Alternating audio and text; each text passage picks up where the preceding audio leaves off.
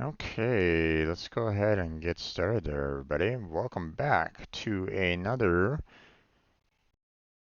um, well, not to another, to the first time of me playing XCOM Enemy Within. I'm trying to get things kind of set up here a little bit. Um, I want you all to kind of see the fact that I have, um, the XCOM launcher. I want you to all kind of see that. Damn it. Fine, I'll just.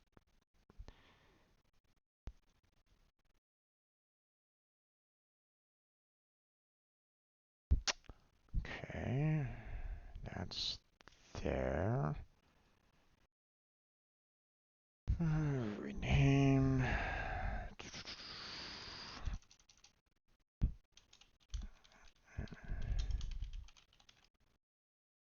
Sorry, I'm just taking care of a few things here there, folks. 1 second.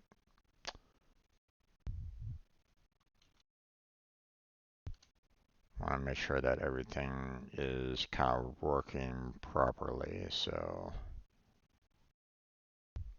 as this is the first time that I'm playing through this, I want to make sure that everybody kind of understands, you know, what's going on and all that jazz. So, okay. I think that is good enough for right at this moment in time, at least at the very beginning. So we'll go ahead and do that. Switch it over to, you know, go to transition. All right. So let me try to explain what's going on here as much as I can. Oops, I also need to change my category. Right. I almost forgot. So let's go ahead and get that going. Because it's no longer science and technology. We are into gaming for the XCOM. Enemy within.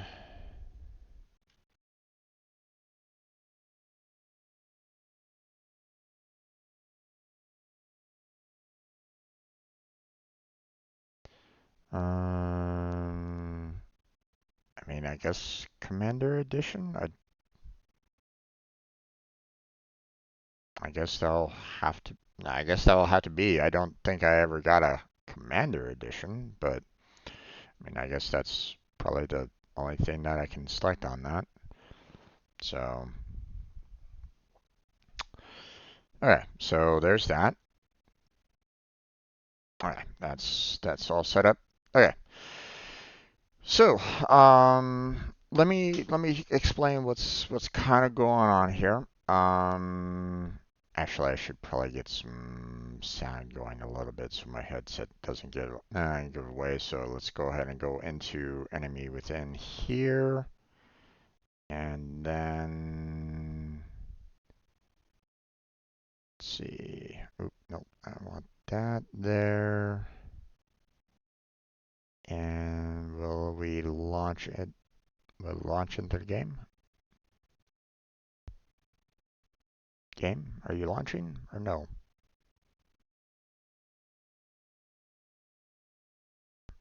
Hello?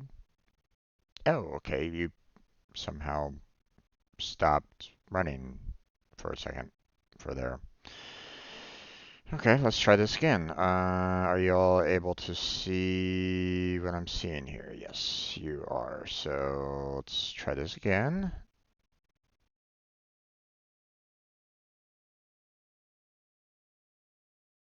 Why is it crashing on me all of a sudden?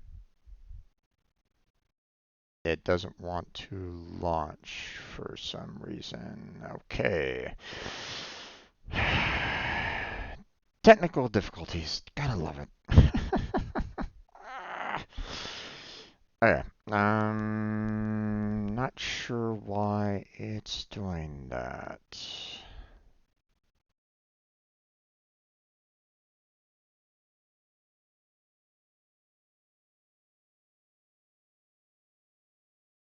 But it doesn't want to play for some reason. Not quite sure exactly why we are having a problem with this.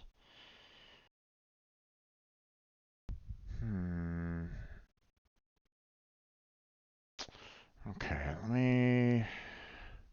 Sometimes it has to do with my streamer account. So let me switch on over to my non-streamer account and see if if that's an issue. Hopefully I don't cause myself some undue issues with this, but we'll see. Okay, let's try that again. Play enemy within.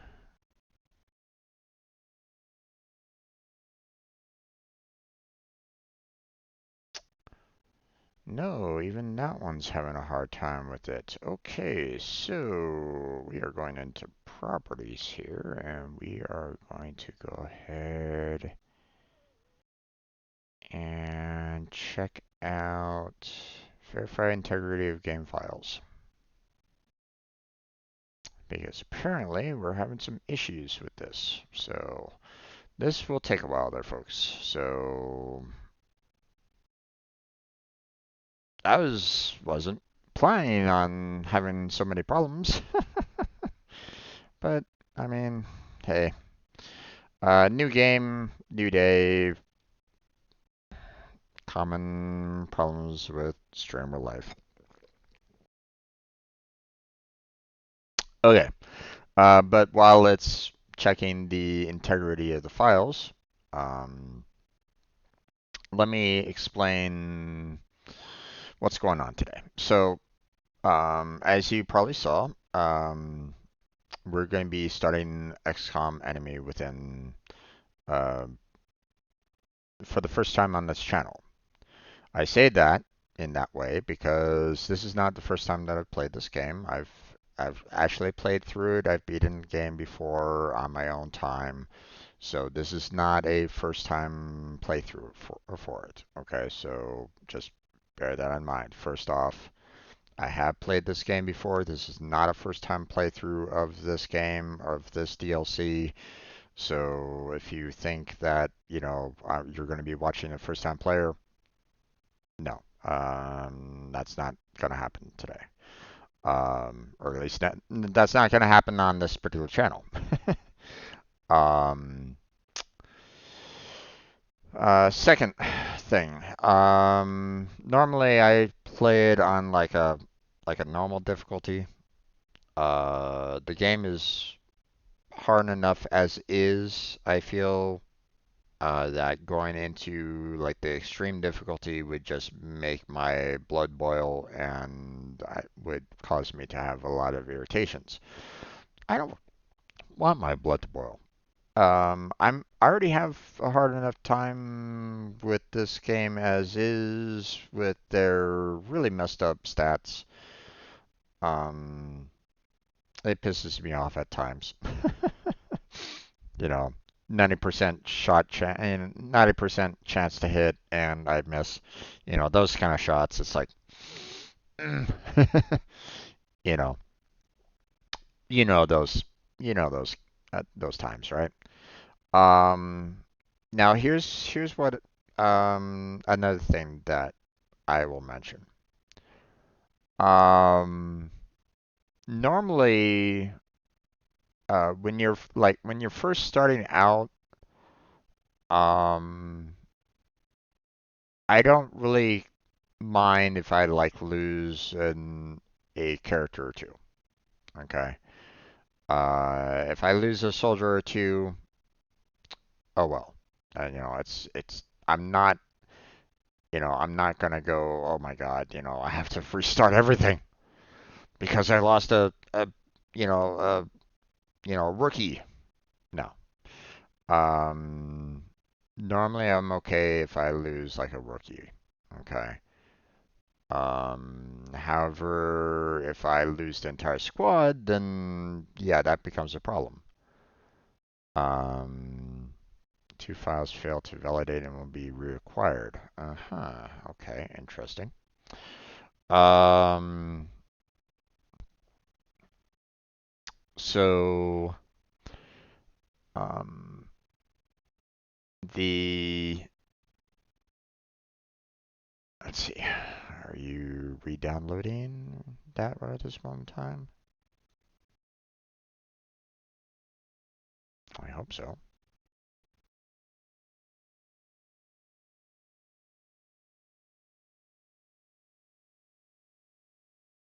There we go. Okay. Finally, got it running properly. Okay. So, let's see. Okay, yeah, you guys are not able to see the game. So, there it is. There we go. Okay.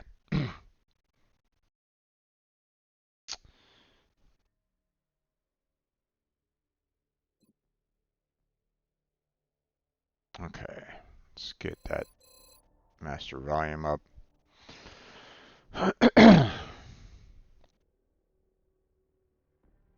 Okay. So,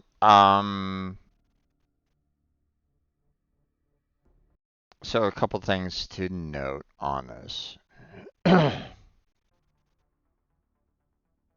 is that, um, like I said, I don't necessarily mind when, like, maybe I lose a soldier or two. It's gonna happen. I'm not, I'm not, it's not too bad when, if that happens, if a rookie dies. If the entire squad dies, then I may do what's called, Save Scumming. Okay? It's just how I play there, folks. If you have a problem with it, there's plenty of other channels for you to watch. Okay? Don't get upset at me for how I enjoy playing the game. Okay? So, I know some people are going to be like going, you have to play it on this difficulty with this kind of settings and blah blah blah to be the best. Well, I don't really care about being the best. I play the game for my enjoyment. Um, if that's too much for you, then like I said, there's the door. You don't have to watch me if for some reason my um what I do during my gameplay triggers you in some fashion or another, okay? Um, you don't have to stay. It's a free country. So, I want to say that first, because, a lot of people hate when people do like save scumming for some reason. And it's like, okay, that's just part of, you know, how you might play a game. Okay, everybody has their own different styles. This is how I, do my particular style. I'm playing these games. Okay, like I said, you don't have to like it. You know, you don't have to enjoy it. You're welcome to go and watch someone else. But if you do stay, then I don't necessarily want to be getting any kind of grief from it. Okay. Just letting you folks know that, hey, if I see any kind of like, oh my God, you're the worst player ever, then, well, guess what? Gone. Okay. I don't really care about seeing that kind of talk in these kind of games. Like I said, I'm playing it how I want to play it. If you want to play it, another way, if you want to play it with, harder settings, if you want to play it with, like, hey, I'm only playing it with a pistol, difficulty. and you're welcome to try. I wish you luck. Um, but um, needless to say, it's you know, this game can be difficult at times. So, um, but like I said, I've played it before. I've been in it before. I might not have like all the best strategies out there, so don't come at me with that kind of crap. Okay. If I fail, then I fail. Okay. I'll try to maybe play it again to get to a point where um, I can get to the end. Okay. So, um, but let's see. Anything else? Enable soldier speech. Yeah. I want to understand you know, everybody's spoken language. So I'm sorry if I click on this and they start speaking in like German, Russian, and stuff like that. I'm not gonna understand it, so I'd rather not. So, um, show action cam, sure. Enable third person cam, sure. Enable auto save. Um, sure, that might be, it still might be handy. Show enemy health, fine. Mouse, yes. Show subtitles, yes. Um, for those that have a hard of hearing. So, uh, lock mouse window. I mean, I'll handle that. So, graphics. Not sure why it's on custom.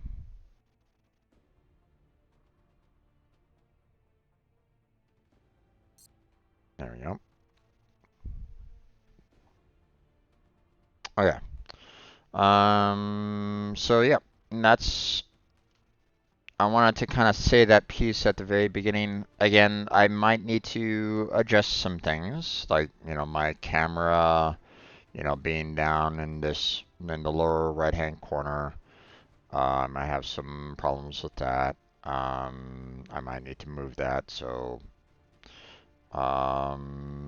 yeah, let's go ahead and get started on this.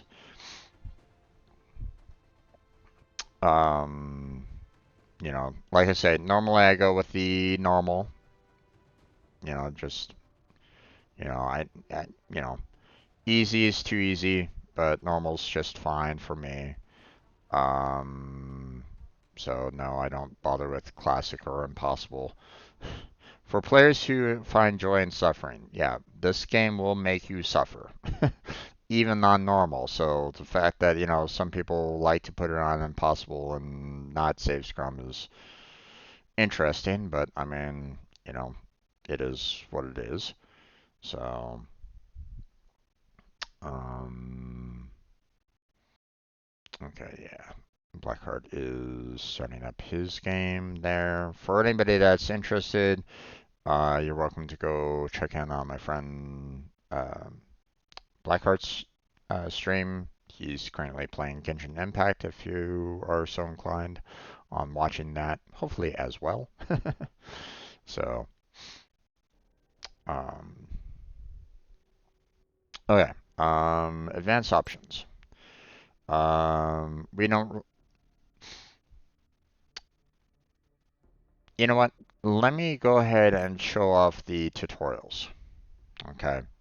Um, I don't really need to worry about it per se on it. Like I said, I played it before, but for those of you that have never played this game before, maybe you've never seen this game before, the tutorials will at least kind of show you, the viewer,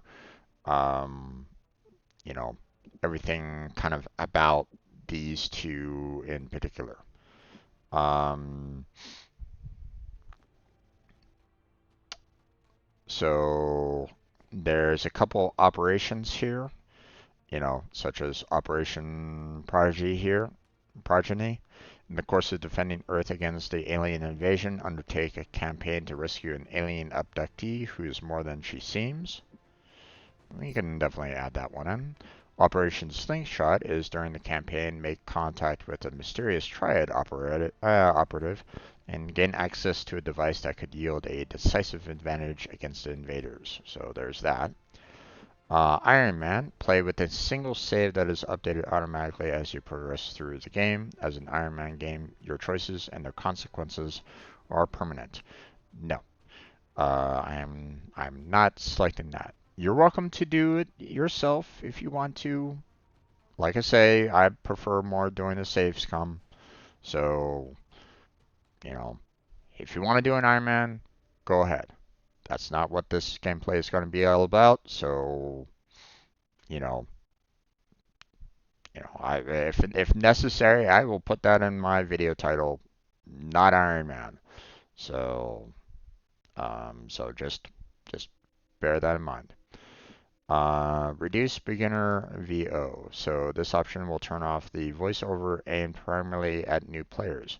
Enable it if you don't want Dr. Valen to, for example, warn you about the trade-off of using explosives to kill aliens. No, we'll go ahead and keep that on. Again, you know, I don't need it per se because, like I said, I've played enough of this game that I don't really need the tutorials or something like that. But like I said, for anybody that's never seen this game before, never played this game before, and stuff like that, maybe you'd be, kind of interested to see, you know, what Dr. Velen says. Um, so there's that. I forget what was the second wave all about. Um, the second wave advanced gameplay options. Weapons have a much wider range of damage. Um, so this is this kind of gives some additional options that I can put on my game if I really wanted to. But I don't really want a damage roulette, so we're not going to worry about that. New economy. The funding offered by individual council members is randomized. Don't really like that. Not created equally. Rookies have random starting stats. I mean, that might be interesting, but not for this particular playthrough. As the soldier is promoted, their stats will increase randomly. Again, both of those combined would be an interesting gameplay, but again, not really interested in handling that. Each soldier's training tree will be mostly randomly generated. Does not apply to mech troopers. Nope, don't really want that one. Save Scum. Loading a save game will reset the random number seed, so taking an identical action may yield different results. That one I will do. Okay, for those of you that are like on, oh my God, why, why do you save Scum? So here's the thing. Okay, I have no problem with it, changing what happens in the game, changing where the enemies are located at, changing um, um, what I might need to face, how I might need to face it, so on and so forth. I have no problem with that. Okay, normally I can handle, the strategies of things, pretty well for the most part. Okay, so I have no problem on doing this, having um, having different results happen during a field operation. Okay, so this I have no problem with. Okay, I know that it's for those of you that are like on, oh, you shouldn't even do Safe Scum at all. This is the next best thing that I will do. Okay, because again, I don't mind doing it. So, red fog. What's this? Any wounds taken in combat will degrade a soldier's stats for that mission. No, not really. I'm not. I mean, obviously that will increase the level of difficulty. If you're willing to do that, you're welcome to. But obviously, let's face it, it will get harder for you as you get, more and more wounded in combat. So, absolutely critical. A flanking shot will guarantee a critical hit. Um, so here's the thing. That can be applied to you as well. If you want to flank and get that critical hit, great. You can do that. But here's the thing. More often than not, you get flanked more often than they do. So yeah, you know, taking a critical hit from them, yeah, say goodbye to your troops if that was to happen. So no, I'm not gonna enable that. The secret of psionics can only be learned by interrogating a psionic alien.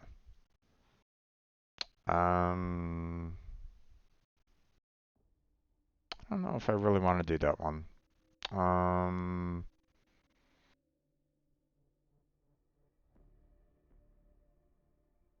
Eventually get to that point, but obviously, it's not by, interrogating a psionic alien by itself, so I don't think I really need to worry about that. Marathon. Game takes considerably longer to complete. I don't mind that. I enjoy long games. Long tactical games. No problem with that. So, so no worries on being like, oh my God, this is gonna be, piling on all at once. No, I don't mind long games. Um, so units receive an aim bonus the closer they are to flanking an enemy. Again, this is the same kind of problem that the, you know, flanking shot will guarantee a critical hit. You could be at that same exact, um, uh, you know, they might also receive that aim bonus as well. So, or at least if I'm not mistaken, this also applies to the aliens. So yeah, if you want a harder game, that's one to select. Genetically modified soldiers cannot undergo site testing. Gifted soldiers can never receive genetic modifications. I don't really like that one. So, so I mean, if you want to have a little bit more difficulty in who can do what, then sure, go ahead and pick that one. But for me, I'm not interested in it. So that's my options. Again, take it or leave it, but this is what I'm going to be doing. So, um, okay, don't know why. Oh, okay, interesting. I can't do the tutorial or melt tutorial with these selected, huh? Interesting. Not quite sure exactly why. One would think that, hey, um, what is it about these two that automatically say that I can't do the tutorials along with it? I don't know. Okay, so I guess I'm not doing a tutorial because I want to actually do these two. Let's see. Let me see. Nope, can't do that one.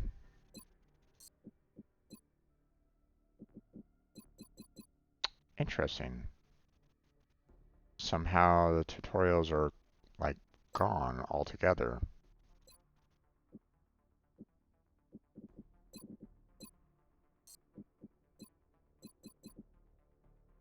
Hmm. Let's try this again, shall we?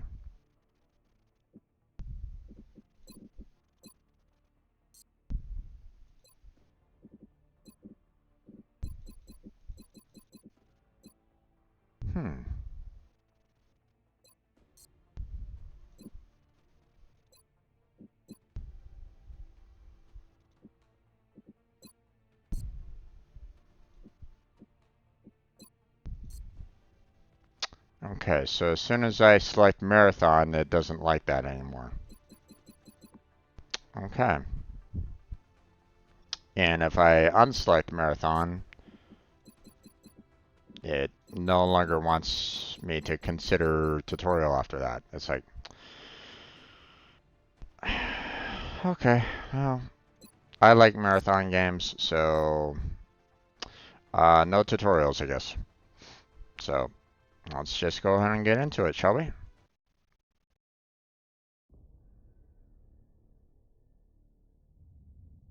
Those who play with the devil's toys will be brought by degrees to wield his sword. Buckminster Fuller.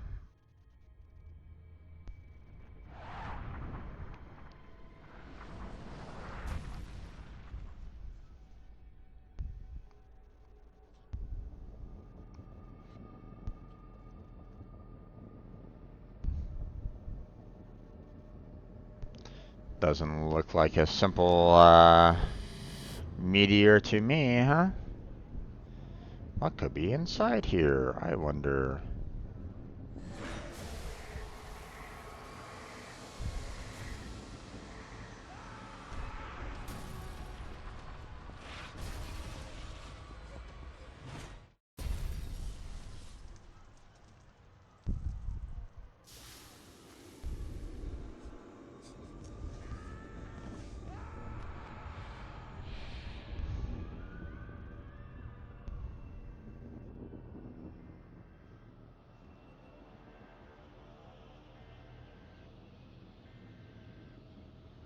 If you don't already know, yes, this is a very violent game. So,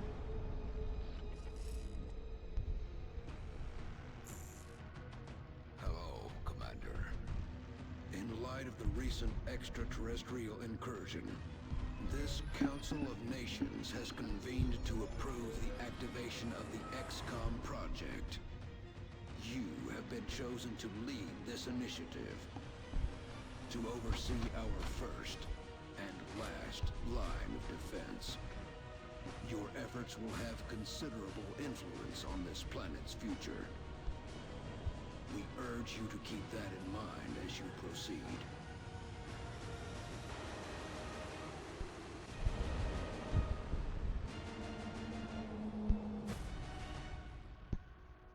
Good luck, Commander.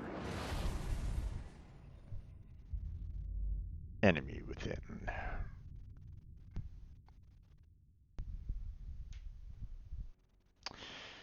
And this is where you consider putting, your base. Now, there is an older XCOM. Obviously they have, the updated graphics on this one, and well, I say updated. This game, Enemy Unknown and Enemy Within, they basically used the original license for XCOM before, um, and basically brought it up you know, into current standards for the most part. Um, you know, the original XCOM, it was basically like a 2D, um, pixelated, you know, um, um, pixelated soldiers, pixelated aliens, so on and so forth, to the point where, um, you know, uh, it was interesting, to say the least. Now, in that game, you could basically put your base wherever. And matter of fact, you could have multiple bases in that original game. This one you don't, unfortunately. You only have the one base that you can do, and that's it. That's as much as you can do. Um, so, um, they don't allow for you to generate other bases. Um, but at the same time, um, in the original game, um, you had to have the other bases because your radar range didn't cover the entire world. Okay, at least in the very beginning. So you had to have like other bases being built around the world so that you could cover the entire world with your XCOM bases. And then, of course, make sure that you had the number of soldiers at those particular locations handling the aliens and so on and so forth. Um, and it could get really difficult at times. Um, so, um, whereas this, you just get the one base, that's it. Um, you have your, all the soldiers here on this one base, and that's it. And this is where you modify your base and all that. So, um,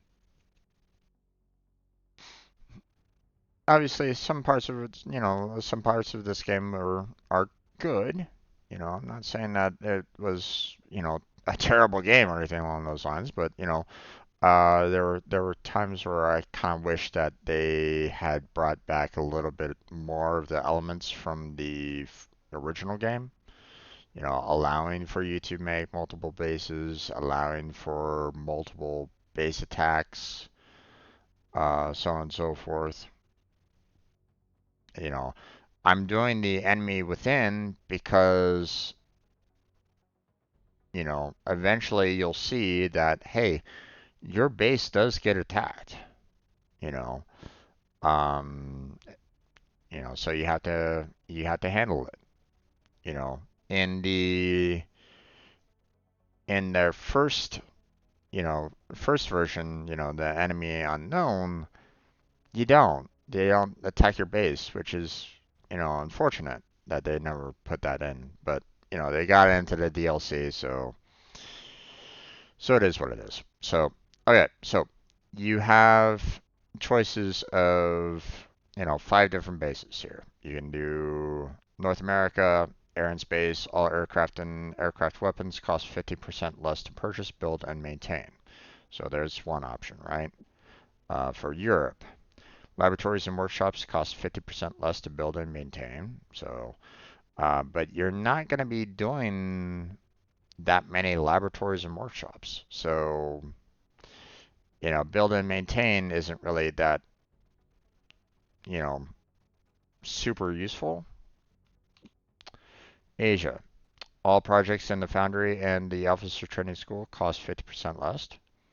I mean, um, all the projects and the training school costing half off is pretty nice overall. There's going to be a lot of projects that you're going to be doing in the Foundry. Um, and reducing down the cost would be pretty good overall, but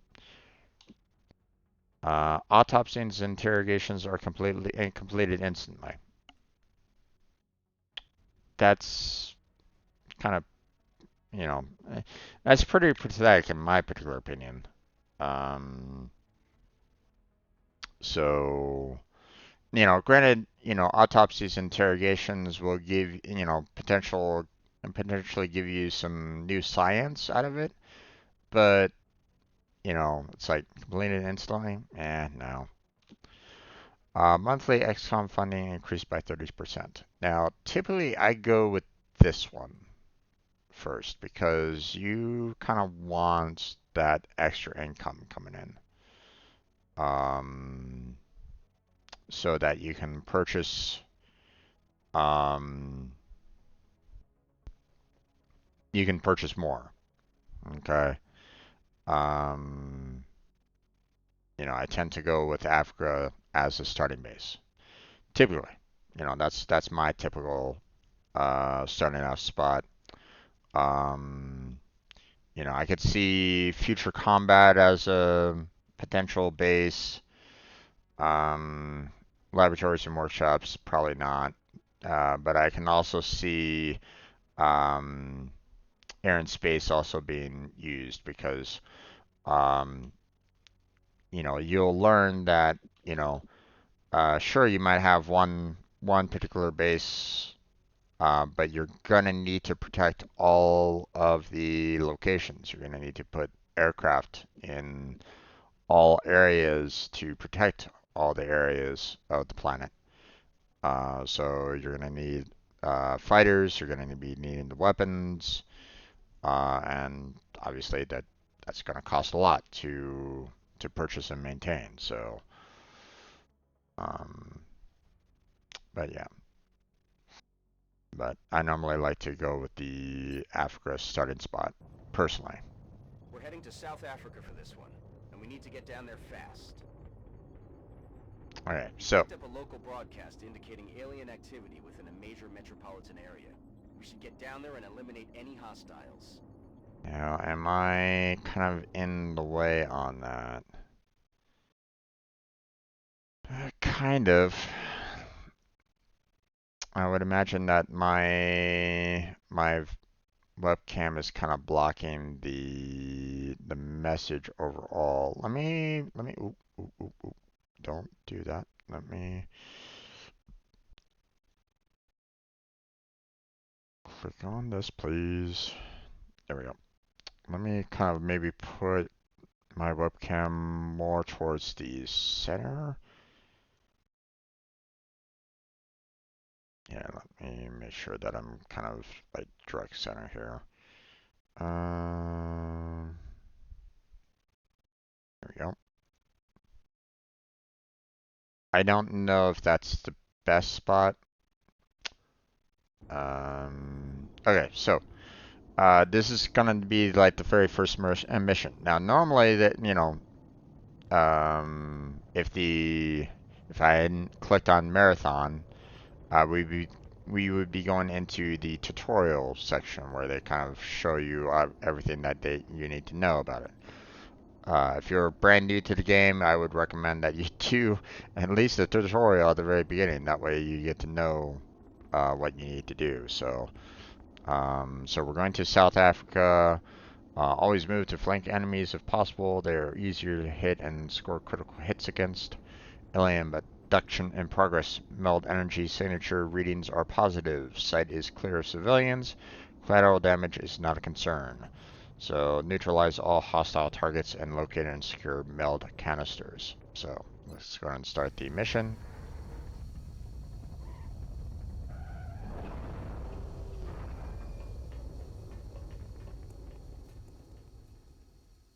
Strike 1, this is Central. You are free to engage all hostile contacts in the AO. Don't take any chances. Okay, so again, this might piss off some people, but what I like to do is I like to save it. So I'm doing a save here at the very beginning. I know it it will irritate people, okay, but the reason I do it this way is that the autosave will only save like will only save 3, and then it will overwrite. It will override the first autosave. So it'll go save 1, save 2, autosave 1, autosave 2, autosave 3, then it will resave over autosave 1 again. So, um, so you will only have 3 autosaves at a time. So if you get into a position where you are getting like completely outflanked and absolutely destroyed, um, if that starts happening and the only way for you to do that is to fall back to um, you know, the like the fourth save prior, but you can't do that anymore, well, then you're pretty much shit out of luck. So, so what I like to do is I like to save, right at the very beginning of the map, and I will, if it turns out that the I'm gonna like lose my entire squad in this battle, then I will reload, from the very start. Okay. Um, Now, obviously, this is gonna happen. This is probably gonna happen a little bit more later on, especially when I start getting more advanced characters. So be prepared for that. But I mean, hey, that's part of the save scrumming. So you'll just have to accept it. All right. So now for those that let me try to do like a basic tutorial here. Okay. So here's the plane that you came down in. Okay. The drop zone is right here. So if you needed to take someone back to this spot in some way, then this is where the pickup area is for the plane that you just took to get to this area. All right. Um, Now, uh, it's it's not a real-time strategy. It's a turn-based strategy game. Okay, meaning that your character, um, will be able to move once in this, well, move once and then, this round. I have to move the other characters for this round, and then you know, and then the aliens move, and then everybody gets reset again, and I can move again. Okay. Um, Now, obviously, I have ways of, shooting at the enemy. I can put myself into Overwatch, meaning that if I have enough movement or actions, I can basically put myself into Overwatch, meaning that if the character here spots an enemy, like moving or something like that, and it's in range, it will try to take a shot at that said alien aggressor and try to, hit it, kill it, whatever. Okay. Sometimes it has good results, other times not so much. Okay. It depends on the situation at hand. So, now a couple other notes here. Um, Everything within this blue area here, as you can see, is a single action movement. Okay, meaning that this character right here can kind of move to these areas for one action movement, and and then he'll be able to perform another action afterwards. Okay, if but he can, if he wanted to, dash all the way out here, for example. It will use both of his actions, and he won't be able to do anything afterwards. He won't be able to do a shot, he won't be able to do Overwatch, he won't be able to throw his grenade, nothing. So, you know, be careful with using this dash if you're playing the game directly. Okay. Now, couple other things. First, cover. You can put your character behind some cover, and they will have a certain defense boost. Okay, so it'll be harder for them to be shot at. So anything with a full shield, like this, they'll get a major defense boost against anybody that is not outright flanking him. Okay? If it's a half shield, he'll still get a defense boost, but not as good as the full shield one. I forget exactly what the numbers are per se on it, but you know, um, you know, if you want to look it up, you're welcome to. I don't really remember the exact numbering per se about it, but just know that typically you want to try to put your characters behind some full cover as much as you can, if possible. Okay. Other times it's like, hey, all you have is a half cover and that's about it.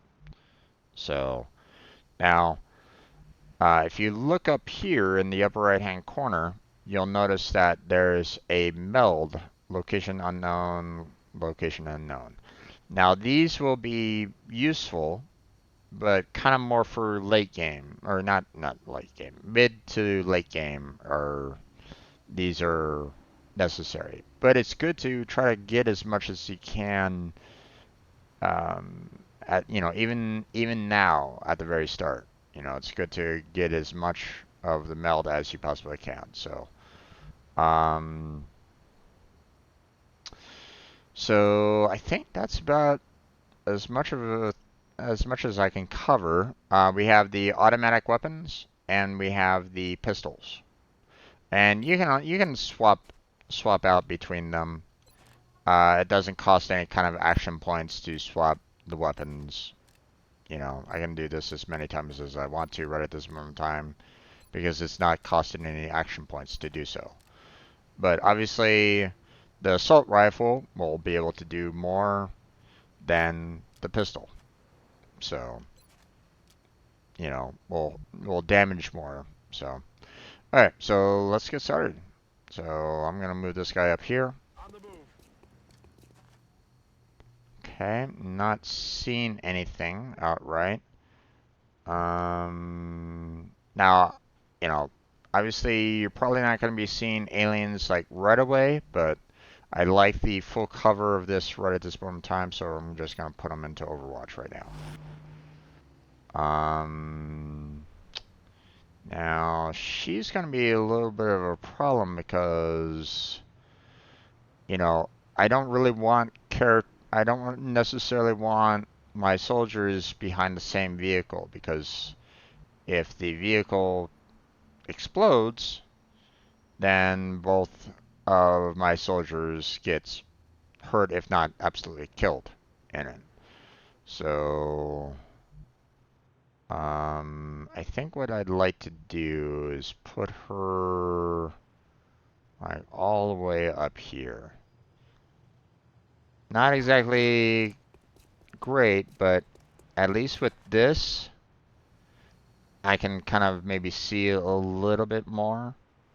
But I didn't aggro any aliens with that action. So now what I'm going to do with her is I'm going to kind of take her more out to the side here and make sure that there's no enemies coming off from the side here. Now, so the area of combat is limited. Okay, it's not like you're gonna be like traveling through the entire city. As you can see, there's some red barriers here, so that is the limitation of the entire area of the battle zone. Okay, so just bear that in mind. Again, not exactly the best starting spots, so we'll just go ahead and put you into Overwatch there and move you up there and go into Overwatch again. Alien activity. Now, we don't have any citizens that are in danger right at this moment in time, so we don't have to worry about like protecting anyone. Unfortunately, there's really not that much area for me to hide behind. I have to make the assumption that because the plane's here, the enemy is going to be more in this direction. So we're going to move him right there. Alien life on Earth.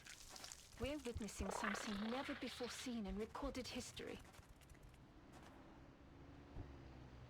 Okay. So, I could put her here and try to shoot at these guys. Or it might be best for me to kind of go, try to maybe stay hidden, you know, and maybe sneak up on them, in the next attack. So I'm going to move here.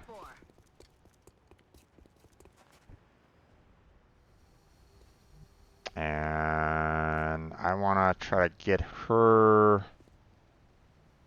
to be, I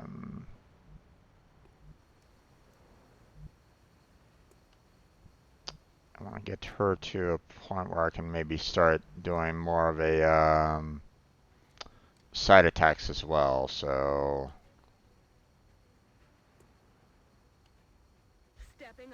we're going to go ahead and move her all the way out here.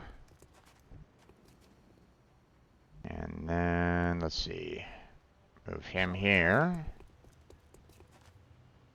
Okay, again, no, he doesn't have the range to shoot at these guys. Now, I mean, technically he could probably still try to shoot at them, but it might not necessarily work outright. So I need to move him a little bit closer, so we're going to go there.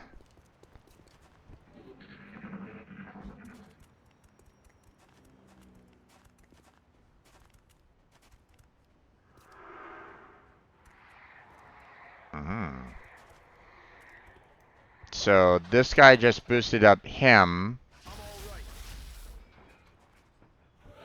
Oh, so that little orange was basically saying, hey, there's one of these melds off in that general direction. So, so if I want to get those melds, I'm gonna have to kind of go off there to try to find it. Now, I will say, you can find it early. They don't really hide it very well. So I could go, scouting over there and see where the object is. Like I said, they put it in shadow, but you can still kind of see. You can still kind of see it. But I don't want to show it off too early.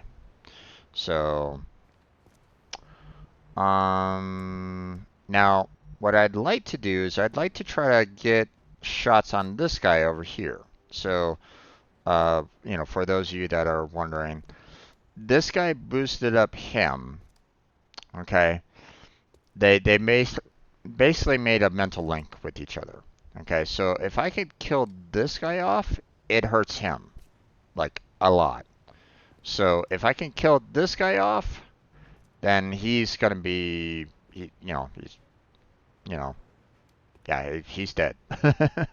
So now what I'd like to do is keep this guy there, and I'd like to switch over to this character because I can move her here.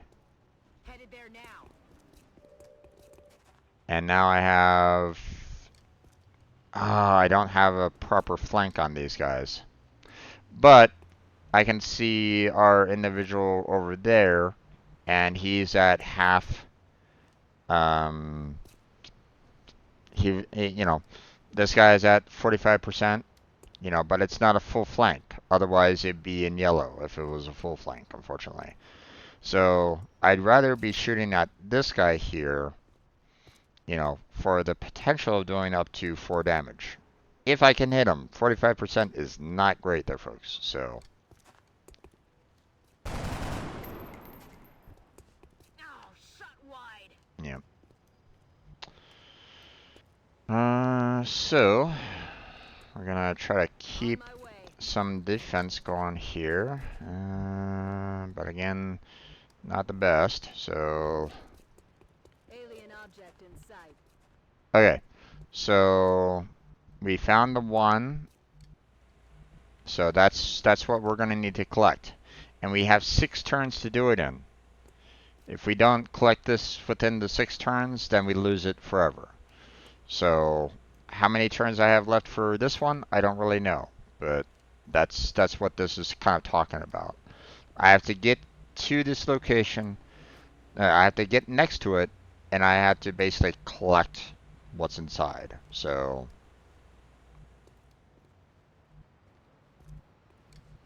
okay, so let me try to move him here. I still can't see the this guy over here. That's unfortunate, but we'll go ahead and try to shoot at this guy at least. Shot failed to connect. Of course it did. Okay, this guy kind of gave us an opening in the truck. It's still risky business to kind of be with this truck because this truck can explode, but this is closer and again it still offers full protection. So That's affirmative. wait, what? Oh, you gotta be kidding me. Okay, well, I don't want to have him run on out, so okay, missed on that, so that's good. Enemy in sight. Okay, we got some more coming in.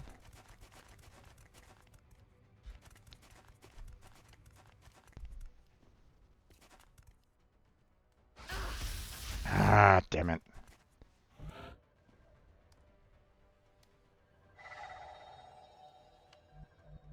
Okay, so I saw a yellow flashing over here, so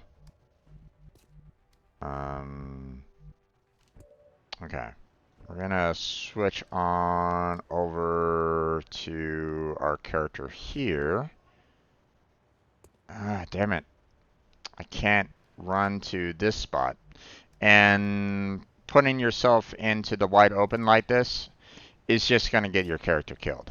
Okay, and they are going to be aimed at by everything, and you're basically going to kill off the character if you do it that way.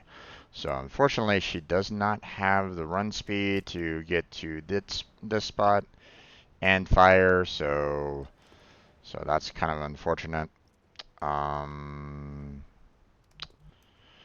I don't want to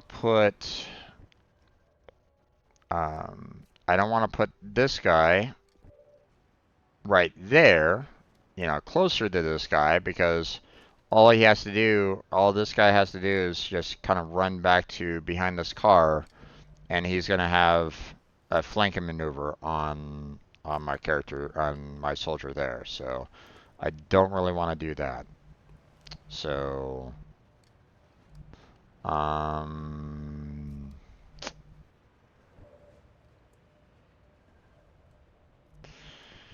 okay. Moving to position.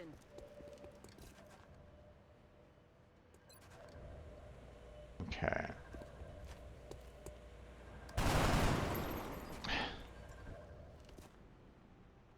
Four damage and got 2. That's what kind of sucks about these assault rifles sometimes. It's like, hey, you know, you have does up to 4 damage, but doesn't always do the 4 damage needed, so. That's a load of bull. Okay. Obviously, this guy can't take any shots at the alien right at this moment in time, but he has to, you know, I have to get him into a position where I can shoot at them too, so. And the fact that these guys are defending the meld there isn't, you know, isn't great either. So. Heading to that location. But we gotta try to get rid of these guys. If my characters can actually hit them.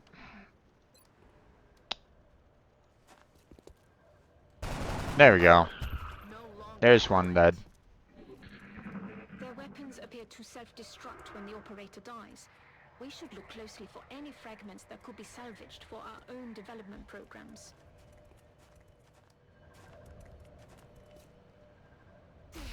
That was close.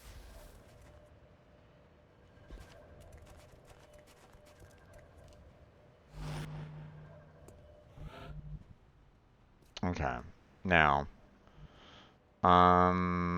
again, what I'd like to do is I'd like to try to get to that guy there to try to knock him out. But I would have to try to find some way of, getting behind him or, flank him. But I don't really have any great spots for that. So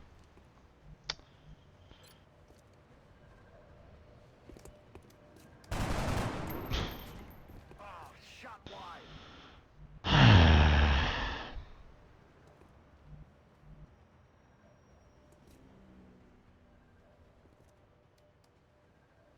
Running.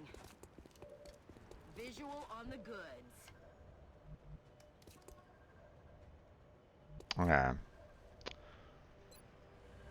We have 61% on that guy who's almost dead, or 45 against that guy who's not. So I'd rather take my chance with this guy and try to take him out.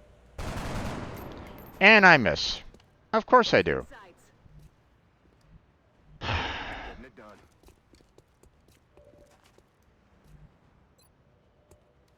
Okay.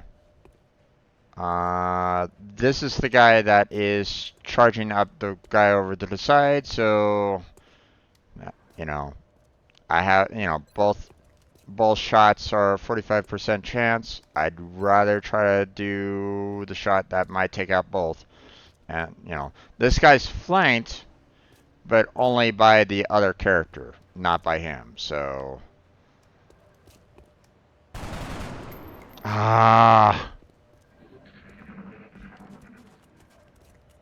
Now I'm flanked, and she's probably.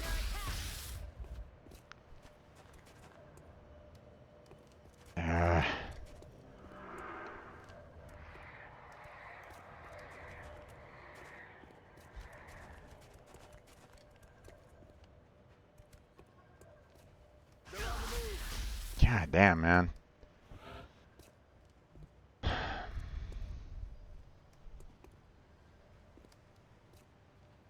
Okay.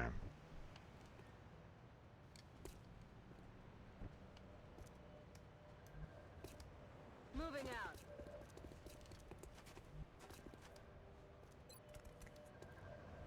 I have an 85% chance on that guy, or a 65% chance on this guy. Now this guy's linked up with the other one, so I'm gonna try and hit that guy because 65% chance and a 60% chance, still pretty good overall. So let's go. Got him. And the other guy dies. So,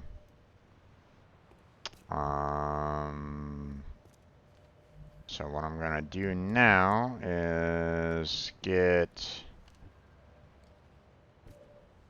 this guy over here to go there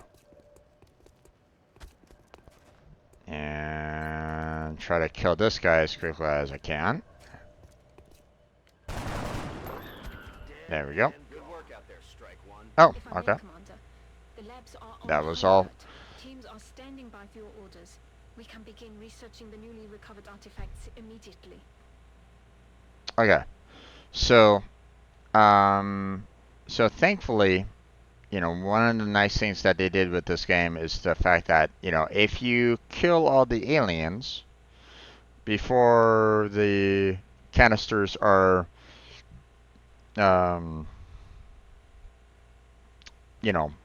basically, you have to get the canisters before the time runs out or it destroys itself, right?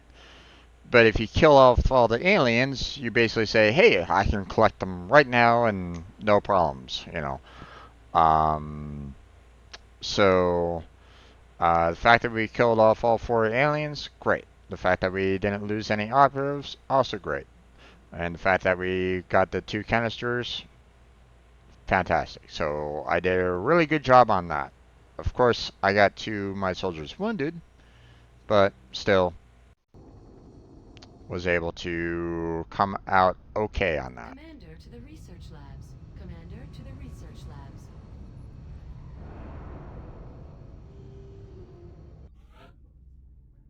Okay, a little bit of Welcome to tutorial. XCOM HQ, Commander. I'm Central Officer Bradford. My role in this project is twofold: providing tactical support for our field operations, and keeping you briefed on the current situation. My efforts should allow you to focus on the bigger issues at hand. Speaking of which, we have a soldier waiting for a promotion in the barracks. I'll let you get to it.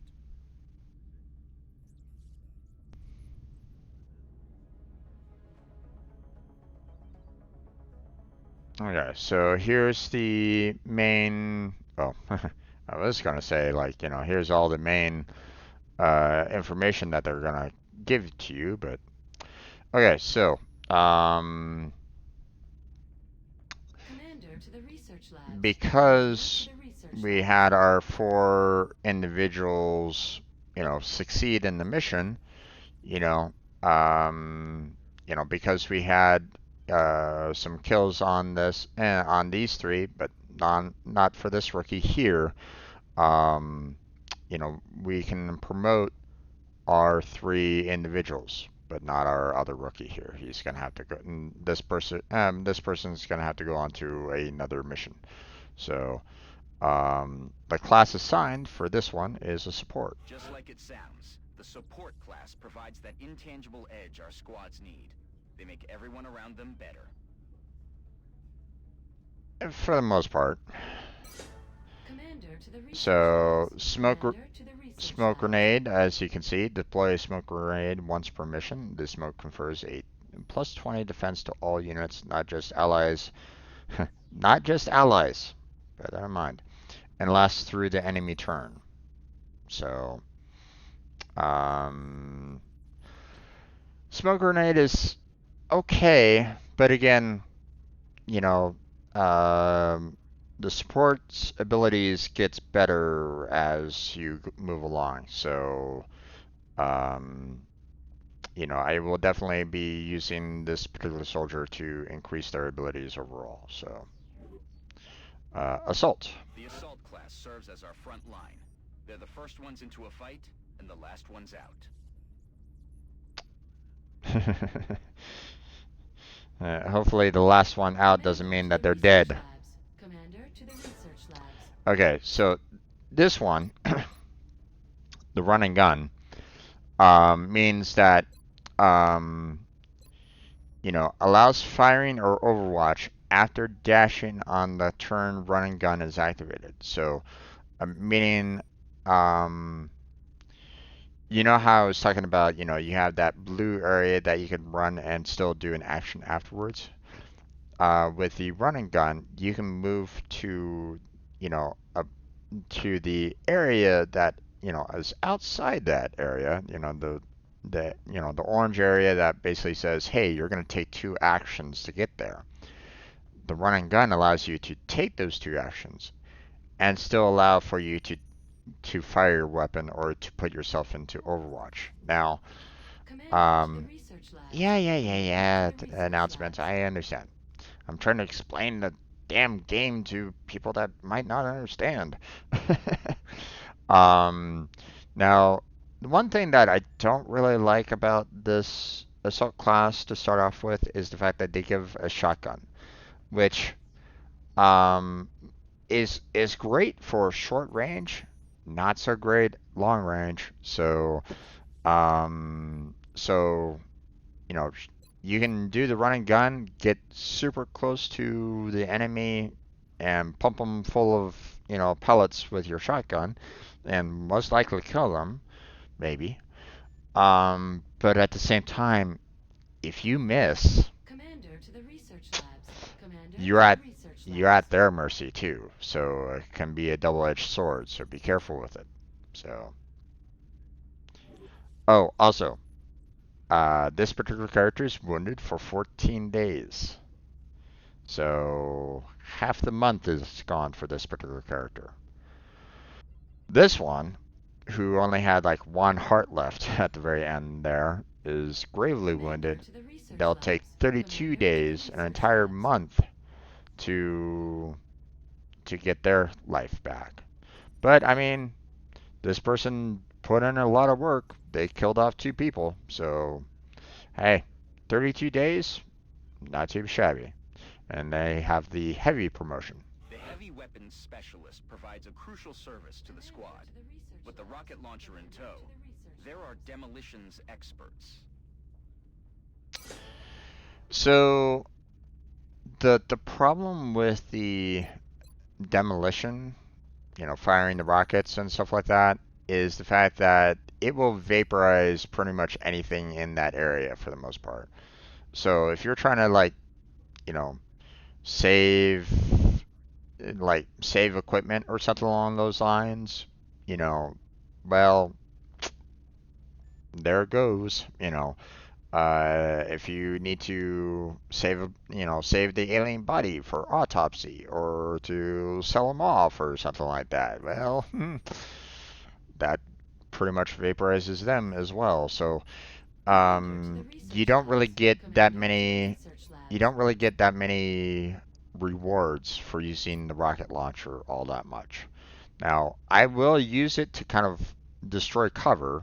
I will, you know, um, you can hurt, you can maybe hurt them and not kill them. Um, and you can also destroy the walls that they might be hiding behind, that might provide you a way to, finish the job afterwards. So that could be handy. But, you have that risk of like, hey, if you do a critical hit on the guy, with your rocket launcher, then, well, there goes that, right? So I can only use 2 characters after that run on that one, this one and this one. But thankfully, they provide you with more than just the squad of 4. So, The recovered artifacts are being unloaded, and the research team is awaiting your orders. We'll get started as soon as you give the order, Commander. okay. So we have 4 different research, as you can see: xenobiology, weapon fragments, alien materials, and meld recombination. You recovered the corpses, weapons fragments, and the 20 meld. Each meld canister gives you 10. So every time you collect, the 2, you'll get a total of the 20. So, okay. So, let's go to the research lab. Hello, Commander. My name is Dr. Farlan. I oversee the research labs. This is where all of XCOM's research and development takes place. Mm-hmm. We have already begun analyzing the artifacts recovered from our first encounter with the aliens. Based on our preliminary findings, we believe we can use them to develop some new equipment for our soldiers. Which is nice. With your approval, we will begin research immediately. Indeed. Commander to engineering. Okay, so we want to start a new research project. It seems the complexities of our latest Or at research least- projects are overwhelming the current staff. Okay. We'll consider seeking out additional scientists to bolster the team. It's not allowing me to activate the new research project right at this moment in time, so I guess I'm gonna have to go to the other. I'm gonna have to go to the other areas first. So, what is going on here? Game.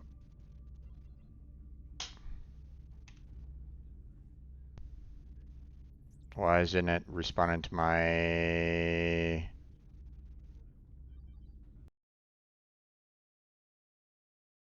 Okay, I'm not quite it's not responding to my clicks all of a sudden. It's responding to... Okay, hold on. What's going on here?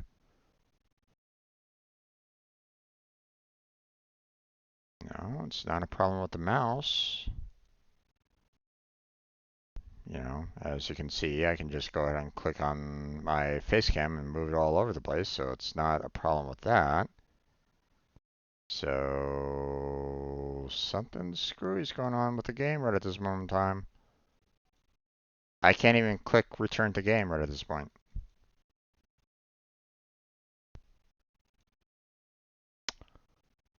Did XCOM Enemy Within get seriously bugged out over since the last time I played the game?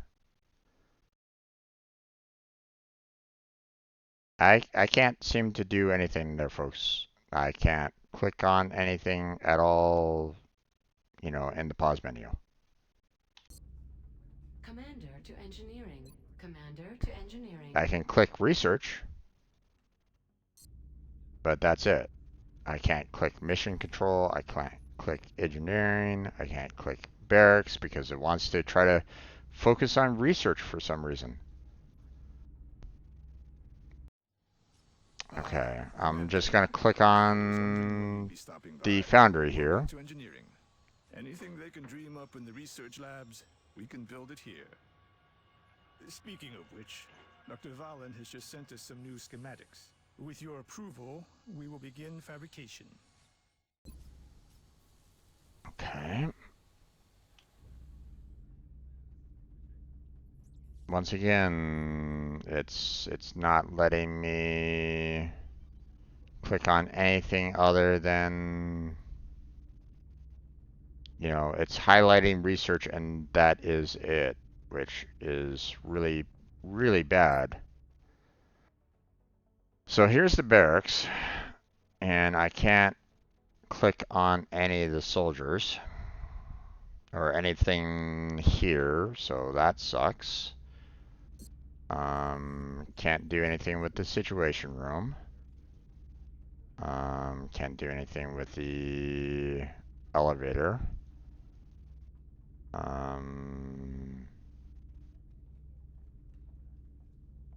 Can't do anything concerning the modification of this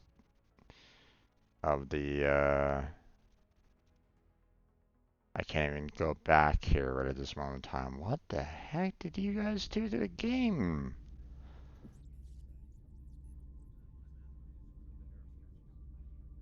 Can't click on that, can't click on that, can't click on that.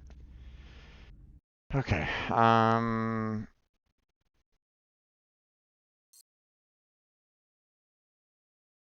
can't click on save game. Okay. I don't know what happened here there, folks. I'm going to go ahead and just close out of the game altogether. Because I don't know what the hell happened there, but it got seriously bugged out. I don't know what the heck has been going on with this. That's first time that I've ever seen that problem before, so hopefully me just doing a reset on the game will allow for it to fix itself.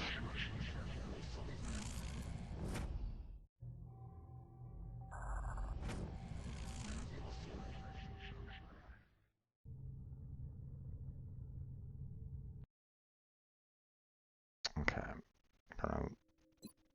gonna load the game. Now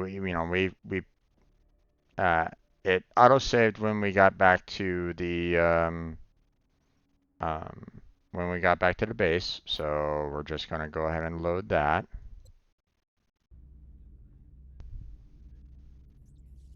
So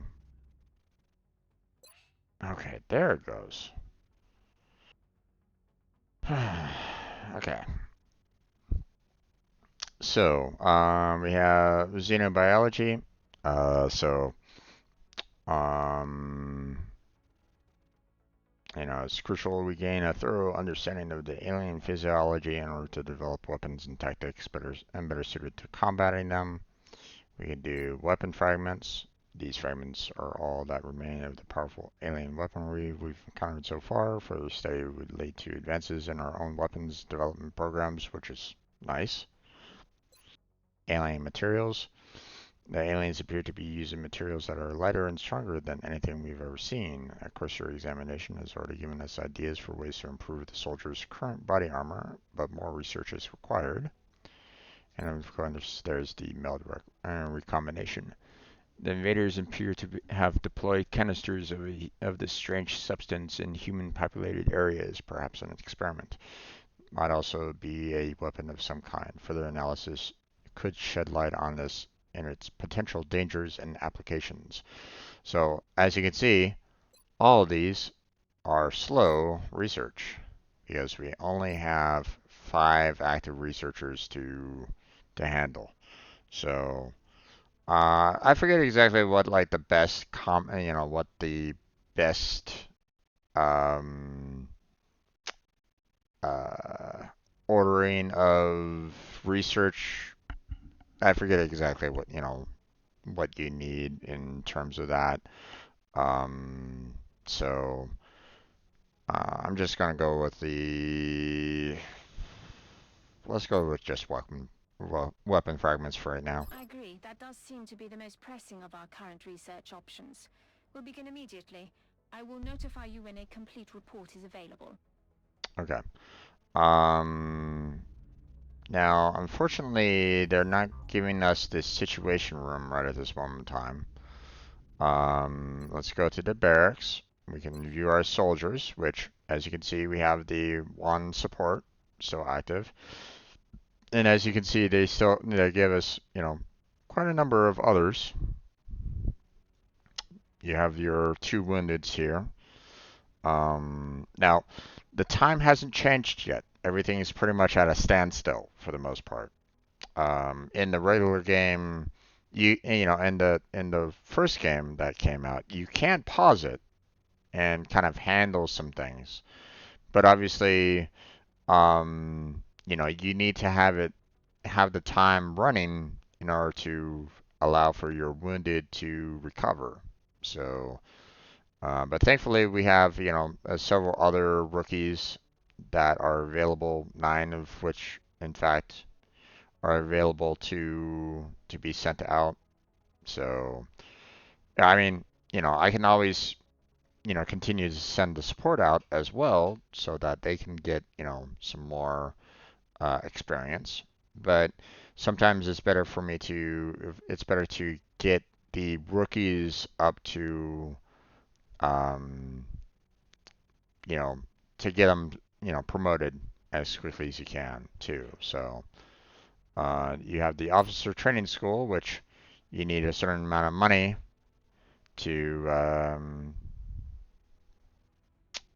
to purchase these. And as you can see, an XCOM soldier must achieve the rank of sergeant to unlock this upgrade. So you need to have, um, certain requirements met before you can even start, um, using these abilities. So,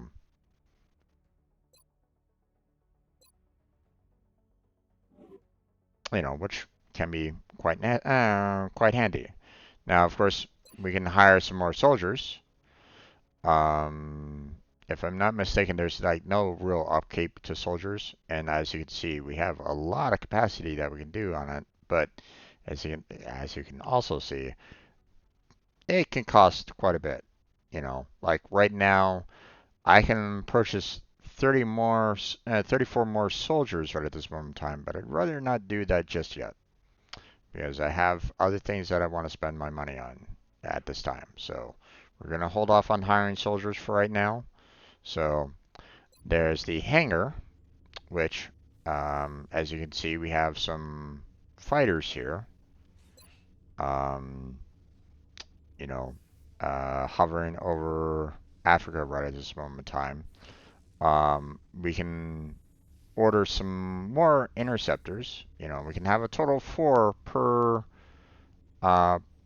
per nation, per, location spot, um, which you do want to have 4 per, you know, um, just so you can protect those areas with fighters.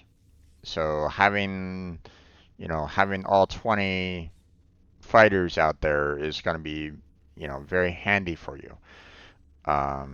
Eventually, you will need to replace them as you kind of expand on your capabilities, but right now, we can't really do that right at this moment in time. So now we're going to go to engineering.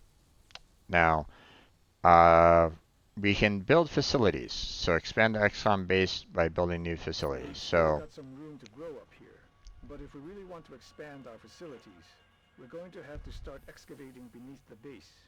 Unfortunately, the deeper we go, the more it's going to cost. yeah. So um, so right here you have the officer training school, which I can remove if I really wanted to. I mean, why would I? First off, um, it's because if I removed it, one, it cost me money to remove it. First off, it cost $5 to remove it. Two, I would no longer have access to the officer training school, so I'd have to rebuild it again. I'd have to try to build it back up again, which, as you can see, I don't have that in this list. Now, if I removed it, maybe it'll show up. Maybe. But I'm not sure. You know, I might not have that ability. So just kind of bear that in mind. Um, Now, I can excavate, this area here for a cost of 10, so that I have a little bit more room to work with.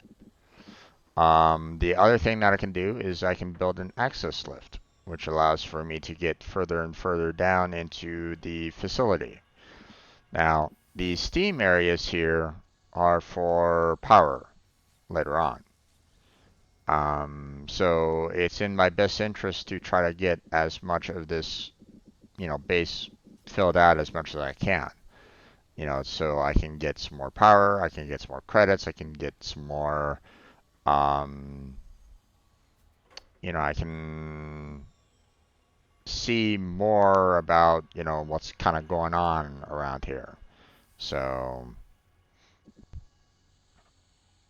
but let's hold off on that for right now. We also have the build and buy items. So right now, at this time, we can only purchase satellites under the vehicles options, and under the items, we can purchase medkits. So, um, so what you want to do, typically what I like to do is I like to try to build as many satellites as I possibly can because you need them like all over the world. But you also need the facilities to handle said satellites as well. See, the satellite uplink right there. Well, the satellite uplink with the signal monitored by the team of engineers. Each satellite uplink is capable of receiving transmissions from 2 XCOM satellites. Now, adjacency bonus: 1 satellite capacity for every 2 next to it. For every 2 uplinks constructed adjacent to one another. So when you have satellite uplinks that are, placed next to each other, then you have the potential for even more satellites to be available, for, for, scanning the entire world. So you want to try to get as many of these satellite uplinks as you can to make sure that you cover the entire world. And that will be kind of explained a little bit more in the future. But we have the power generator, which, as you can see, power generators supply the power needed to run new facilities. Each generator supplies 6 power, plus 2 power for every adjacent power facility. So right now we have 25 power being used out of 37 power total. So we don't have a lot of wiggle room here. We only have 12 power left to be used. Now there's also the thermo, which supplies 20 power, but must be built over steam vents. Hence the reason why you kind of want to have those steam vents open. And then of course, 2 power for every adjacent power facility next to the thermal generators. So these are extremely handy for supplying power for the entire facility. So, we have 3 steam vents, so that's a grand total of 60 power right there. And it's pointless to try to put a different facility in those spots. I mean, there's other spots that we can build elsewhere. So there's no need for us to put like officer training school in here. You see what I'm saying? So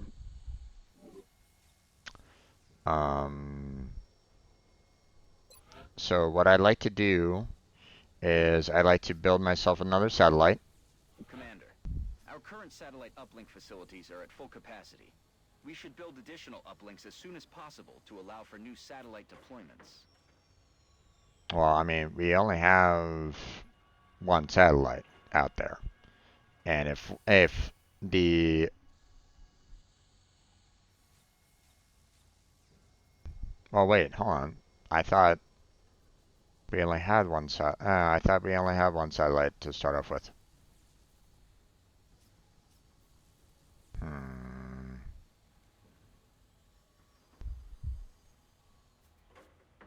Well, I'm gonna go ahead and build myself another anyway.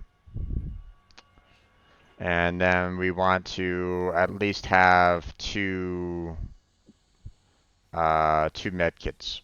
And thankfully for the med kits, they're immediate.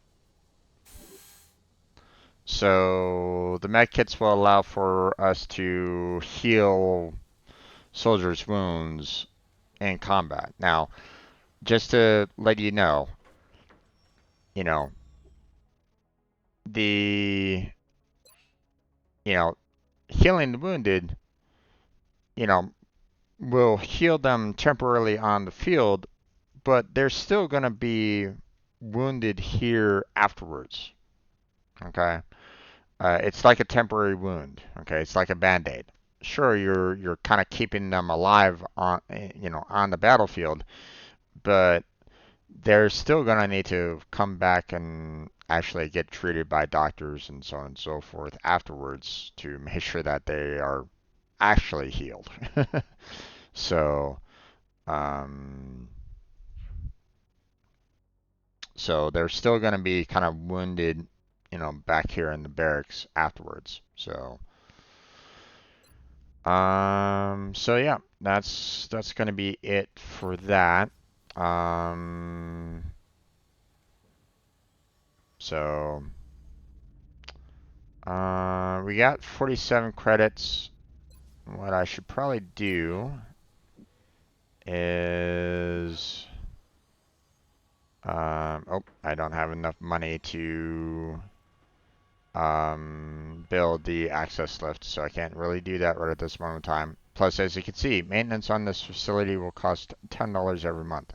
So this monthly, cost will, basically, well, this is monthly income, right? 247 bucks. So not exactly a lot.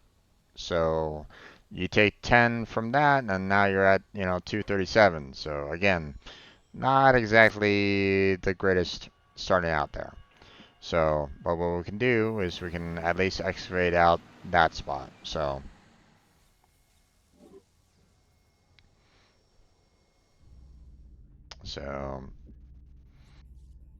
okay. Now, See what I mean by, like, we only have one satellite right at this moment in time, and that's about it. You also have, upcoming events going on here, satellites being constructed, weapon fragments will take 24 days, and then you have a council report where you have to, talk with everybody, in the entire world. So, that is super bright. Alright, so we're going to scan for activity. Excavation complete. Okay, that excavation that, I used 10 bucks on, that's done. So, okay, so alien abductions reported. So view abduction sites. I can ignore that, but that's stupid. You don't want to do that. You don't want to ignore. You want to view the abduction sites Commander, because we've picked up multiple requests for assistance. Abductions in progress are marked on the hologlobe. so if I don't address these, um, if I don't address at least one of these, okay, so I can only address one of these abductions at a time. Okay, one here in South Africa, once over here in Brazil, and one over here in Japan. Okay, I can only take one out of these three. The other two are gonna get hit with panic if I'm not careful with it. Okay, so um, so I have to be uh, I have to be mindful of what I don't do. Okay, so I help out one area, and great, that doesn't receive any panic, but the other two areas will get hit with panic though. So also, um, if I win this particular battle, okay, there no panic will occur. And I get the reward, in this case, I would get 4 scientists here. I would get 200 bucks free of charge here, or I would get 4 engineers here. Okay, so um, now here's the thing. Here's kind of a problem with this is the fact that um, uh, on one hand, I could really use the money, to purchase more, like, hey, I can purchase 2 new satellites, or I can expand the base a little bit more with the money, right? But the other problem is that, hey, you're gonna take a long time if you don't have these scientists, right? Ooh, that the whole 24 days might be less if I had more scientists, right? Or there are some projects where I need more engineers. Okay. There are some projects that need like 10 engineers right at this moment in time. So I might need some more. So, having some more engineers wouldn't necessarily hurt either. And the build time for some of the engineering projects might be shorter as well with more engineers. So it's a choice, that you have to depend on this, and what do you go for, right? So unfortunately, they kind of shut down the situation room, so I couldn't really show that off at all. Um, but here's the thing. Um,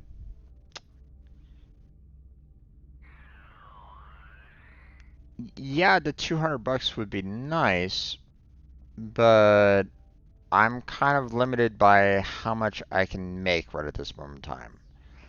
Okay, so, and I'm gonna be able to get some more money for every battle that I'm in anyway. Okay, so while the $200 might be nice, sure. What I'd prefer is either more scientists or more engineers. Now, in my opinion, right now, I need more scientists, so that I can research everything that I need to research quickly, and that will allow for me to get, better facilities, better weapons, better armor, um, so that, I can combat, what's coming after me, right? Um, so, um, but I might be doing, obviously, if you look up online, you'll probably find a lot of people have like overanalyzed this and said, hey, these are the steps that you need to take. I haven't looked at that or anything along those lines, so I could be making a really poor decision right at this point. But for me, I feel having some more scientists early doesn't hurt. That's my opinion, but we'll see. Okay, so um, now here's the thing: if a character is promoted, they'll automatically be included in the squad. So if I had, the other two that were wounded, you know, if they were no longer wounded, they would be like, in the squad as well. But because they are wounded, they're out of commission. They cannot be in the squad right at this moment in time. Now, here's the thing. Um, yes, the abilities, the smoke grenade for him is nice, and I would love for him to expand on his abilities a little bit more. But here's the thing. Um, this is early game, so it is the perfect time right now to be able to use, complete rookies. Get them to the point of allowing um, get them to the point of allowing them to be promoted, so I have more characters that can do their special abilities. Personally, what I'm looking for is the sniper. I find snipers to be extremely useful. Um, that's my personal class that I like to use more often than not. If I can, I will still have like an assault, heavy, and a support in the squad, but sometimes I'll have three snipers in my squad as well because they will do a lot of damage. So now another thing that we will do as well is we're gonna go ahead and edit these characters here right at this moment in time, and what we're gonna do is we're gonna change their loadout from the frag grenade to the medkits. Now, what do medkits do? Well, they restore 4 health to an ally, but can be upgraded for greater effectiveness. Obviously, can't do that just yet, because these are brand new. But 4 health to an ally, not too shabby. Can save a critically wounded ally from bleeding out. So if my character, if one of the soldiers are down for the count, meaning that they didn't outright die, but they could potentially die. Like they're on the ground, they're like passed out, they're bleeding their guts out, whatever. The medkit will save them, from outright dying. So it will just basically stem the wound until, you know, they can be placed back um,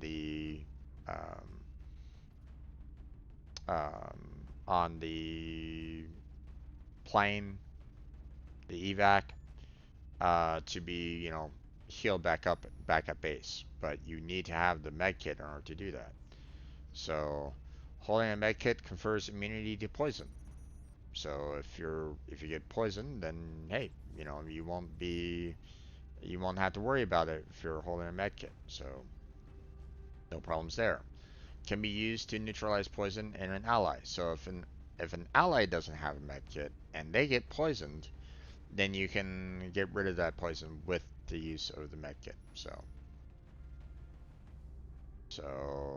we're gonna do that and add the med kit on this guy as well.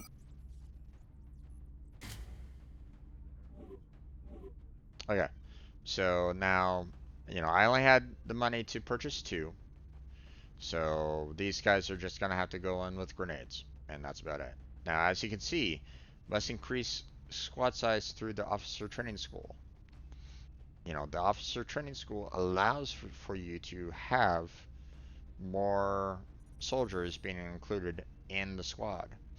You know, and believe me, you know, the farther you go into the game, the more you might rely on, you know, some additional, you know, soldiers on the battlefield to take out the enemy. Believe me, it gets pretty rough at times. So, but let's go.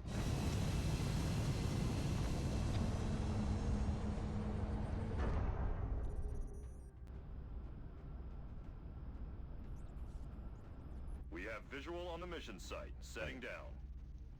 Now, I could say return to base. We don't get any rewards from the mission. Panic sets in on all 3 locations, and you know, nothing good happens. You get, you know, upset from the council saying, "Hey, you ignored you know, an abduction that happened. What happened? You guys are screwing up. Don't do that." So better to do the beginner assault there, guys. You know, sure, you could return to base if you really wanted to, if you needed to go, "Oh wait, I forgot one of my characters." But you better hope that you can send it right back out again to try to do the abduction before it gets too late in the year. So Brazilian authorities have requested our help, so that's where we're going next. Alien activity continues to surge within several major cities. Our response is crucial to minimizing the spread of panic. yeah, unfortunately, that's gonna be harder than easier said than done. So.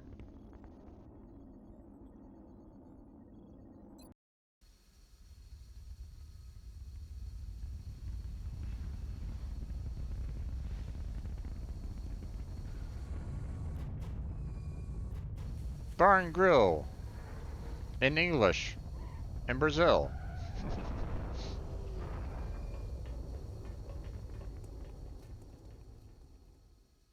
Central, this is Big Sky. Strike team is touching down now. Standing by for your orders. Roger, Big Sky. Reading you 5 by 5. Strike 1 has the green light for deployment. Okay. Once again, I'm gonna go ahead and save. I don't trust the don't trust the autosave. So, okay, again, I want to. We have the edge here, as you can see. Interesting that we have this thing like outside of the area, but you know, it is what it is. And of course we have a lot of, you know, you know, dangerous areas. So obviously we have to kind of be, you know, a little careful as to where we're going. So.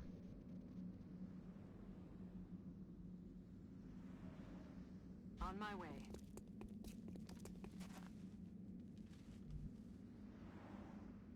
Okay. Solid copy. Okay, we found that, but obviously, you know, we don't know, you know, how much time we have left on it, so. I'm on it, Commander. Enemies in sight.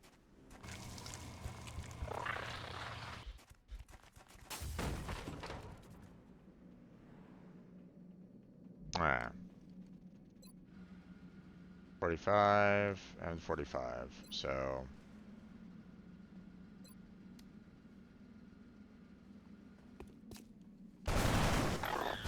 Got him. Okay, so. Headed there now.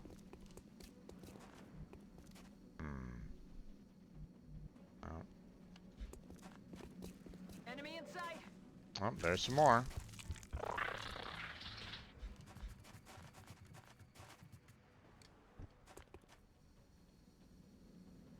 Okay, so what I also want to do is I want to try to flank them as much as I can, so we're gonna go all the way over here.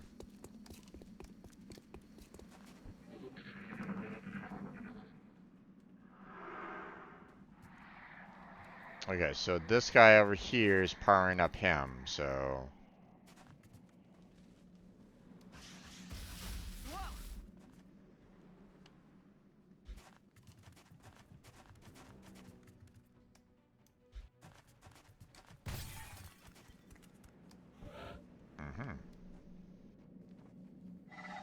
It's like, there's something over there. I'm not sure why we moved like that, but. Position confirmed.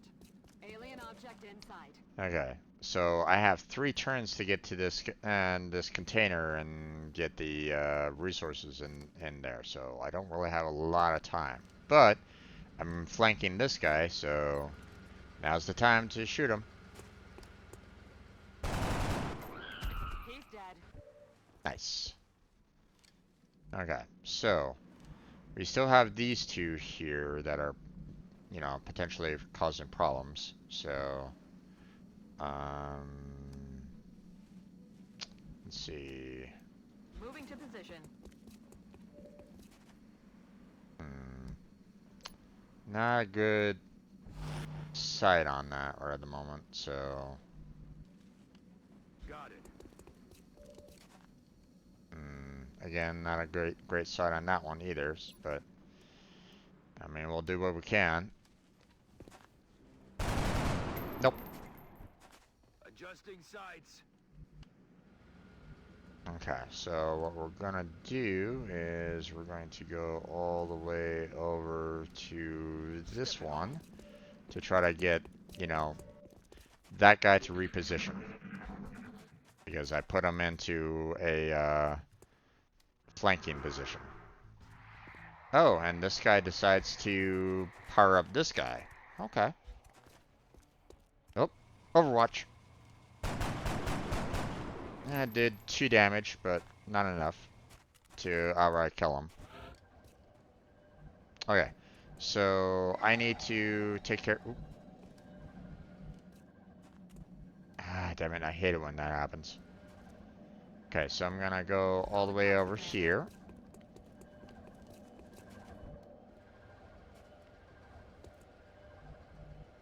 Okay, let's hold off on that. Oh,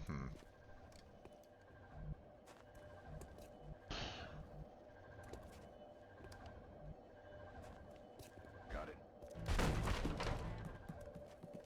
Okay, there we go. Now what I'm gonna do is try to shoot this guy and try to kill both at the same time. So, there we go.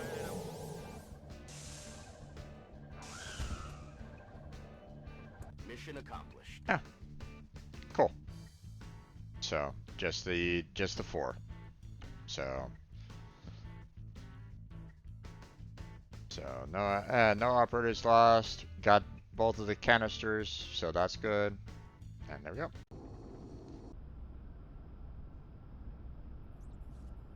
Commander to the Situation Room. Commander to the Situation Room. Impressive work, Commander. Our soldiers have to be feeling good after a mission like that. Indeed. This guy killed off 3. Nice. Okay, so we got ourselves a sniper. Our snipers specialize in dealing massive amounts of damage from afar. But without sufficient training, they're vulnerable in close combat situations. Well, yes and no. So that's nice, but the problem is that 2-turn cooldown. Not exactly fantastic. So, you know, I'm definitely gonna be wanting to get Carol, you know, leveled up as quickly as I can. And there's the assault again, run and gun, done. Commander to the Situation Room. And that's Commander to all the Situation Room. you know, that's all of the classes. You got sniper, assault, heavy, and support. So, urban combat badge is now unlocked. Visit the barracks to designate a special capability for this medal, rename it, and award it to a soldier. So, okay, so we got 4 corpses, some more weapon fragments, and the 20 meld. So. Okay, so new facility available. We now can build another laboratory if we really wanted to. Okay, so each laboratory increases research speed by 20%.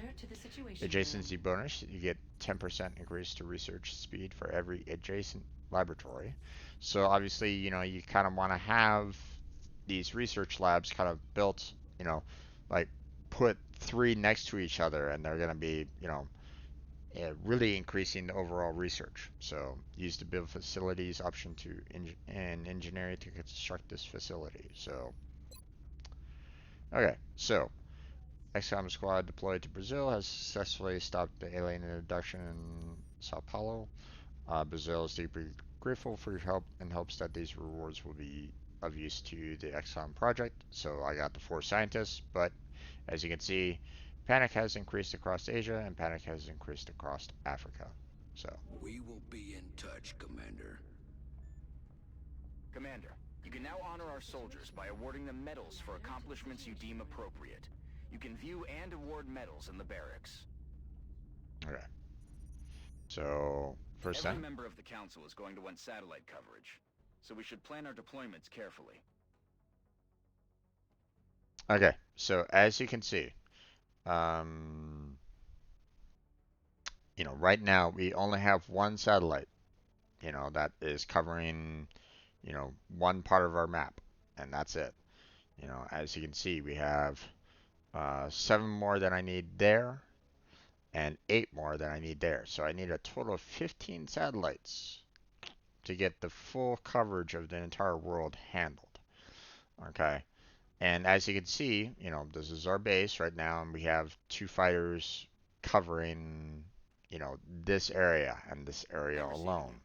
We'll monitor that contact, but I don't So, think it's related to the UFO activity. So we only have, you know, limited availability here. So now XCOM finances, as you can see, we have, you know, monthly is 357. That includes the 100 for Nigeria. You know, we have 2 interceptors and 1 Sky Ranger already taking, you know, funds, craft maintenance. You know, and we have facility maintenance. 1 access lift, which is just a standard, you know, first access. Nothing We're to report at the underground. moment. Boards are clear. We have 1 satellite uplink already built, you know, for, you know, that 1 satellite in the air. And then we have 1 officer training school that's already, you know, costing us $50 there. So as you can see, grand total of 110 being reduced. So our only net income right now is 247. Not exactly great. Visit the gray market. Several members of the council have expressed an interest in acquiring some of the artifacts we've recovered. However, we should be careful in choosing what items we release. The research team may not have discovered their true value yet. Okay, so here's the thing. Right now, Um, we don't really want to sell weapon fragments because we're going to be using them for, well, weapons. But the corpses, you don't really need them that much. Um, so, I can make, Commander, the um, artifact we're about to sell to the Council hasn't been examined by the research team. I'm sure Dr. Volland would be disappointed if we put financial gains ahead of our own research and development. now, there will be a time where it's going to basically say, hey, you're going to need a certain number of these corpses that, we're going to need, these many corpses in order to do proper research. Okay? Um, so eventually you're going to want to have like 10 corpses available at all times. But let's face it, I'm in need of money right now. So, you Negative. know, That equipment should be passed on directly to the research team. so, you know, um, so it's okay for me, we'll eventually need to do a research of the corpse, but that's not necessarily top priority for me right at this moment in time. So I don't mind selling off the corpses right now. So again, um, we don't have any council requests right at this moment in time, so nothing we can do about that right at this point. Okay. Sometimes they'll request, you know, weapons. Sometimes they'll request vehicles, satellites, whatever, So, and we can handle those You requests tell the men we and can't have them bringing back alien body parts as souvenirs. It's a breach of protocol. um and we might get some really good benefits out of the pending requests. So don't don't be afraid to try to handle those pending requests as fast as you can. Okay. Now, as you can see, United States, Canada, Mexico, Argentina, Brazil, no problems there, right? But as you can see, Egypt, South Africa, Nigeria all got hit with panic. Okay? Because South Africa got hit. South Africa got even, more panic because, we didn't take care of it. We didn't take care of their situation. So, um, so there's not much that we can really do about that. Okay? Um, same with same with Japan. But as you can see, you know, Japan is also part of Asia, which is, has China, We're India, monitoring and several well, contacts at the moment, but we may need to make Australia a is diagnostic. This included doesn't look like a in that legitimate target. um, in that Asian sector. So, so Australia is included in that.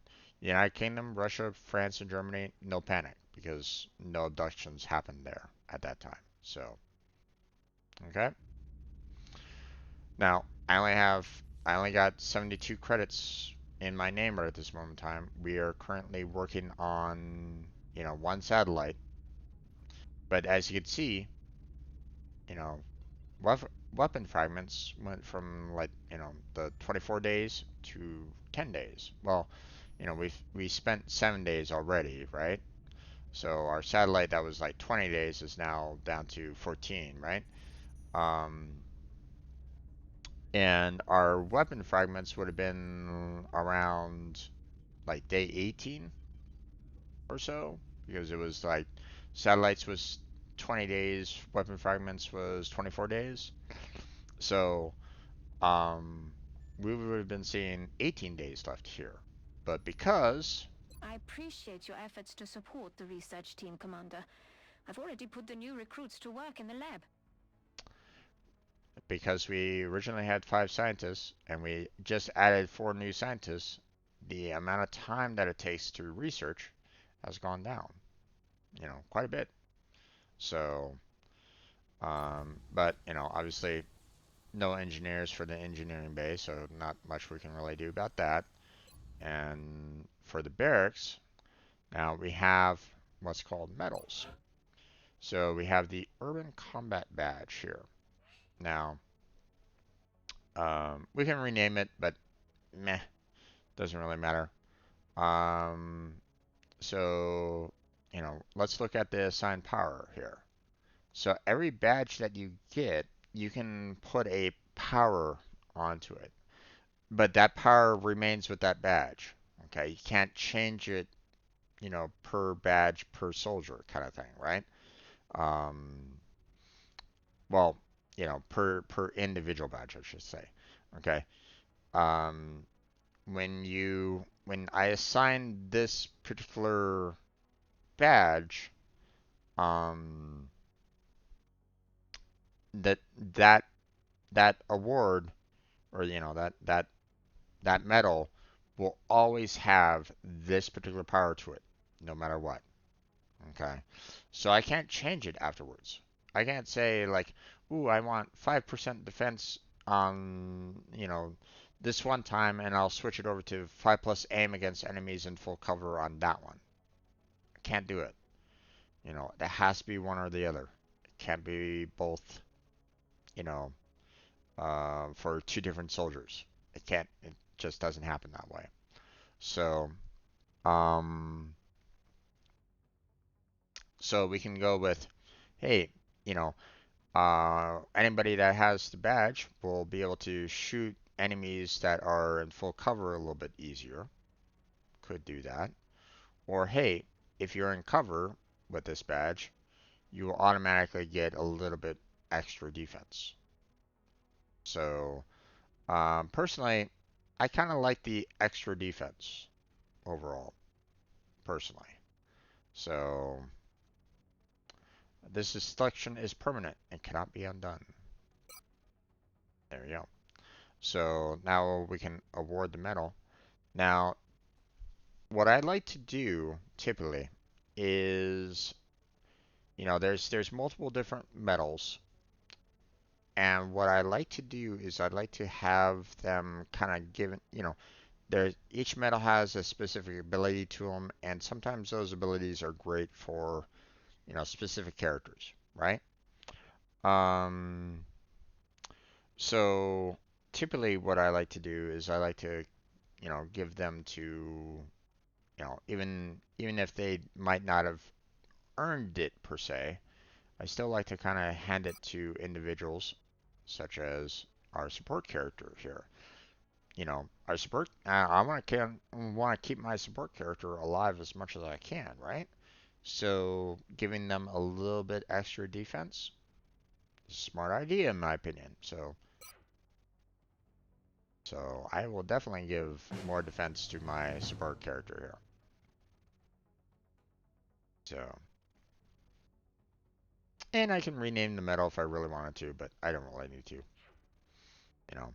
So there's 5 different medals that we can unlock, and every single one of them have a special ability to them. But we'll get to that. So, then now the next thing that I want to do is I want to buy myself another med kit. I want to have at least 4 med kits on me. I don't really need grenades all that much. It wastes materials, or it destroys you know, it destroys the materials around you so that you don't get nearly as much money out of it. So I prefer more med kits overall. So there you go. And they're still working on a satellite, so.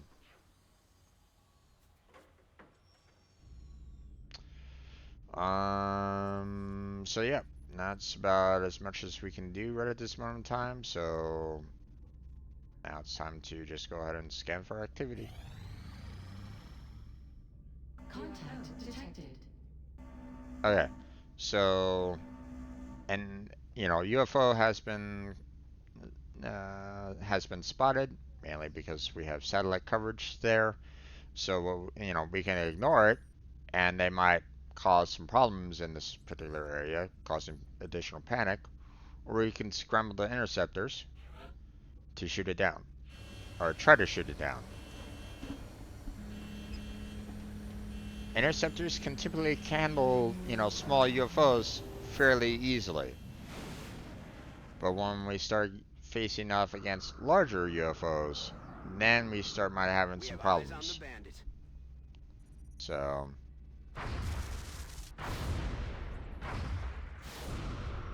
we go. Interceptor shut down the UFO with minimal damage, so that's nice. Surveillance indicates alien crew moving in the crash site. Interceptor sustained light damage in the encounter, so. Yay! Central, this is Voodoo 37. We have a confirmed kill on bogey 001. I repeat, the UFO is down. I'll copy, over. Solid copy, Voodoo 37. Nice work. Central out. All right, people. Retask Recon Satellite Bravo and get me a visual on that crash site. She's coming into range now, sir. On screen. Magnify. Excuse me. Pardon me. Still in one piece. Commander, I recommend we get a strike team to the crash site immediately. Sorry about that. It is a sneeze, so we can ignore it, but why would we? We want to see what's there, what we can salvage from it. So we definitely want to send in our send it in. Okay, so right now we have the sniper being selected to head on in. We have our assault being selected to head on in. But here's the thing. You know, I don't necessarily want the I don't really want the assault going in just yet because again, you know, I want to get my rookies to be, you know, have as much and, you know, try to gain as much experience as I can right at this time as well. So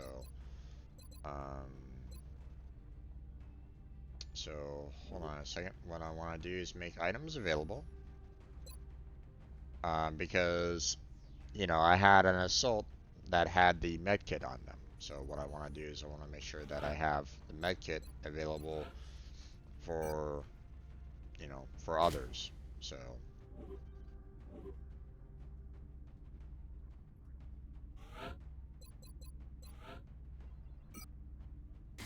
there we go. Okay. You know, didn't have enough money to purchase the last medkit, but not much I can really do about that. So, but hopefully I can get some really good kill shots with her, and we can do a lot of damage that way. But we'll find out. Let's go.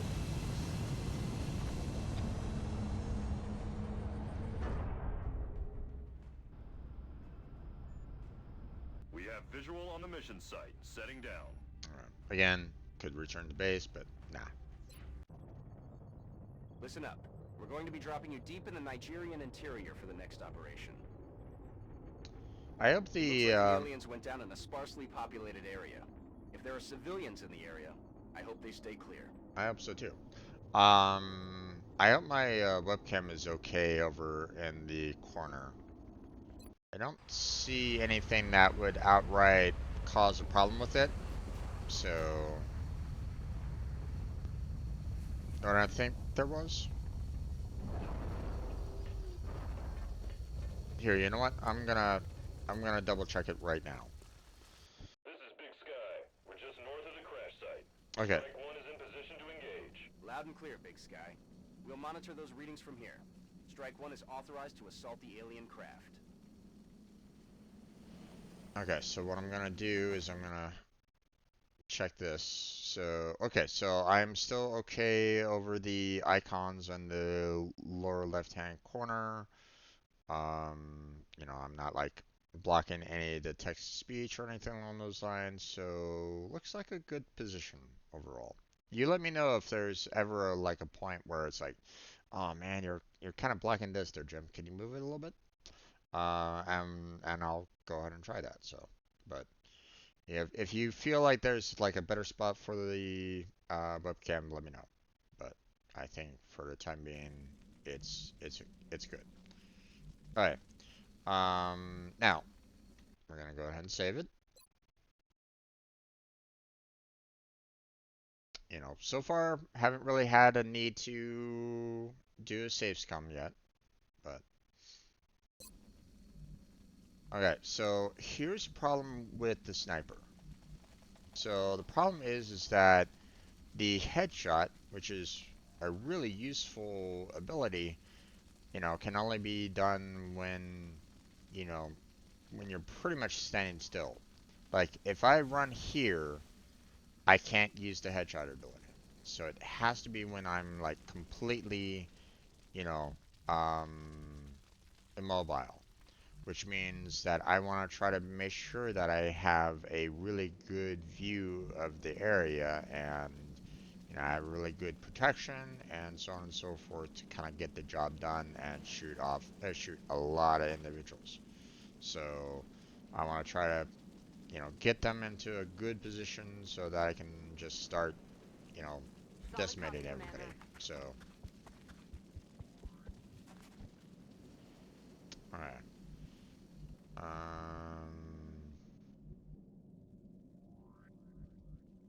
So let's see.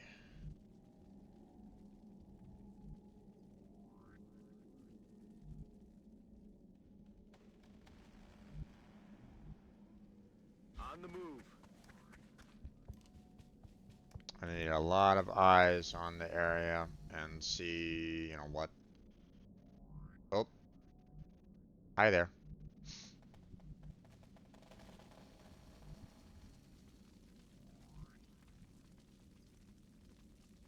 Now, we didn't encounter any aliens with moving these two up, you know, the way we did. So I'm gonna go ahead and just run her forward as well. Moving out.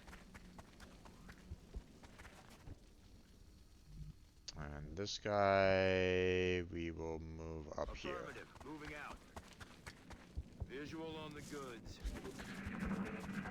Here they come. Alright, so 5 turns. Okay, so here's my chance to do some headshots. So I got 2 in range, so 55% and 55%. Not exactly great, but you know, but we'll see what we can do. Nice. Not a problem anymore. Hey there, MJ. How you doing there, bud? It's Santa Jim, but have to look for a bit. No worries there, bud. No worries. Enjoy. Okay, so I want to try to take out this guy, but you know, he does have some protection on him right at this moment in time, and I don't really have any great cover if I move up any, you know, I can move up to there, but I'd be dashing and I'd lose my ability to try to take him out. So I'd rather try to see if I can take him out now, if I can. If I can't, oh well. Nice. Hostiles pacified. Okay, so that means I can try to get up to this spot as quickly as I can. Which, I gotta be careful here, because even, you know, even if I move, like, right there, I'd be at risk of getting hit from a lot of enemies, so... but if I move there, then I'd be basically blocking off this guy, so I think what I'm gonna do... I don't have any great spots. But I need to get there, so let's go here. Let's just dash forward. Yep, that's about as much as we can do right at the moment, so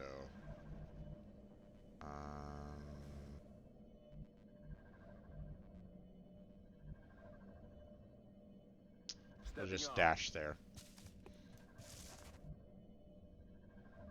Oh, okay. I thought we were gonna dash, but I guess not. But you're in Overwatch then.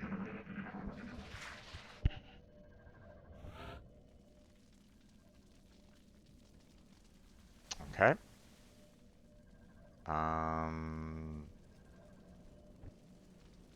Here, I'm gonna move this person forward. Once again, there's a lot of half you know, areas for protection, but not like full areas right at this moment in time. So I gotta be careful with this. Let's do this. Okay. Affirmative. Enemy in sight. So there's the aliens. Alright, now I can collect this properly. Got the goods. There we go. And now we have 45% there or 45% there. I'm going to shoot at this guy here because I want to leave the other one off to the left for the sniper. If the sniper can see it and shoot at it, so. Missed. Missed the target. Okay.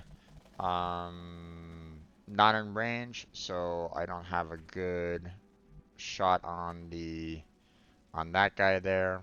So what I need to do is get to a better position here. Now, seeing that seeing we have some enemies over there, then maybe I can get a better spot here. Now, if this guy runs over here, then I'm gonna be in trouble.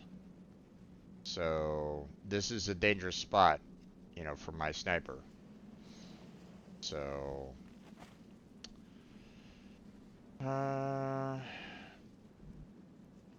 or I can run all the way over here and, you know, I still won't be able to do flanking on this guy, but, you know, I might be able to take a better pot shot at him.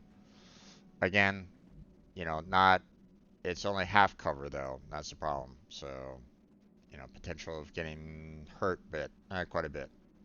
So, Roger that. but it might be necessary. So,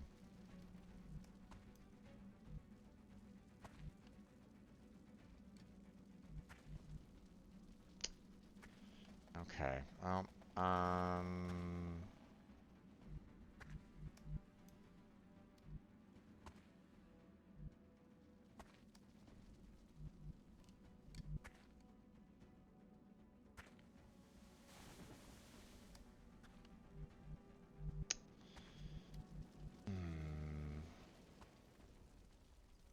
if it wasn't for the fact that this spot is dashing, I might have, you know, considered it and put him into Overwatch.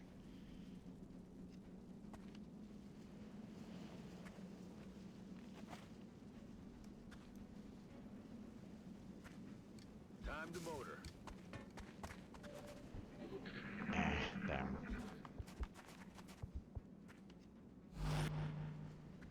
Oh, he's on Overwatch. Okay.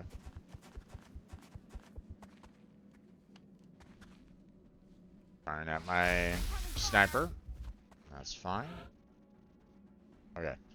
The other meld is coming from over in that direction, so. Okay. I can't do a headshot, but I will be able to do a regular, you know, regular fire, 55% to hit, so still, you know, not great, but still not bad. 25% critical, again, not great, but not bad, so.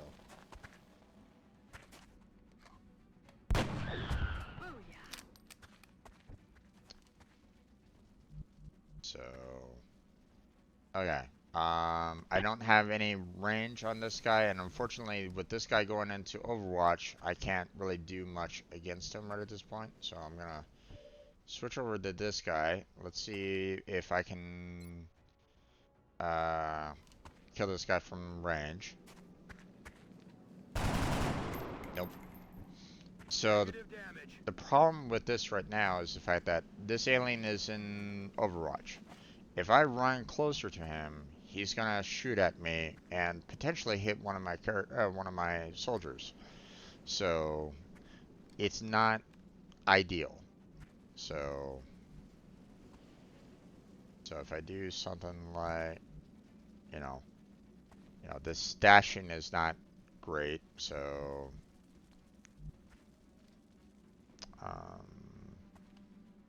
But if I do something like this, then it might get him to, one, maybe miss a shot. Probably not likely though. And two, it will allow for him to kind of try to back off, you know, move to another location. So Time to motor. let's try. Oh, here we go. Yep, see. Damn.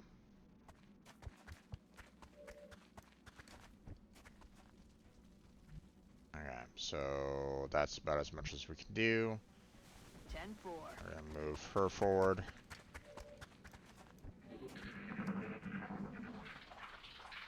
They're falling back.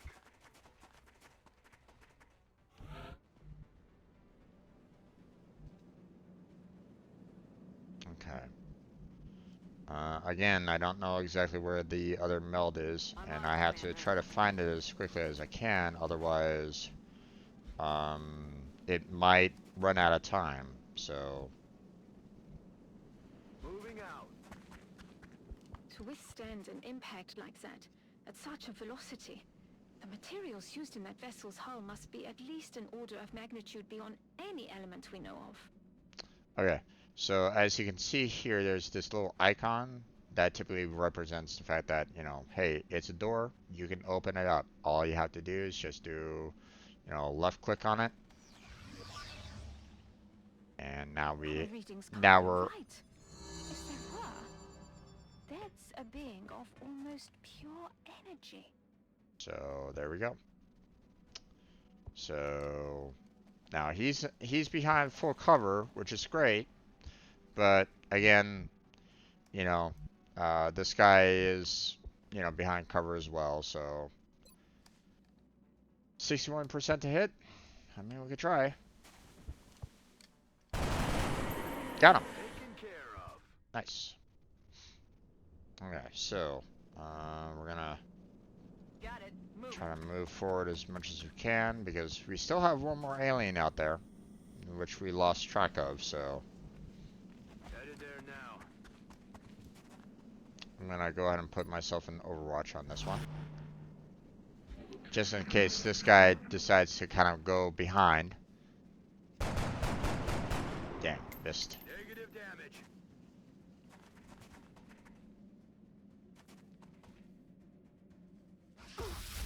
Help!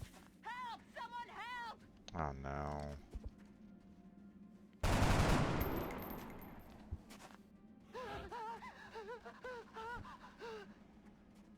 She's now panicked, which is not great. So, okay, there's the other meld. So I have to get to it as quickly as I can. So, problem is that there's really no great locations to kind of protect against this guy here on that. Okay, well, we're just gonna go run in. That's what we're looking for. Okay, 5 turns. So we got time.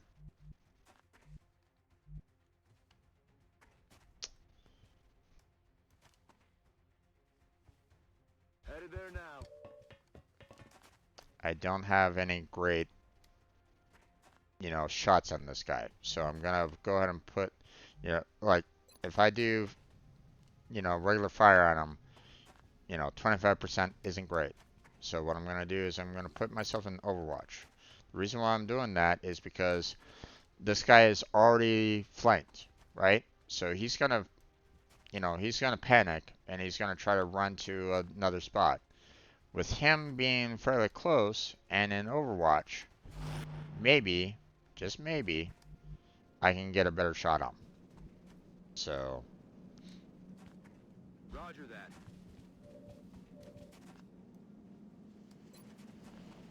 %, 25%, again, not great. So I'd rather do Overwatch because I have a funny feeling that alien's gonna run, and I'm hoping the Overwatches will be able to kill off the guy. So,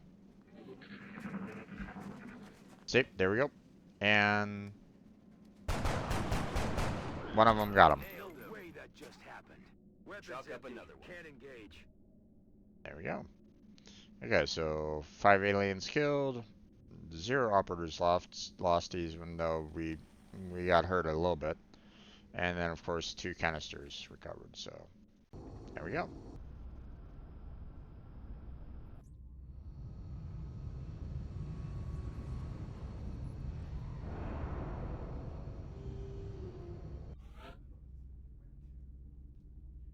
Okay, so our sniper did not get another rank. That's unfortunate. But, you know, we got ourselves another sniper, so that's good.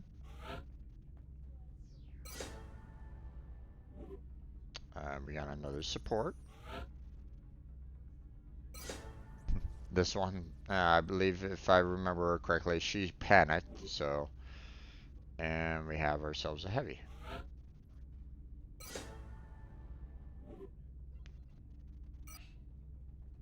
Okay, so we got ourselves an alien nav computer. We got some more corpses. We got some Illyrium. We got some alien, and we got some alien alloys. We got a little bit more weapon fragments. We got the 20 milled. And we got a damaged flight computer, a regular flight computer, and a damaged power source. So, unfortunately, the damaged parts here, useless. Might as well just go and sell them off. You're not going to get much out of them, okay? It's the ones that actually that aren't damaged is going to be super useful to you.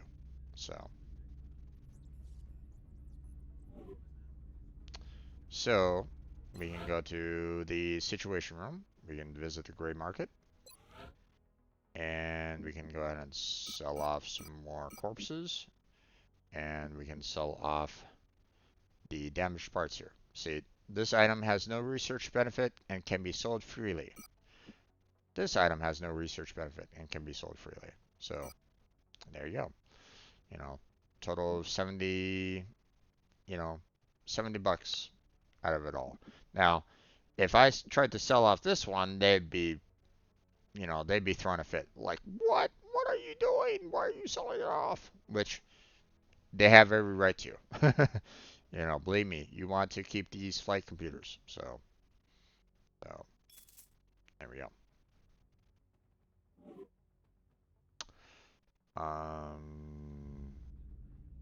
Okay, so there's that. We're gonna purchase ourselves one more of the medkit, so we have a total of 4. There we go. I'm gonna build some more facilities. I want to excavate over here. So.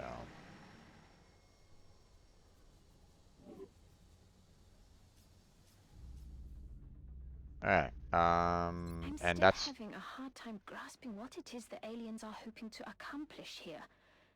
Are they studying us? Why abduct humans seemingly at random? There must be a pattern that we haven't established yet. And of course, I mean, I can change the research project if I really wanted to, but I really shouldn't. But, you know, so as you can see here, just as a reference, you need 3 sectoid corpses here to study xenobiology. So because I don't have all the corpses necessary, I can't research this. Same with the alien nav computer. You know, you need 2 UFO flight computers in order to study the alien nav computer. So we can't do that one either at this point. So, but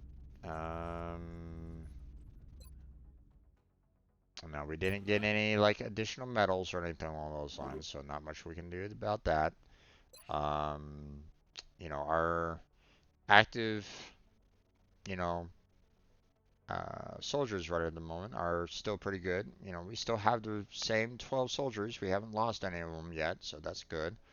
But as you can see, A lot of them are getting wounded, so that's not exactly ideal, but I mean, not much we can really do about it. Okay, so the next one, we're probably going to be sending, these three in for with our snipers, um, so yeah. Um, so yeah, that's about it. So mission control and scan for activity. Okay, so the Excavation complete. um okay, so first off, we're gonna carry on. We're gonna back on out real quick. Commander to the research labs. Um, Commander to the research labs. okay, so hold on. So first thing was that it was saying like, hey, um, you know, Raven 1 just got repaired or something like that, or was it like Raven 2? Whatever. One of these two basically said, "Hey, it got repaired." Remember that, you know, attack, plane versus a UFO? Well, because, the Raven got hit, took some damage, it needed to be repaired before it can get sent back out again. So, Commander to the so research that's labs. why, Commander to the that research showed up. labs. Then it said, that um, one of the soldiers was back to active duty. They healed up. So that was the other message that popped up there. And then of course the last message, I believe, was the excavation. Commander to the research labs. Yep, Commander to the excavation is research done. labs. So what I'd like to do is get, satellite uplinks going, like, one next to each other to really boost up satellite capabilities, you know, all over the world, right? Because you have, two satellites, per. So you have, you know, two on the right, two Commander on to the the left, research labs. Commander to the and two in the research center, labs. right? So that's a total of six. Um, there's a total of six satellites that you can do, just from that particular set, right? And it says one satellite capacity for every two uplinks constructed adjacent to one another, right? Um, so you know, instead of two satellites per, it'd be basically up to three. So you'd have a total of, with three next to each other, you would have basically Commander to the research three labs. per. Commander to the So a research total of labs. nine, altogether. Now, that's not going to cover the entire world, but I mean, it's a good start. So, having 10 engineers and 200 bucks, to try to go about doing this is probably a good idea. Commander to the research labs. Commander to the research labs. So, alright, let's move on to the research. Alright, so, although the alien weapon fragments provided a limited glimpse into the systems unit utilized in their equipment, we've seen enough to confirm my worst suspicions about their technology. That is vastly superior to our own. However, I have been encouraged by the rapid developments the research team has made in studying the damaged circuitry and electronics we covered. Our initial efforts have already yielded a successful outcome. The newly integrated sighting module created for our weaponry was heavily influenced by the alien's own targeting system. So, scope available for manufacture. So, there's archives, okay. We don't have any active research, so, hey, we can look at the archives again, but we don't really need to. Now we want to do a new research project. So, again, we can't do anything with the xenobiology or the alien nav computer. So, I want to make sure that we have at least 3 corpses available in our inventory at all times to be able to do this particular research. But as you can see, it's still slow. Not exactly super fast, right?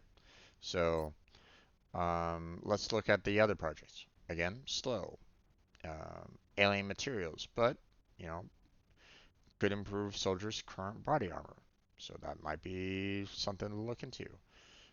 Meld, you know, has other applications that we won't get into just yet. We have experimental warfare.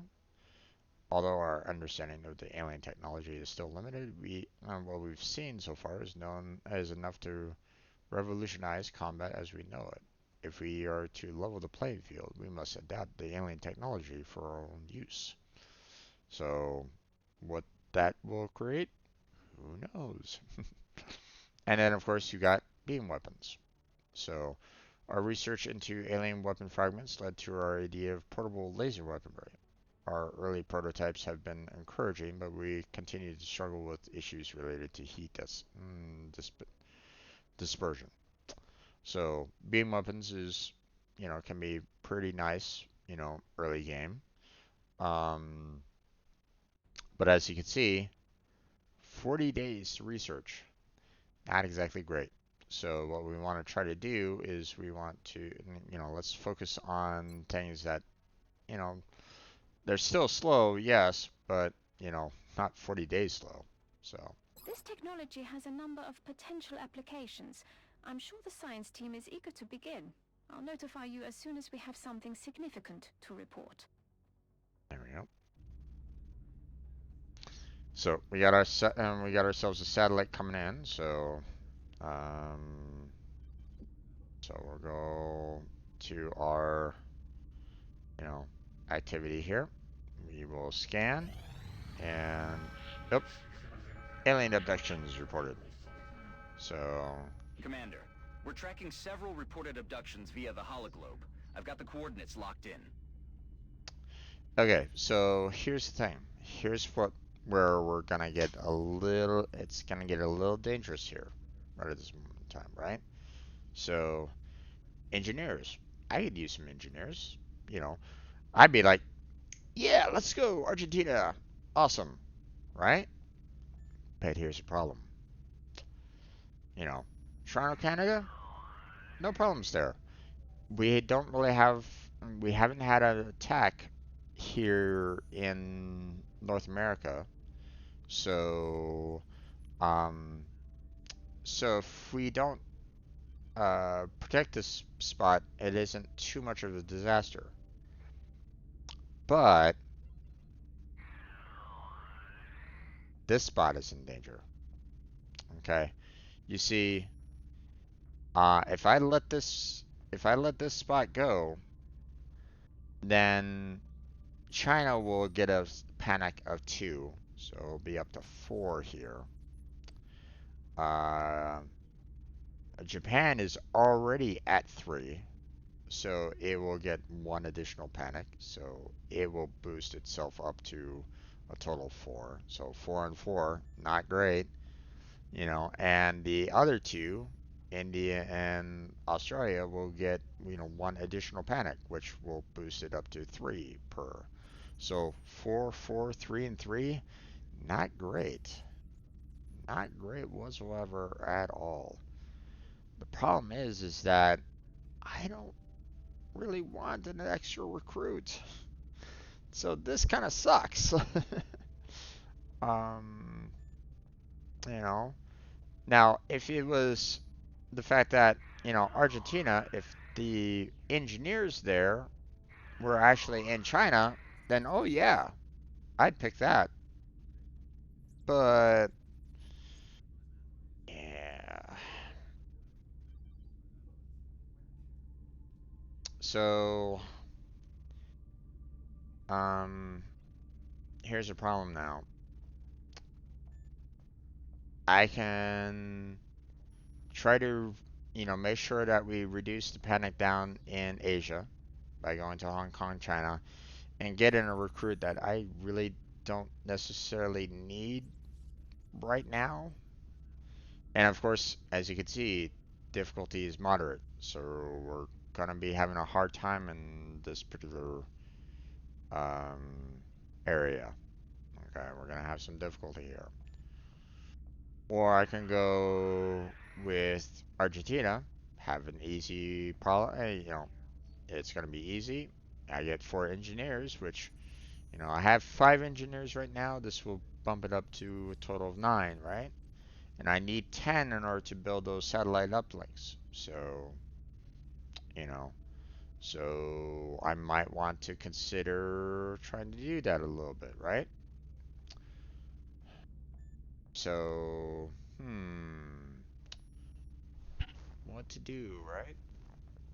Well, I do have a satellite coming out in just like a day or two. So, and satellites will help out with, you know, you know, other areas here. So, hard to say, you know. But to be honest, I need the engineers. I need the engineers more than I need the, you know, I need the engineers to make the satellite uplinks to try to reduce down the panic everywhere. So it's not, you know, that's the risk that you sometimes have to take sometimes, right? So, um, okay. Again, we're gonna clear out him. We're gonna clear out him. We're gonna clear out this guy because we want rookies in these spots. We're gonna make items available, and we're gonna add in our rookies. Okay, and then we're going to go ahead and add in the medkits, and everybody gets to have one.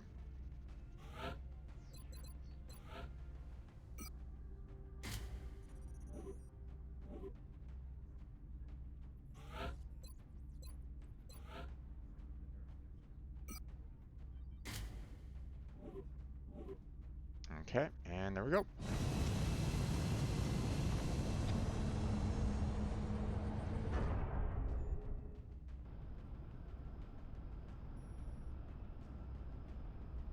Dropship has arrived. We're moving into Argentina next. The threat there seems to be the most pressing. Local government forces have reported a coordinated alien attack in a densely populated neighborhood. They're counting on us to secure the area. Okay. Now, you know, if, you know, for those of you that are wondering, those alien abduction sites, Requesting authorization to deploy. Solid copy, Big Sky. Strike one is those cleared to engage. those will happen for a while. So it's always going to be a problem trying to keep panic down. So, you know, unfortunately, there's not much I can really do about that right at this moment in time. Okay.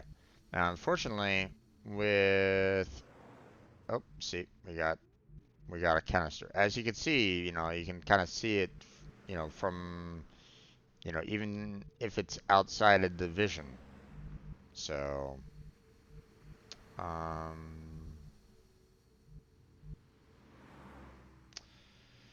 so the problem is that with the sniper in this area, in this particular scenario, it's all pretty much level ground. So, you know, I don't really have any like height advantage or anything along those lines. So,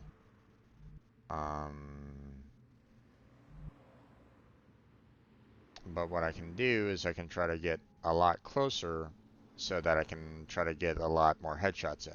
Target confirmed. On our way. Visual on the goods. I've got a visual. Do you notice something here? Alright. So...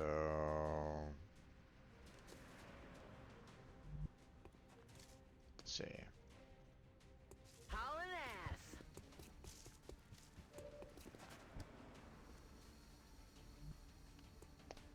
Okay, I'm gonna try to go on the other side here as well, just to kind of cover our flanks.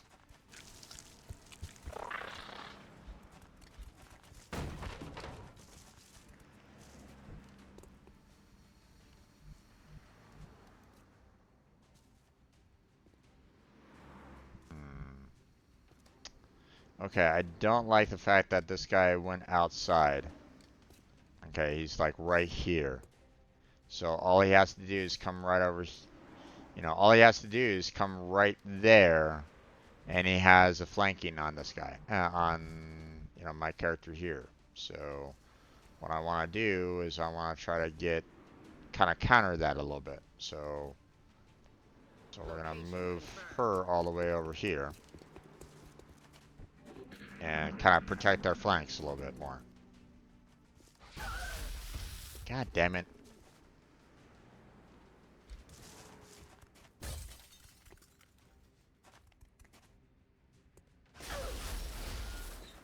Oh, not great.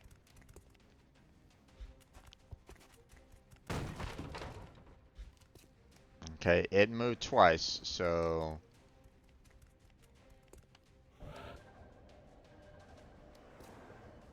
The problem is that now this is in serious danger of being lost. So... Okay, 46, 55, 55. So... Let's do this one.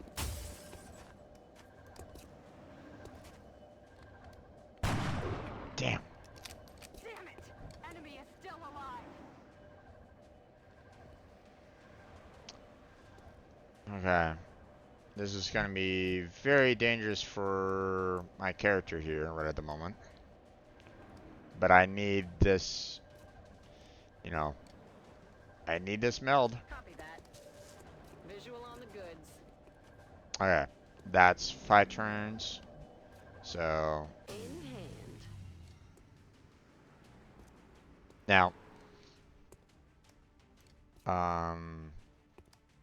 now I can either heal, or I can kill this guy here, or at least attempt to kill him from where I'm standing. If I don't heal now, these two could potentially kill her off, even with the full protection that she's hiding behind. Still might not save her, so sometimes a better offense is a better defense. So let's go. He's down.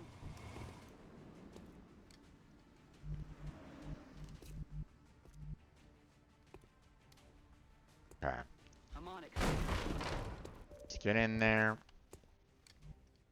and see if I can take these guys out a little faster. Ah, damn it.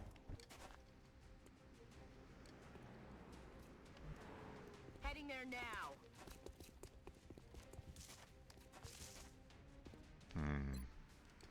I don't know where that one guy is.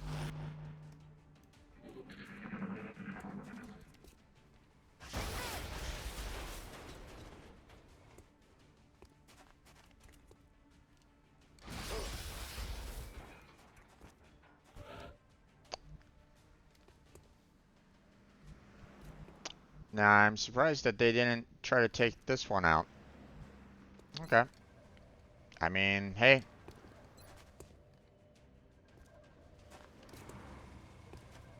It gives me more opportunity to do that. X-ray down.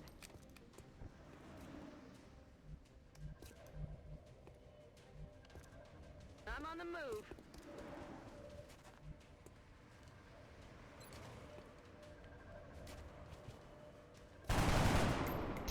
Jesus. Target's still up.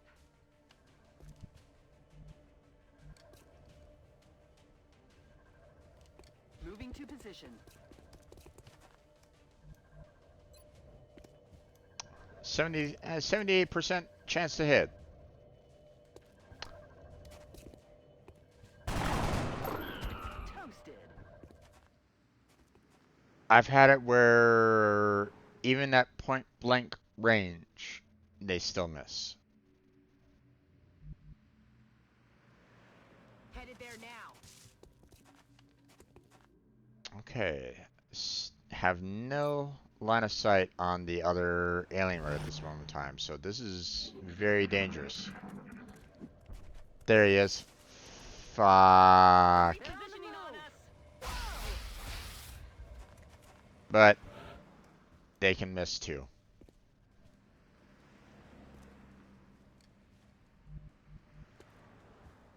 Literally 10 feet. And he still missed. As soon as he jumped down, I was kind of writing her off. But she survived. She was lucky. Oh, and sniper coming in. Another day, another successful operation. Nice. Now, if I had lost that one character, at that last maneuver, I wouldn't, it would have been okay. Okay, it would have sucked that I would have lost another character. I would have lost a character. Pretty much for the first time. But at the same time, it was kind of a smart move by that alien to basically go up on the rooftop. So, you know. So the fact that it dropped on down and caught me by surprise, well, they kind of deserved that kill there, but RNG didn't help it out. Now, if it was any other like enemy, like ones that you face later on in the game, oh yeah, she would be dead. you know, the aliens that I'm fighting right now are pretty much like the fodder of the game. So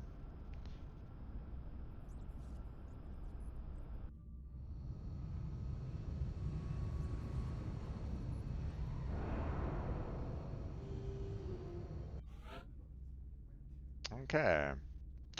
Um Again, didn't get a promotion even though she's getting quite a few kills in there, but oh well, it is what it is. Gravely wounded, yeah. Um but hey, able to do some support. Thank you very much.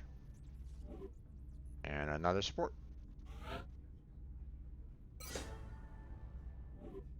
Okay. But again, we don't have we have a rookie here that doesn't have any, didn't have any kills and, didn't earn a class. So, okay, so another urban combat badge just got awarded. So, okay, so we got 4 corpses, 8 weapon fragments, 20 meld. So, and now we can build a new workshop. Each workshop adds 5 engineers to our staff. Adjacency bonus, 10% refund on all resources used when building vehicles, foundry projects, and facilities. Use the build facilities option and engineer to construct this facility. So, okay, so XCOM squad deployed to Argentina has successfully stopped the alien abduction in Rosario. Argentina is deeply grateful for your help and hopes that these rewards will be of use to the XCOM project. For engineers, but panic has increased across North America and panic has increased across Asia. Asia is in danger. So remember, we will be watching. So if we go to the situation room, yikes, that's not great. So I need to get into a situation where I can reduce this down. So um, now The new engineers arrived this morning, Commander. We're always glad to have more help down here. yep. Okay, so one of the things that you know, um, this workshop would be really nice to have. I have the engineers. It provides 5 additional engineers, but obviously don't have enough money for it. And also another thing is that, I don't necessarily have like the right, like the best location for it either. You know, I would like to be able to have these satellite uplinks, you know, um, kind of next to each other, for the most part. And unfortunately, I don't think I can move it. You know, this facility is currently being used to monitor active satellites. So, and if I remove this, then, I don't know if I can like put it elsewhere, reasonably well. I don't want to build another access lift right at this moment in time because I need to kind of save what money I do have. So, um, and I wouldn't mind doing like another satellite uplink, you know, to try to, give myself a little bit more satellite capacity, but um, you know, I'm kind of in a tough spot on that as well, right? So, for one thing, you know, for a satellite uplink, I need 10 engineers. I only have 9.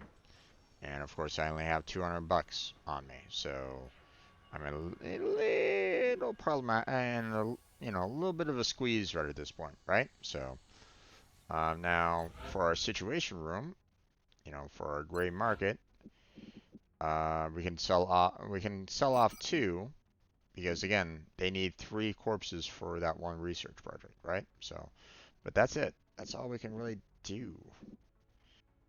We need the weapon fragments, we need the alien alloys, and we need the Illyrium. So, and we need the flight computer. So, yeah, $10. Not great right at this moment in time. So, um, but the thing is that the alien abductions is gonna keep on occurring all over the place. So I have to find ways of you know reducing down the panic everywhere. So um, okay. In terms of engineering, we also have the scope, which is great. For the snipers. So when equipped, this advanced targeting module integrates your XCOM's active HUD system to offer a significant increase to our soldiers' aim. So, very handy for, you know, um, for snipers. So, matter of fact, I will go ahead and make one now.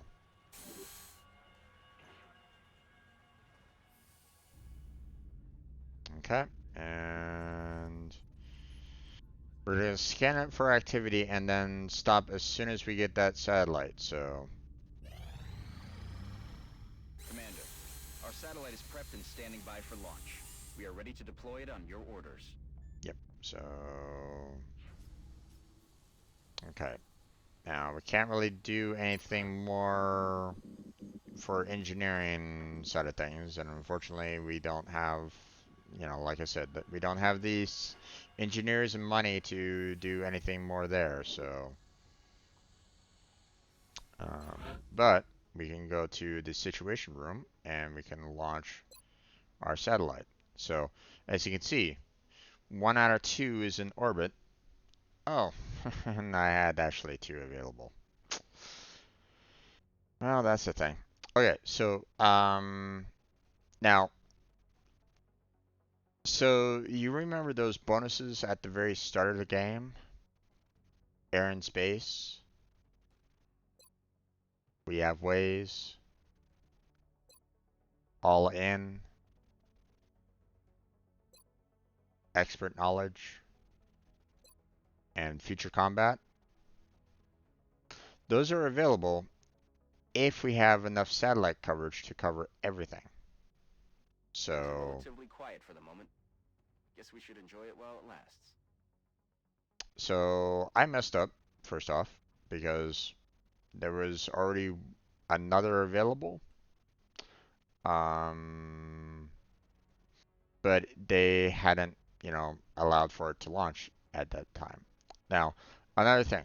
So for every satellite that you add to a particular nation, or a particular area, you get, a certain number of engineers or scientists, or both for every area that you cover with a satellite.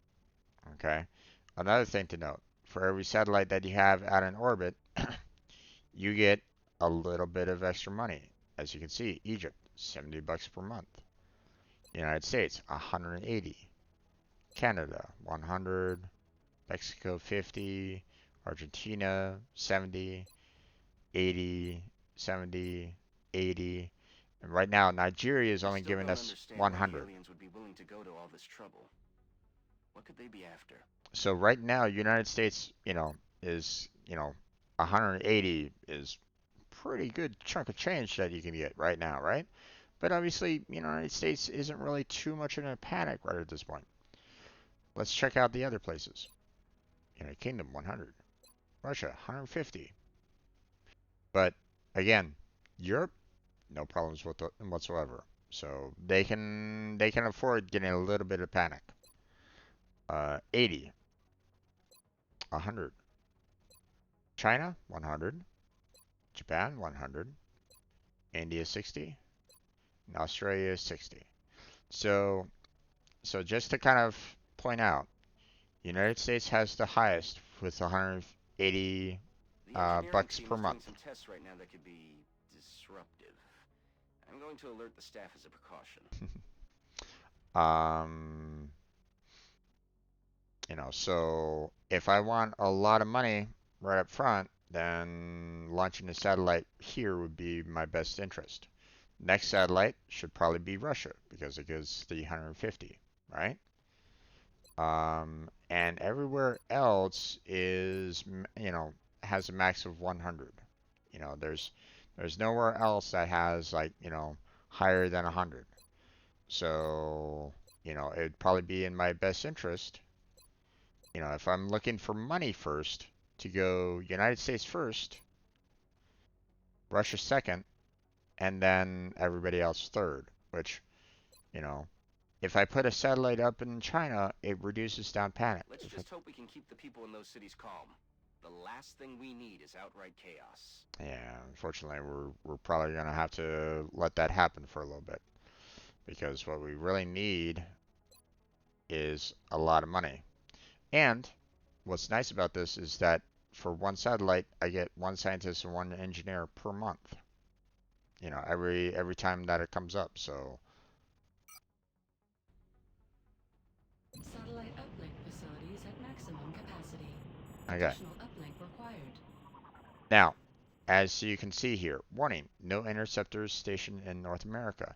We have no interceptors in range of the satellite. We will not be able to engage any alien craft that we detect. We should transfer interceptors to this continent as soon as possible. Potentially dangerous new equipment down there. Okay, so here's the thing. I don't have any money right now to make another to make any additional interceptors. So, and if I don't have any interceptors covering North America, then that satellite has the potential of getting shot down or destroyed. So what I want to do is I want to transfer. From here, you can arrange to have our interceptors transferred to bases throughout the world. By stationing our fleet on various continents, we'll have a much better chance of intercepting new UFO contacts in those areas.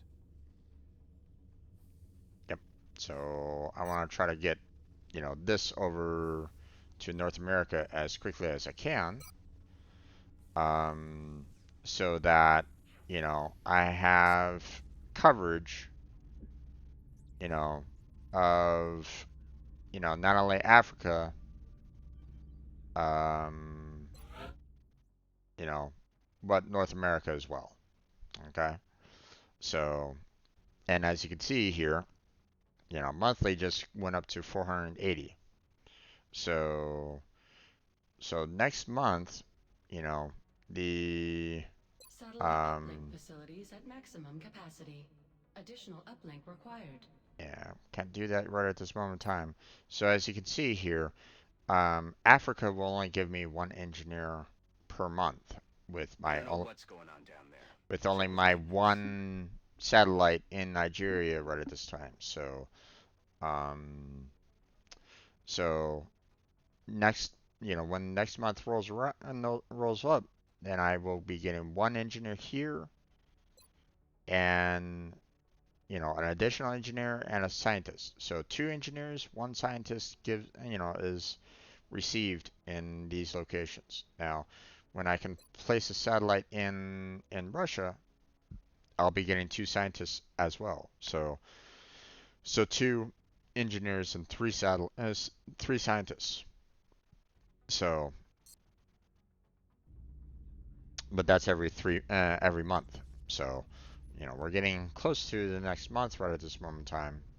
Um, but obviously, as you can see, I don't really have a whole lot of money to be spending on other things at this point. So ship transfer to North America, operational over United States, alien materials, and then the council report at the very end. So, and normally there isn't any like additional activity at the very end of the month.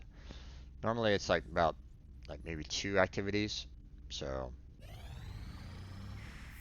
Aircraft transfer complete. Satellite coverage now available over the United States. okay. So research has been completed for, alien materials there. So carry on new research.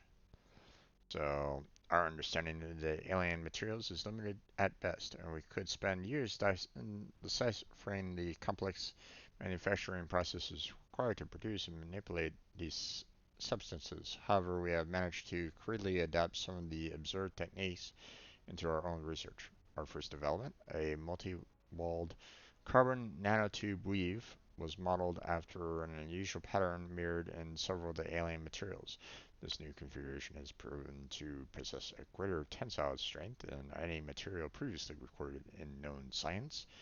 Adapting this fiber into an armor reinforcing vest will surely afford our soldiers increased protection on the battlefield. So, so we have a nanofiber vest available for manufacture. Now, here's the problem with this is the fact that it takes the spot of the item that you carry. So the grenades, the scope, the med kit, nope, the vest takes that spot. Personally, I find that irritating.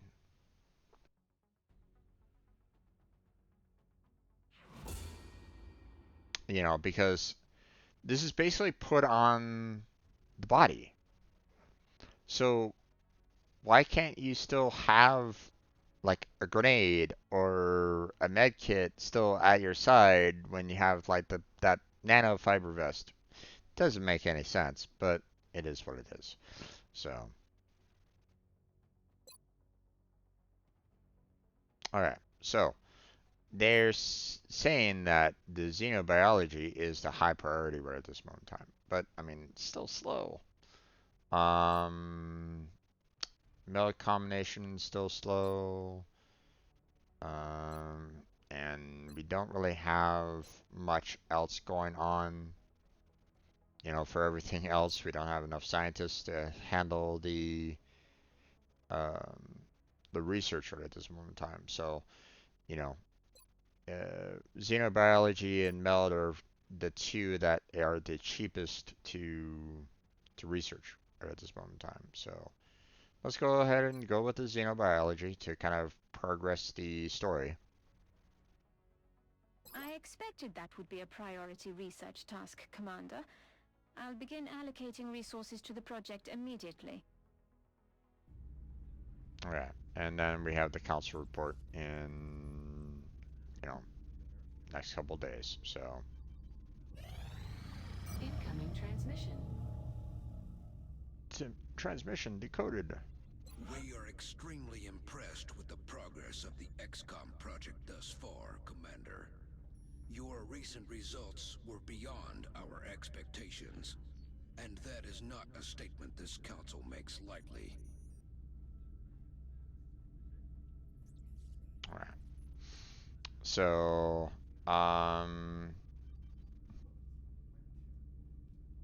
so again, we are already having the bonus of all in already applied because that's where our base is in, you know, has the area of operation. But we're not getting any bonuses for any of the other,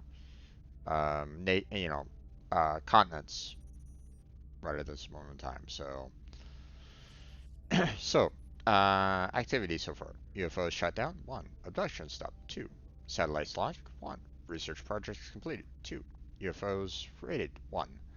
So we get a monthly reward of 591 bucks, you know, minus the any, you know, minus uh, the parts where you're gonna have to, you know, maintain everything. We get 1 additional scientist and 2 additional engineers. So carry on. We will be in touch, Commander. Okay, now, you know, 492, not bad, not bad at all. But again, China, Japan, pretty scary situation right at this moment in time. So what I want to do is I want to do what engineers arrived this morning, Commander. We're always glad to have more help down here. what I want to try to do is, you know, consider building some more satellite uplinks. So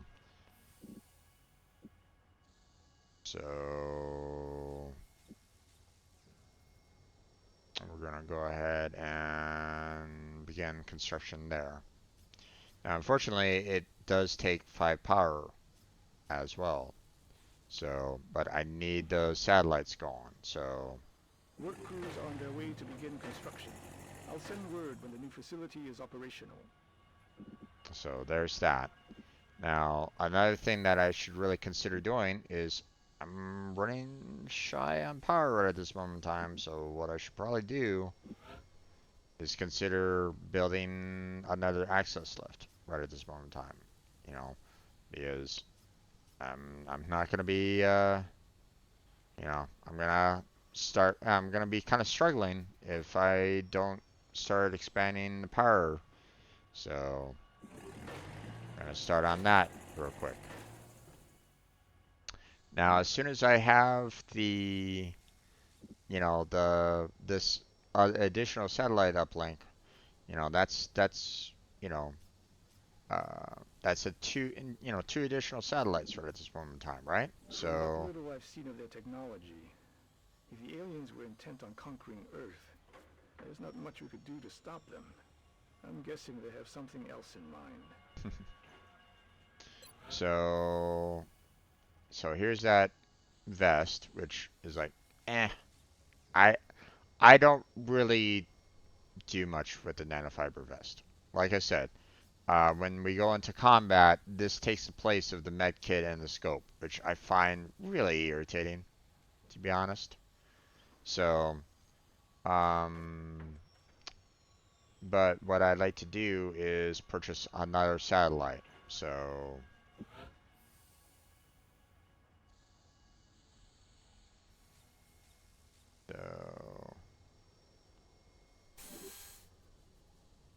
So when that other facility comes into play, then I can go ahead and put one satellite, on Russia, and then I can put another satellite on, say, like China or Japan, just to try to, reduce down the amount of panic there.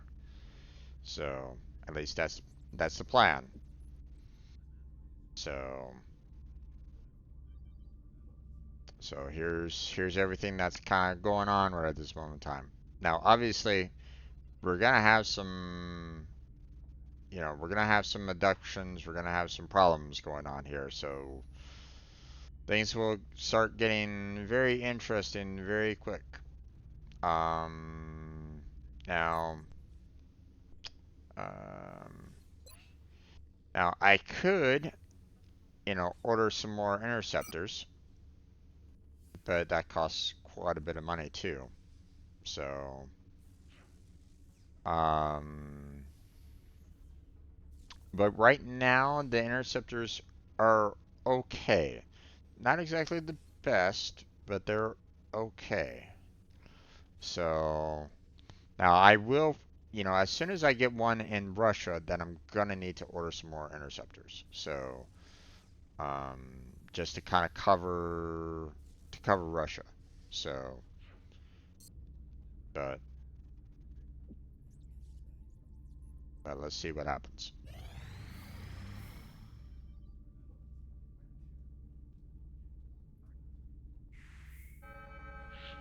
All right, here we go. Alien abductions. Commander, we have multiple reports of new abductions in progress. The locations are marked on the hologlobe. Oh.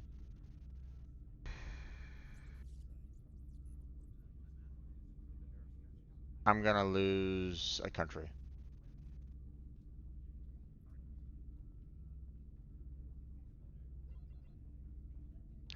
That sucks. That sucks a lot. Let me explain. So we already had one attack on Canada already. And obviously, as you can see, there was a lot of panic on that, right? Um, so if I leave that one alone, Canada's gonna get hit with two panic. So if I don't go there, I lose Canada. But here's the problem.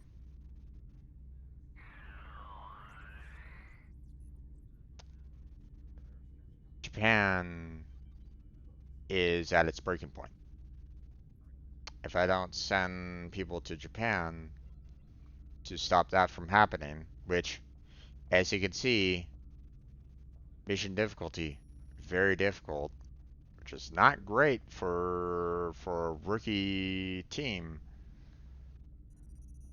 I'm gonna lose all of Asia. Not only will I lose Japan, but I lose China, and Australia and India are gonna be super close to getting shut down as well. And there's nothing I can do to restore it at this time. So this is fucked. They fucked me on this. Because of these two abduction sites. The fact that they had Toronto to Canada twice sucks. And the fact that they had Japan twice sucks. So, not the greatest in terms of RNG, unfortunately. Now, the United Kingdom, I don't really give a damn. They can, they can panic United Kingdom all they want. No problem on that. But these two,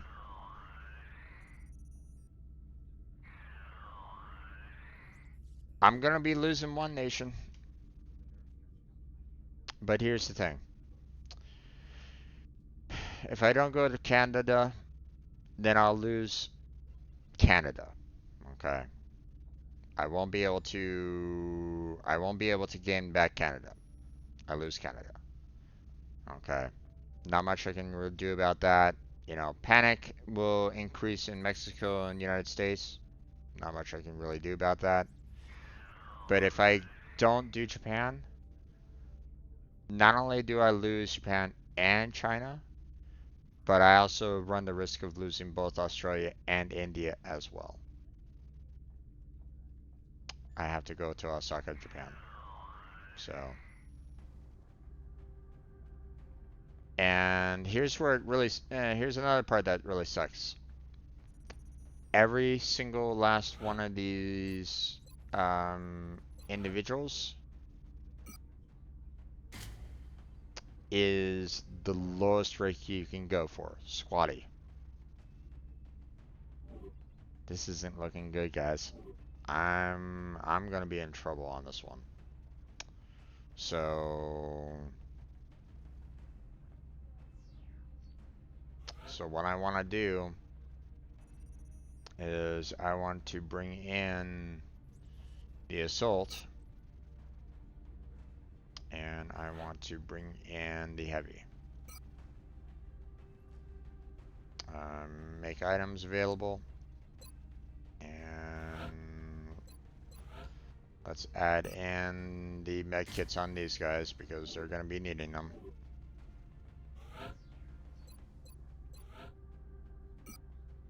This is not going to be, or, you know, if they're saying that it's very difficult and all I got are squatties,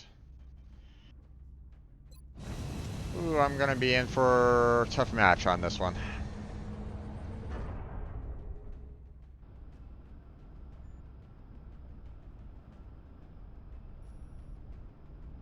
Strike one. Prepare for landing. You'll be heading into Japan for the next mission. Current updates from the ground indicate the aliens are moving within the city limits. We should get down there and secure the area as quickly as we can. So here's another problem. I'm probably not going to be seeing any of the meld canisters at all.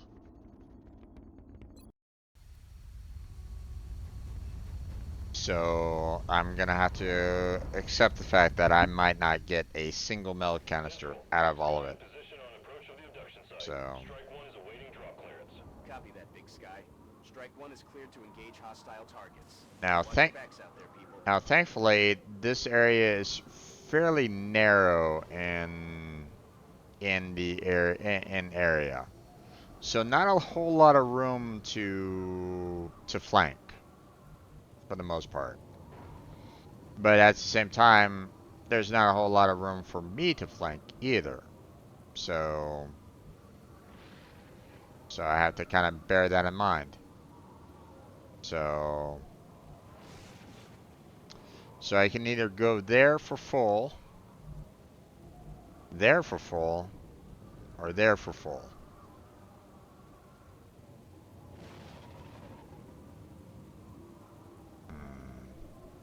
I'd rather go there for full.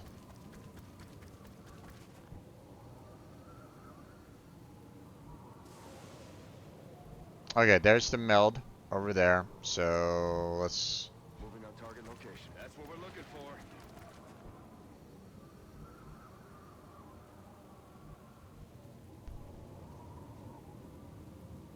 Okay. I need to kind of keep support On the move. close to everybody.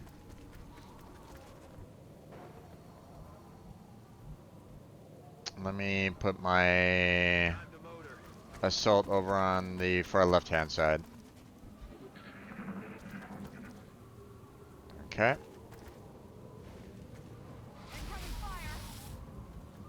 Now, thankfully, this car is exploded already, so...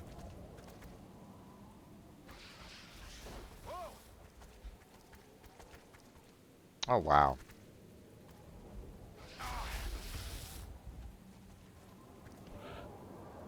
Okay.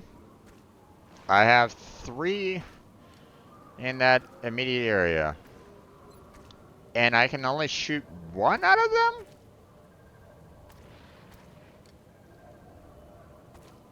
Okay. Sure.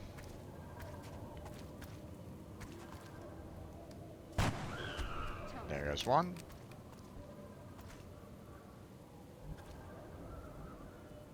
Okay.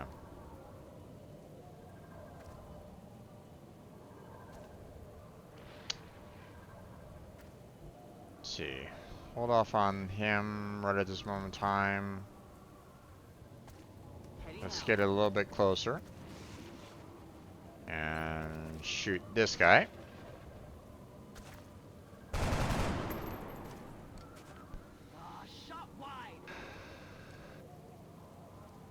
70% and 60%, and I still missed. On the move.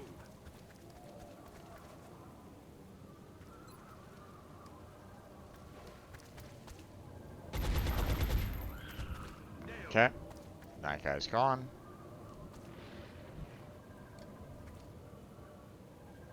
Okay, so here's the thing.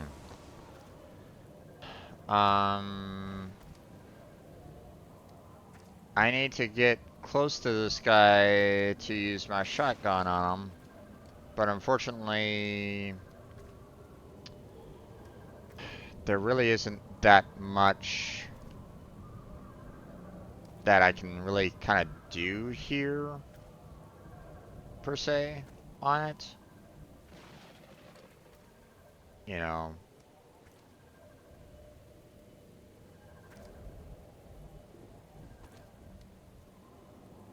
You know what? I'm gonna go ahead and heal wound.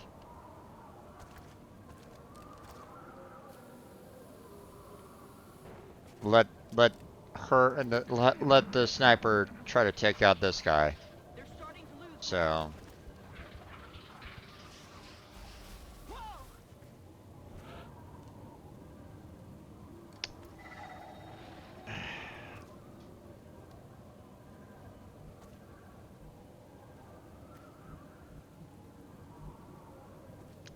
Okay.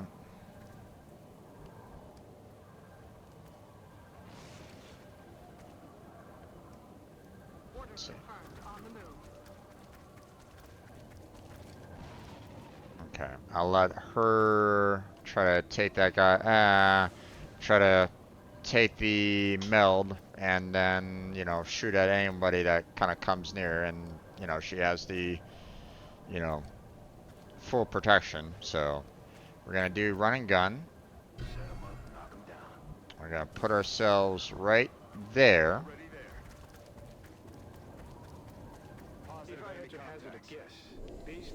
Oh, son of a bitch. And isolating single targets. It appears to have a sophisticated evasion system as well. Perhaps we should try to avoid those tentacles. We should, but we're gonna have a hard time with it. 94% to hit. I mean, he's point blank range. All he has to do is shoot him through the mirror or through the window, and good. Okay, so here's the problem. Those tentacle monsters are invisible. I can't see them until they until they show themselves. So what I need to do is get my characters together and put themselves on Overwatch till they show up.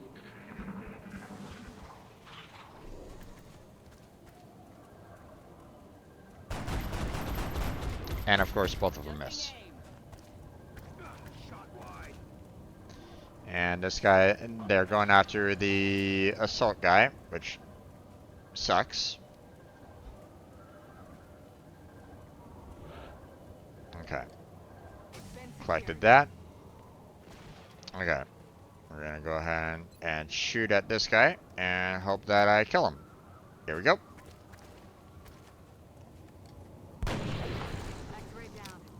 Got him. Okay. So, so unfortunately this guy is, dazed. He can't really move anywhere. And if I even try to move him, he's gonna be dashing, as you could say. So, I'm gonna put him in Overwatch. Get this person closer. Okay, 5 more turns for this meld. So we have to kind of get closer to that as quickly as we can as well. So Overwatch. And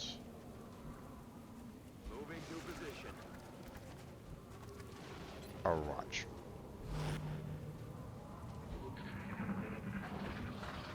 There's one other out there, so one more of those tentacles that is kind of causing a problem, so.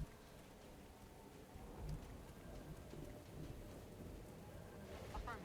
Moving out.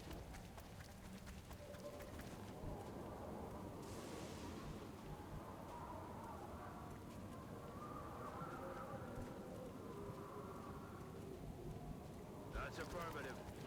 The enemy's in sight.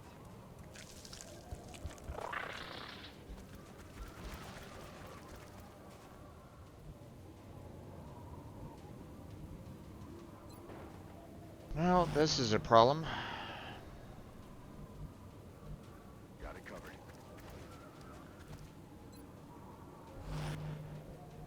Because we're behind vehicles that could potentially explode, so, and we still don't have that one, you know, seeker,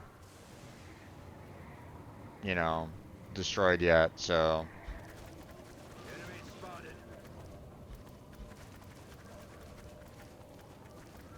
Okay, so we have a total of 5 out there. Oh, here we go. They're moving. Damn it. Adjusting sights.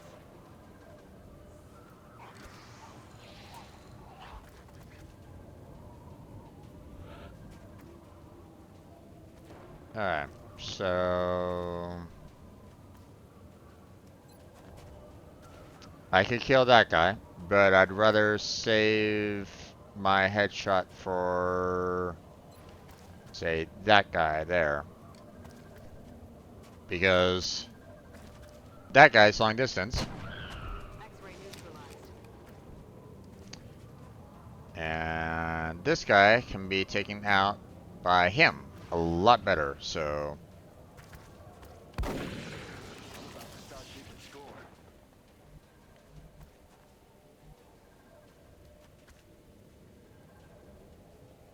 Okay. So here's the problem. I don't really have any good spots for the for this particular character. And try going there. And not the greatest of percentages. That's better. So we're gonna try this one. 70, 60. And of course miss. Adjusting sights. Okay. So now we don't necessarily need to worry about those seekers anymore. They're destroyed. So I'm gonna go ahead and reload this guy. Reloaded.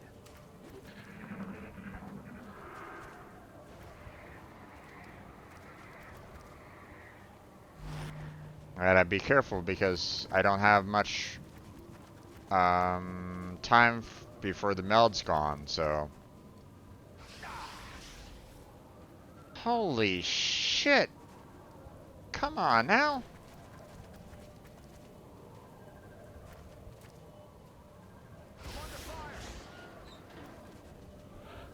X-rays coming in from the side. Okay. I got 2 turns to get there, so. Not the greatest of hits. That's better. X-ray neutralized. I need ammo.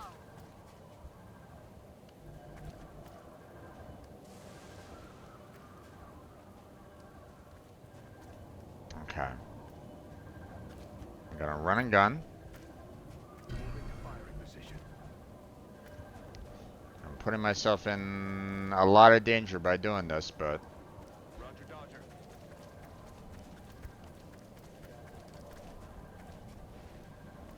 But I can at least get rid of this guy. X-ray down. Guns dry. Okay. Now let's see. This guy is a problem.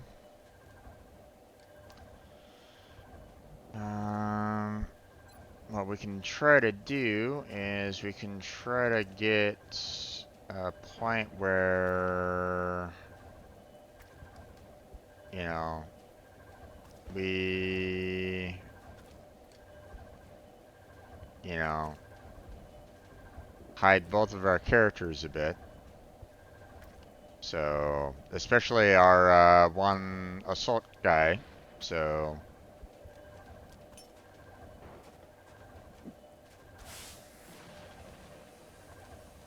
yes, he's going to be needing it. Moving to position. Okay, and then let's see if I can take this guy out. Nope. Completely missed. Damn it, missed the target. Ah, damn it.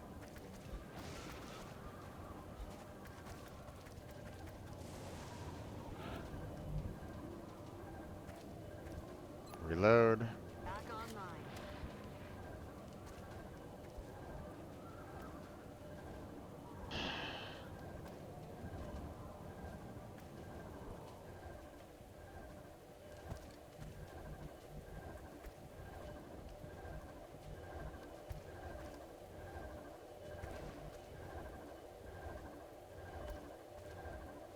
I need to draw this guy's fire. On the move. Oh, come. Even with the smoke screen. Come on. Reloaded. That's some bullshit right there, man.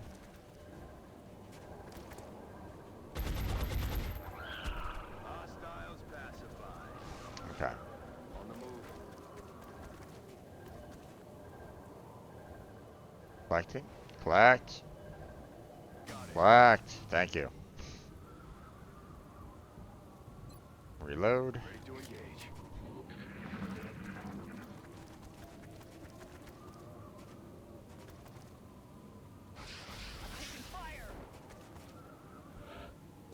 Okay. Headshot and bam. Operational objectives completed. Woo. Okay. So as you can see, 10 aliens dead. You know, obviously 2 of them were annoying. I was able to get both of the milk, canisters collected.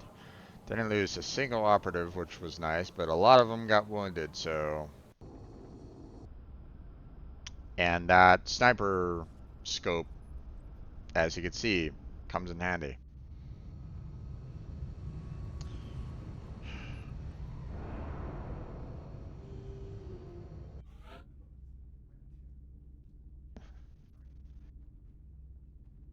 My sniper was the only person out of that entire scenario that did not get wounded at all.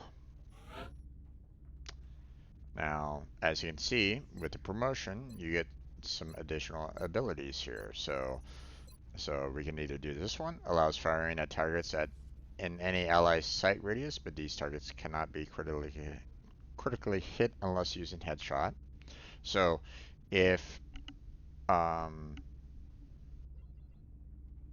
so basically, if I could basically put this character like super far away, in the field, and I could shoot at the target from, extreme distances, right?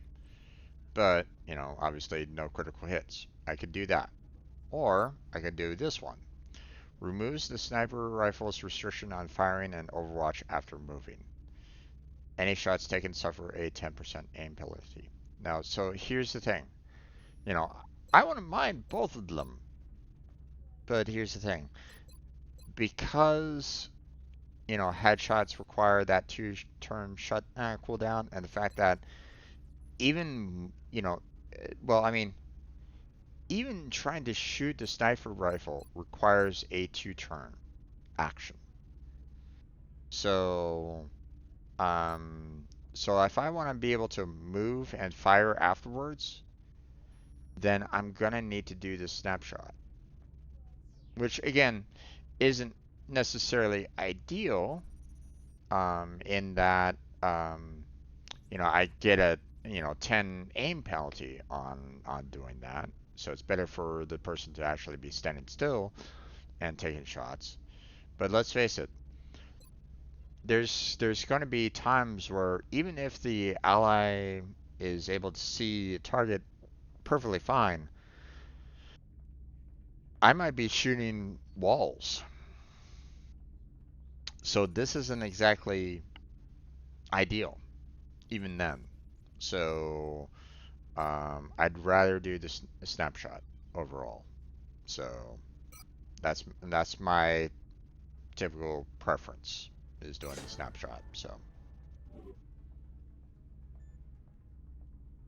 okay, so international service cross is now unlocked. Visit the barracks to designate a special capability for the medal, rename it, and award it to a soldier.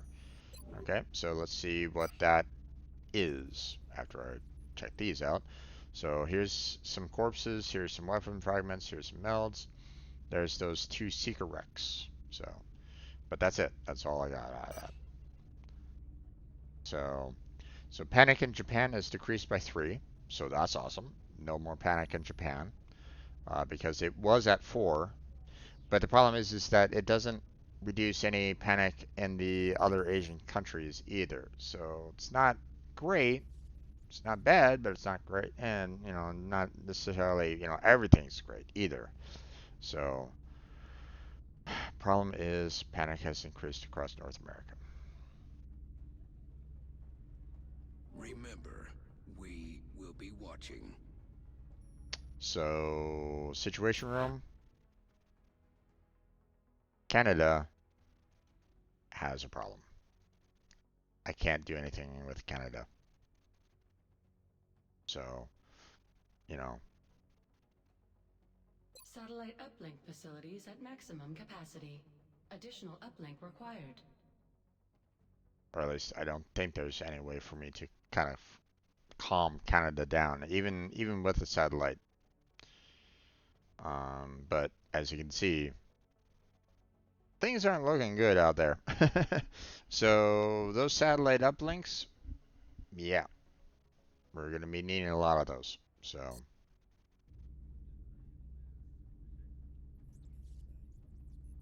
I appreciate your efforts to support the research team, Commander.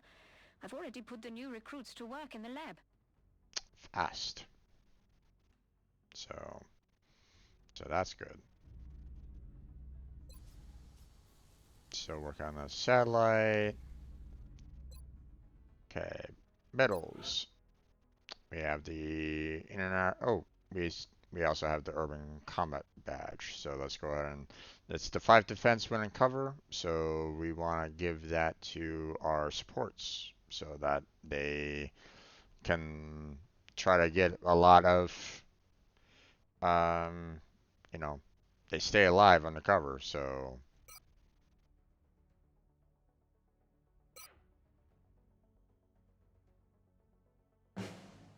believe me, there's a reason for that.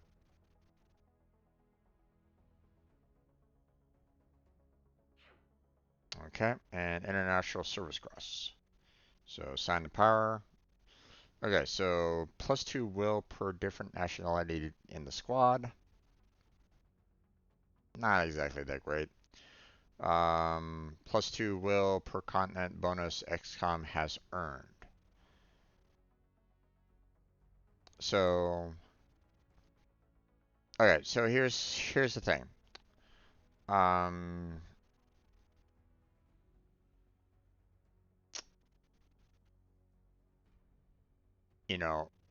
you can get the extra will almost like immediately right out the bat, right?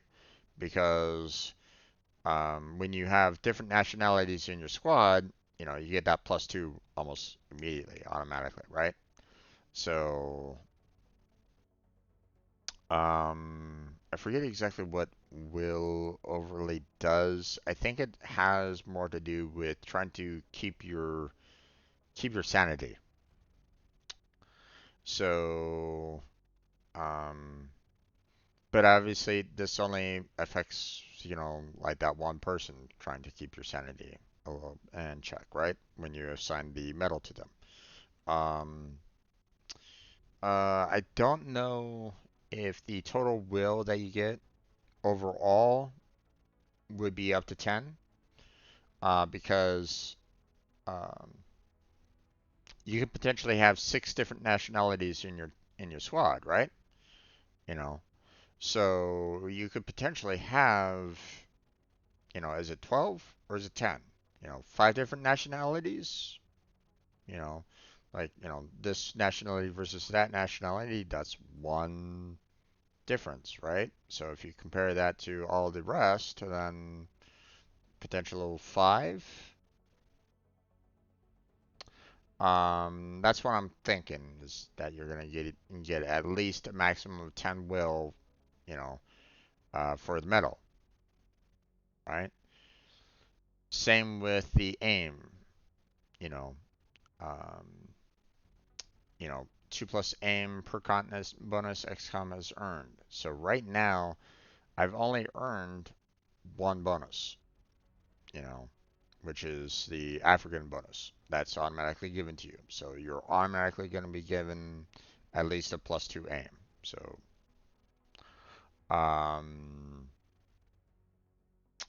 and you can have a total of 5 different continent bonuses. So a total of a total of 10 aim altogether, right? So this could be very handy if given to a sniper. But obviously, it's dependent on how many continent bonuses you get. So if you lose a continent, there goes that. So not to say that, they have given you abilities to restore continents, but it's not always easy. So, but I think I prefer more the aim bonus overall than the will bonus, personally. So, but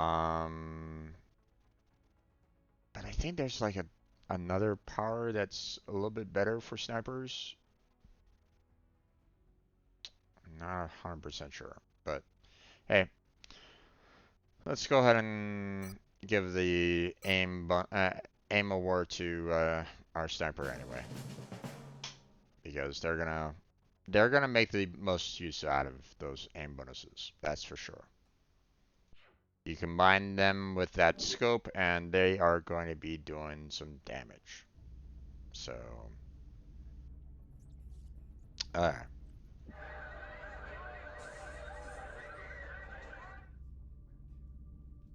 Yeah. Nothing I could have done about that.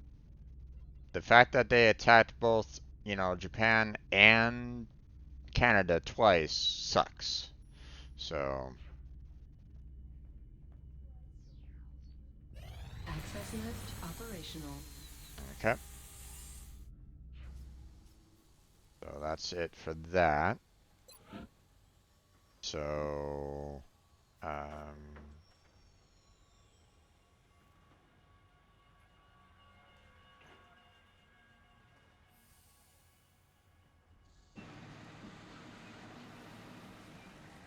we'll just excavate one for now.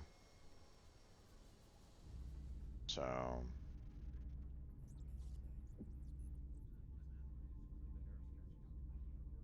Commander, we're receiving a transmission from the Council. Coming on screen.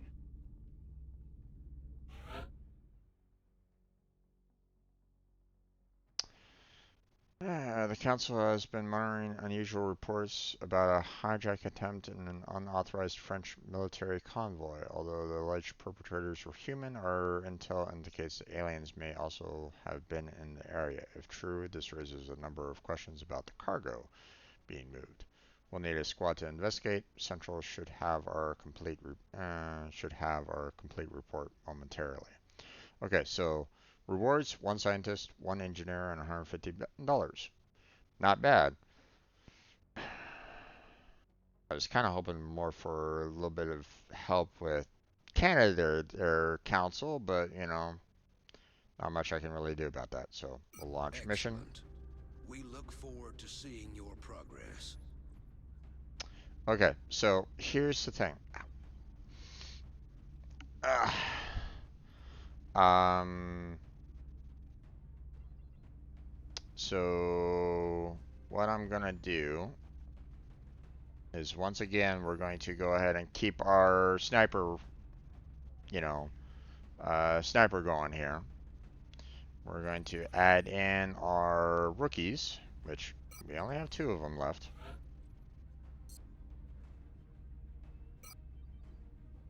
And we don't have any other rookies out there. Everybody has been assigned a class, so that's good. Now what I want to do is I also want to try to get some support going here. You know, try to boost up our support. So now we're gonna make items available. And then we're going to go ahead and load in our medkits.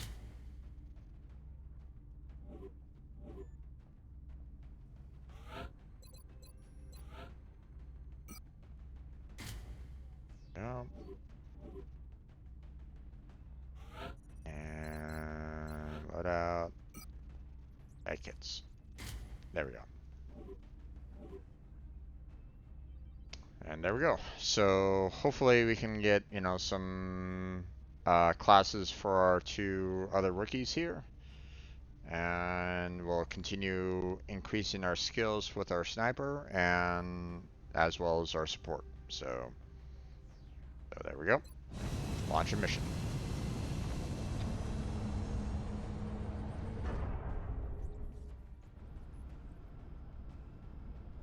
Dropship has arrived. Okay, let's go. This will probably be my last mission. Mission request. Investigate the area of operations, locate and secure any survivors as well as the convoy's cargo, and eliminate any remaining opposition. So.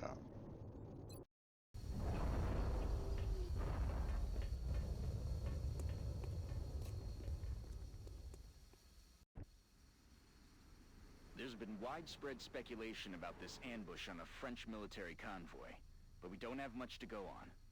Our primary concern is the Council Intel report indicating alien activity in the area.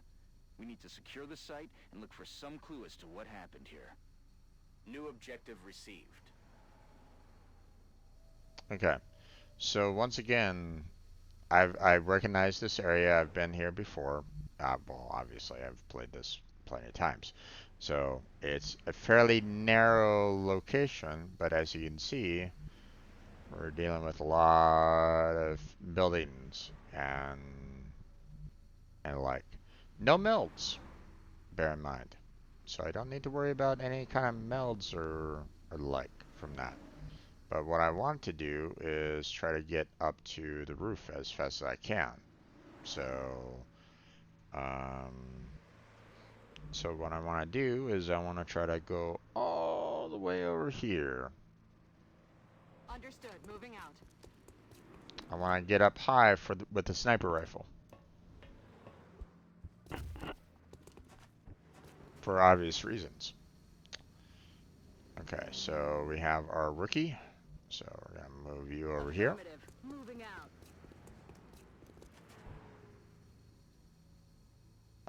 We have our support.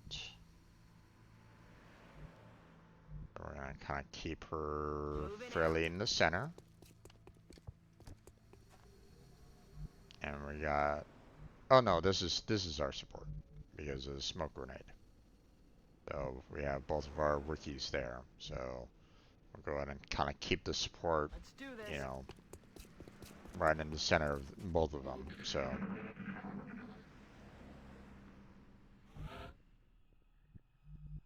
Alright, so.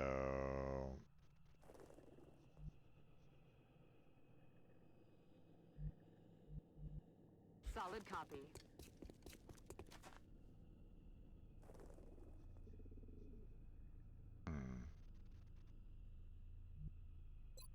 just put you in Overwatch for now. On the move.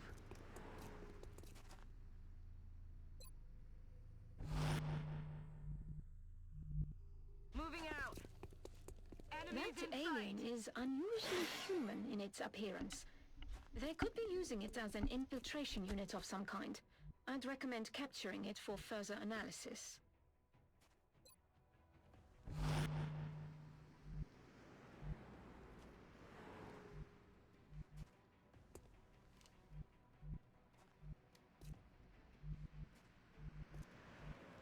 No need to ask twice.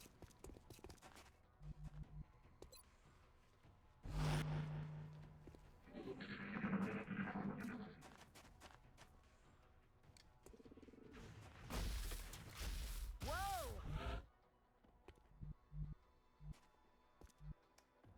That's affirmative. Ah, god damn it. Still can't shoot him from this far, huh?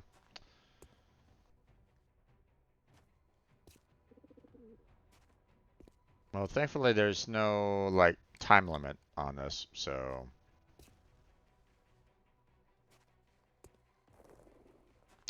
If I move this, her forward anymore, then she becomes a target for this guy, so... Let's try to do that.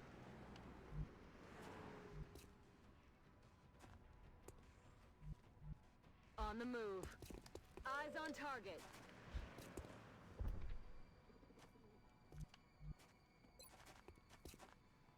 Okay, 45 and 25, so not great on that, on the 25, but we can still try for the 45.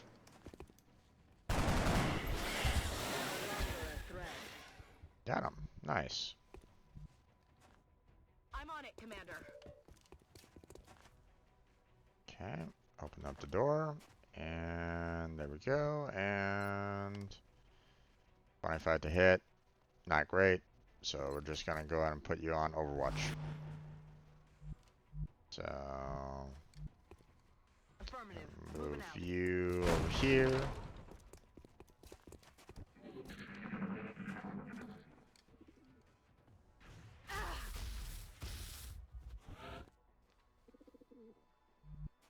Position confirmed. And as you can see, flanked 80%, you know, and you know, 80% to hit, 75% critical. So I mean, not too bad.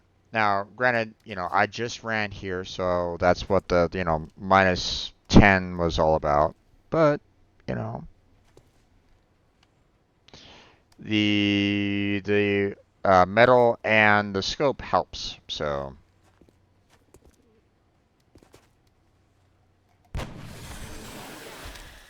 There we go. I'm rolling.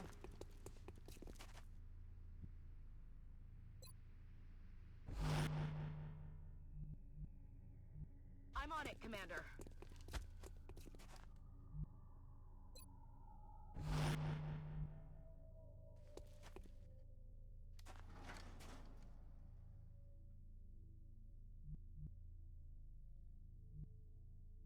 On the move.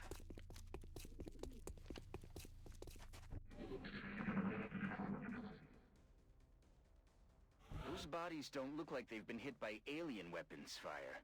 These men were killed by conventional bullets.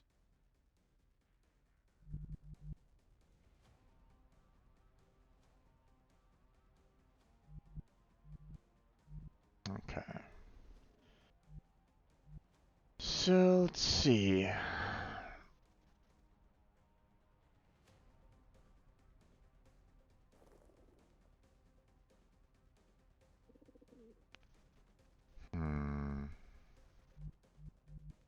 To be honest,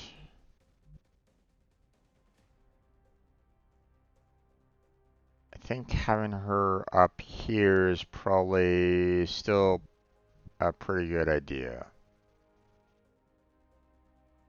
I'm on the move. So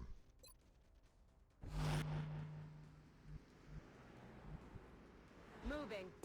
Enemies in sight.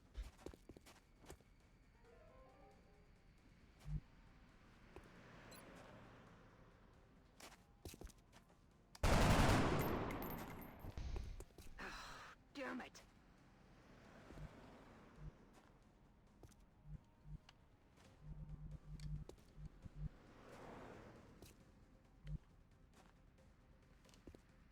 Heading there now. Okay, well, that didn't really do much.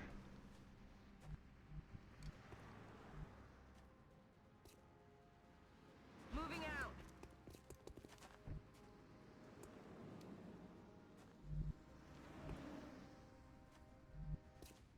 Heading out.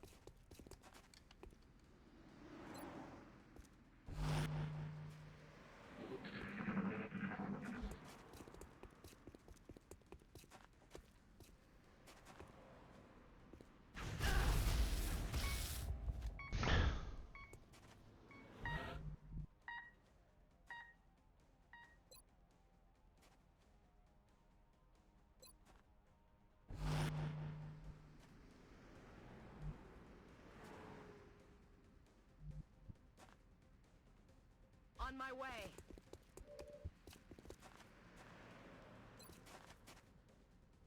Son of a bitch. Oh my. Damn it. Enemy is still alive. Heading there now.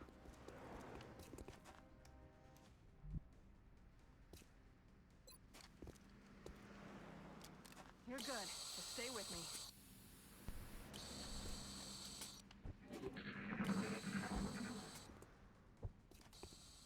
Please kill him. Please kill him.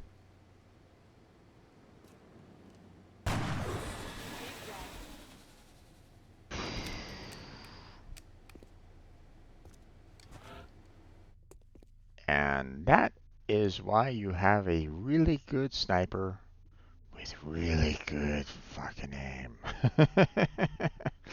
Because she was in trouble.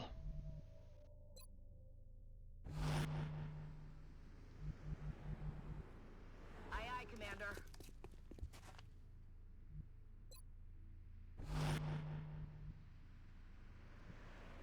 No need to ask twice.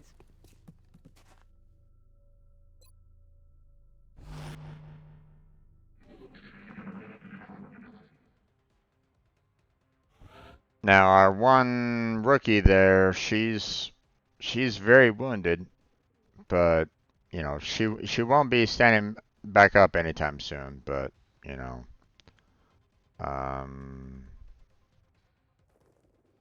okay, I'm gonna need to kind of move closer. I know that there's gonna be a couple more aliens that are gonna be showing up here pretty soon, so.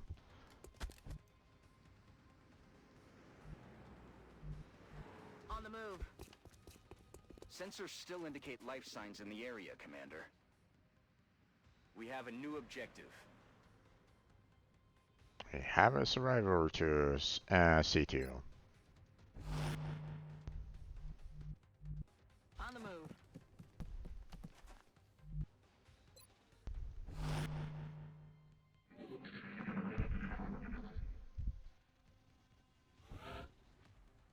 Okay, now what I want to do is I want to try to get to a spot where I can I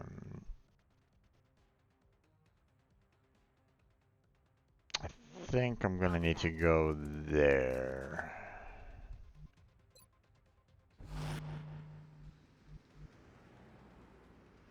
Okay.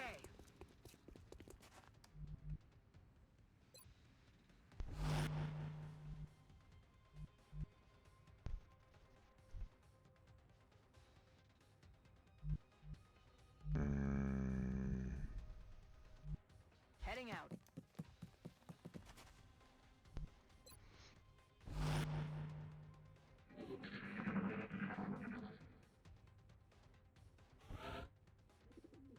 Commander, it looks like there's still someone alive over there.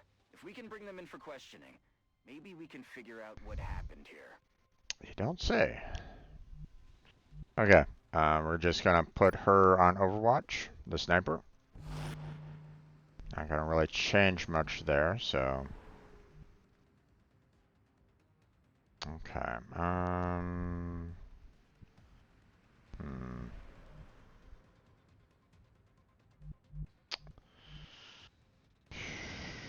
We'll go here.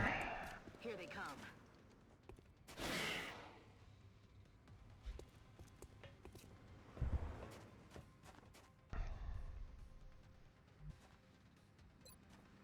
Not exactly the best, best to hit, but of course there's a miss. Okay. I can shoot from here as well, apparently. At 50%, so.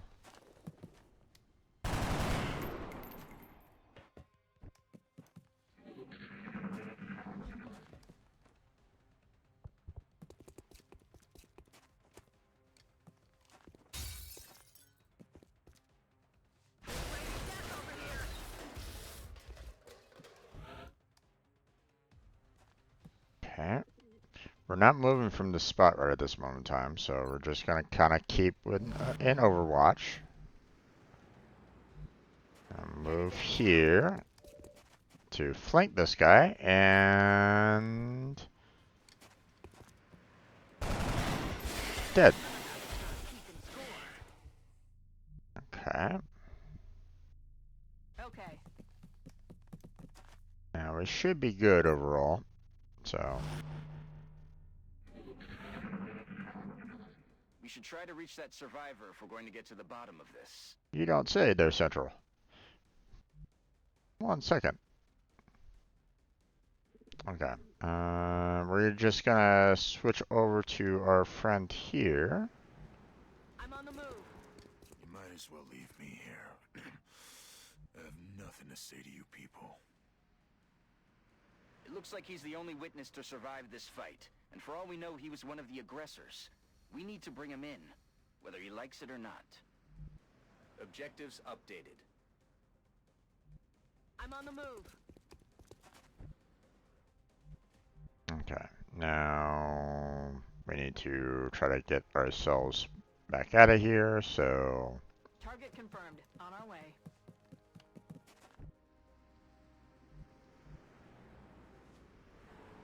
Okay, let's see.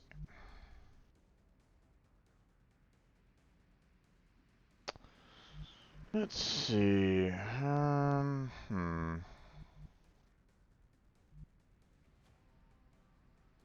We're gonna kind of keep him far from the fight as we possibly can.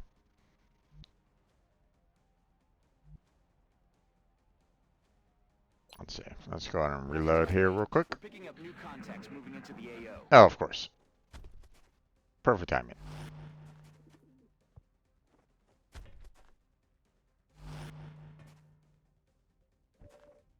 Okay. 64% or 90%. I think I'll go with the 90%.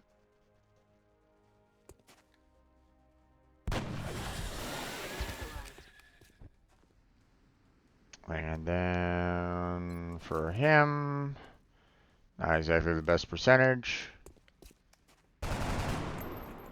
Need a resupply. Ah, damn it. Okay.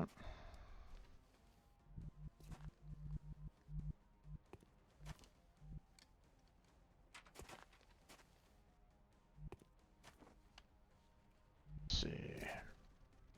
Rotate the camera around.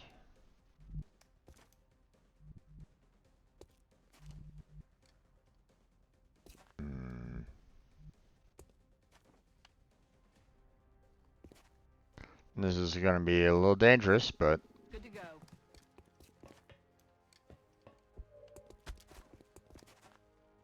oh, you gotta be kidding me. I can't shoot at him here?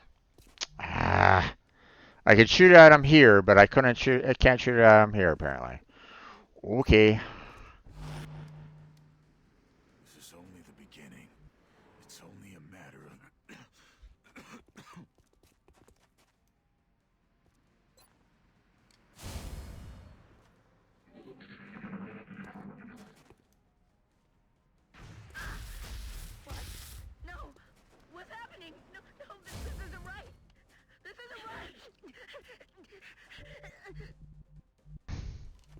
crate.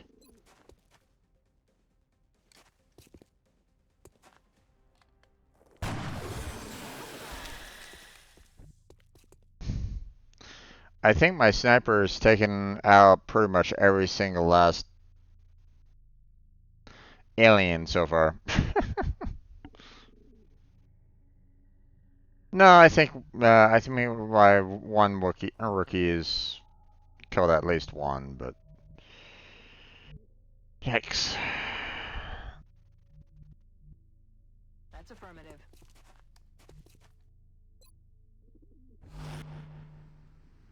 You're nothing but a bunch of puppets. Okay.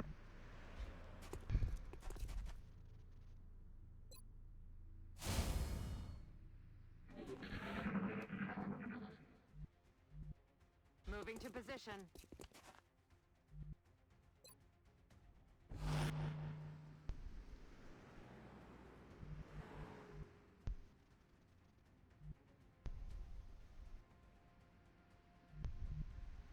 Moving out. Ready to rock.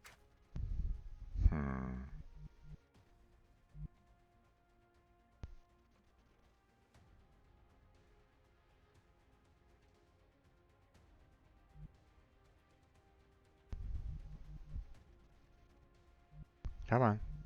Get up to the roof there. Target confirmed. On our way.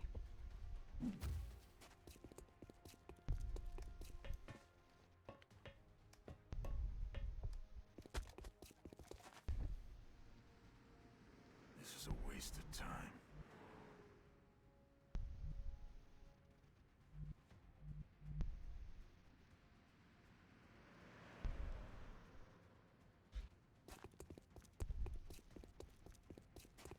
Heads up out there. We've got hostiles on the move.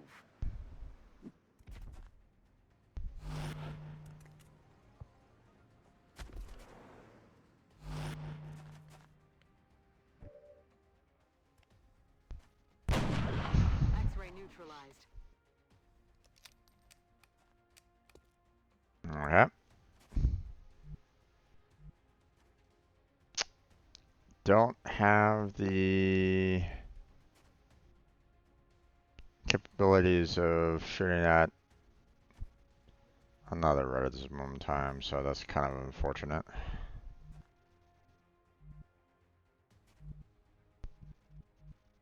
Moving.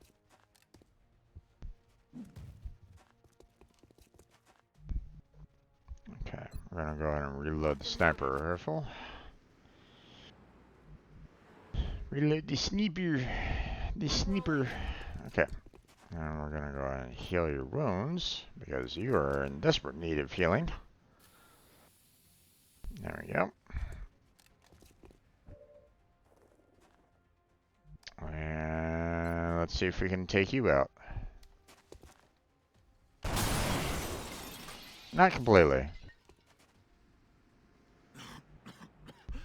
What are you trying to prove?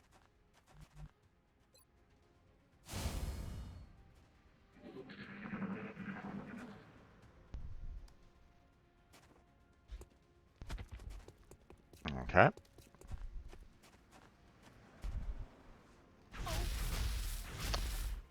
What the? Okay. That? Sure. That makes sense. Heading to that location.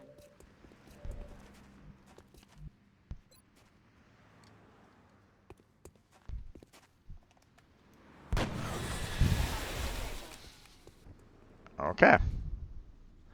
I think that's pretty much all the aliens. I don't think there's any others that show up. So, Rolling.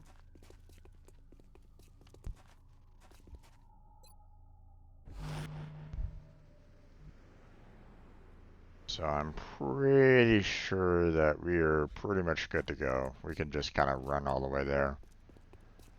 If I remember correctly. We've got hostile contacts moving on your position. Then again, maybe not.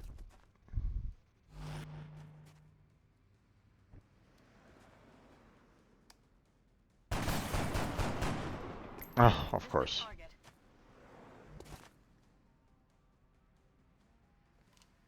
Okay.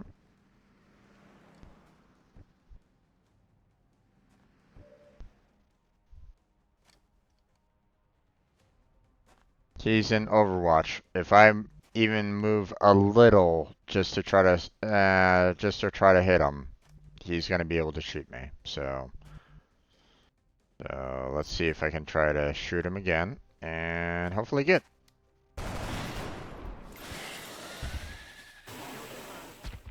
There we go.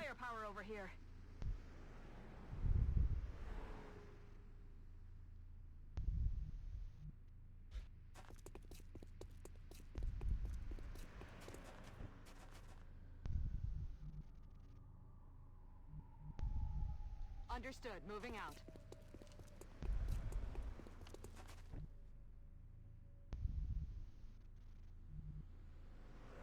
Time to motor.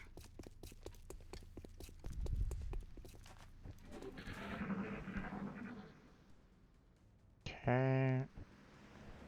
And there we go. You're still not getting anything from me. Excellent work, Commander. Our friend here might be uncooperative at the moment, but I have a feeling a talk with Dr. Valen will change his tune. Okay, there we go.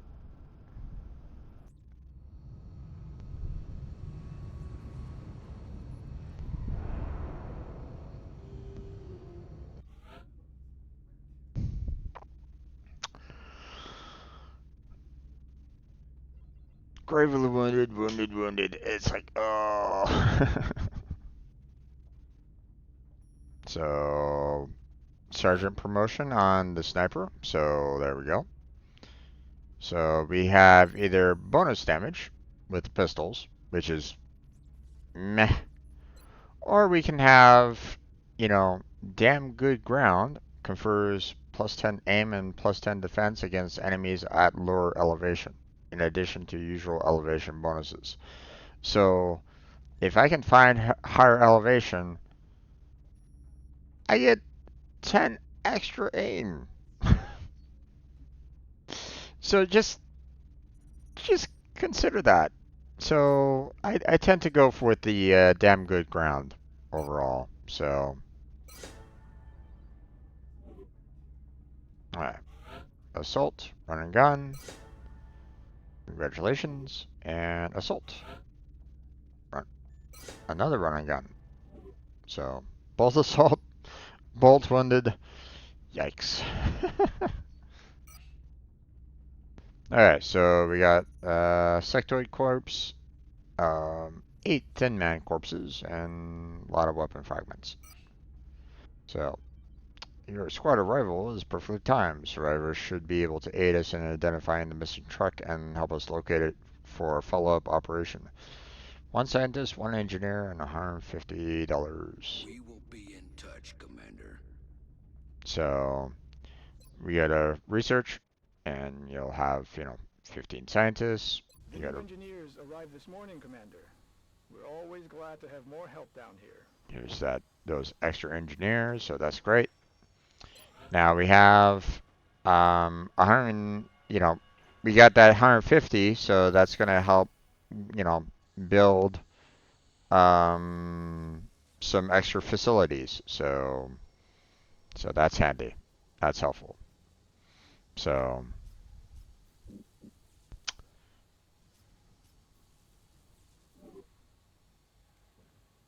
yeah.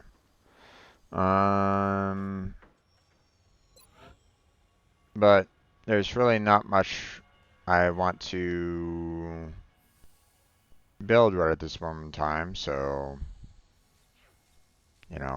don't want to build any more satellites because we still need more satellite uplinks to handle that. Oh,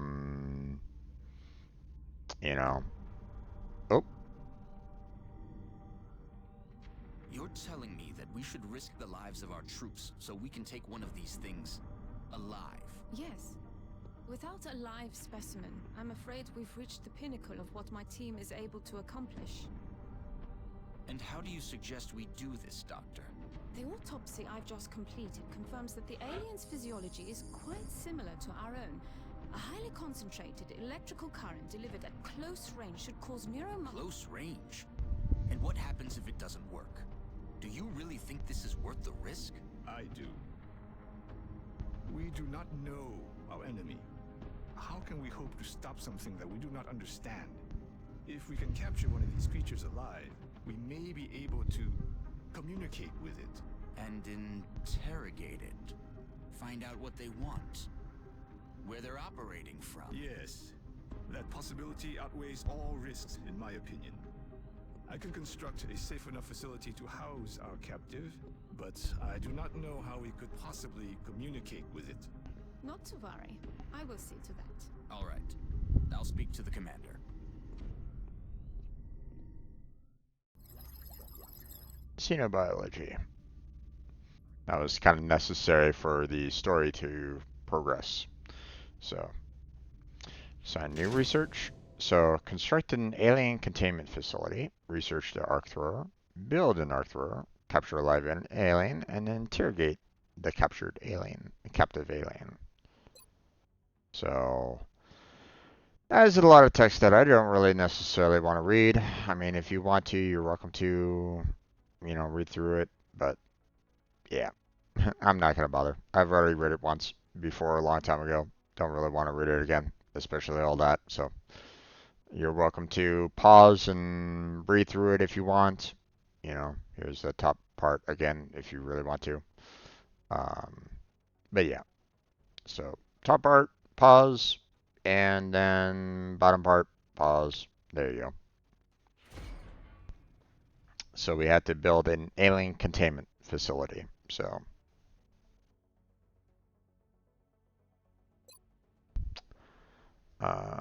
we have the arc thrower, which, for the progress of the story, we need to, research it, which is slow, 10, 12 days, so that's not great. We have the normal 8 days for the meld recombination. Another slow, don't have enough flight computers, so we can't do that. Slow. We have some autopsies that we could do. And there we go.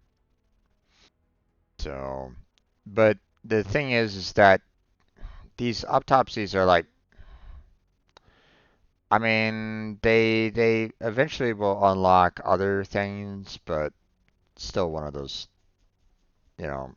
parts of the game where it's like, they don't necessarily give you something like right then and there. So, I'd rather do the meld recombination right at this moment in time. So now, it is. We've been doing this for about 4.5 hours right at this moment in time. I feel like that's a good enough spot to kind of stop for now. Again, I can't believe Dr. Valen expects our troops to try to bring one of those things back here in one piece, much less alive. Again, not exactly the greatest of starts. The RNG really did not help me on that front. So that's an unfortunate part of things. So I'm really going to be needing that that satellite uplink to be constructed fairly fast. But as you can see, we're probably going to have another alien abduction before then. So so not much I can really do about that.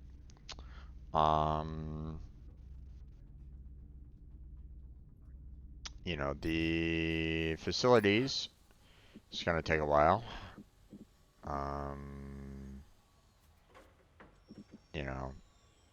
Could try to build the alien containment right now, but I don't have a whole lot of power, so I don't really want to do that right at this moment in time. Plus, I really should probably be saving up my money for the thermal generator that I'm going to be needing here in just a second. you know, in the 5 days, but I don't have the necessary credits for that. But um, I'm gonna need to kind of consider doing that here fairly soon.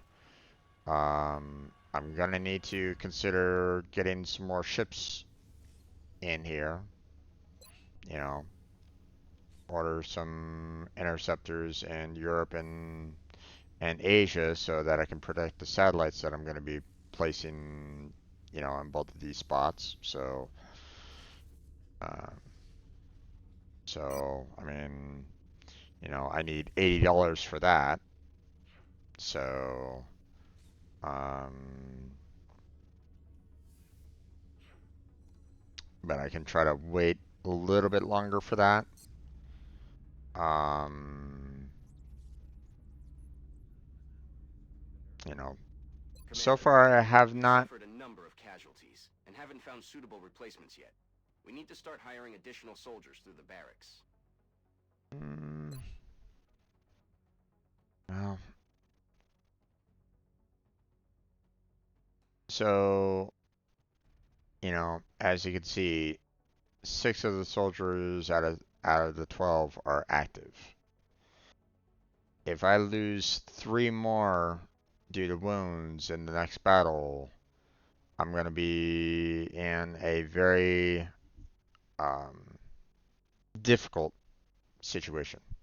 So, um, you know, until um, you know, like Sanchez comes back from to active duty.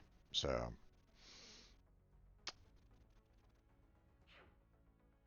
you know, but I really don't want to be hiring any additional soldiers if I can help it. Um, but I might need to consider like hiring at least 2 more. So there's that too. So, and it takes time um,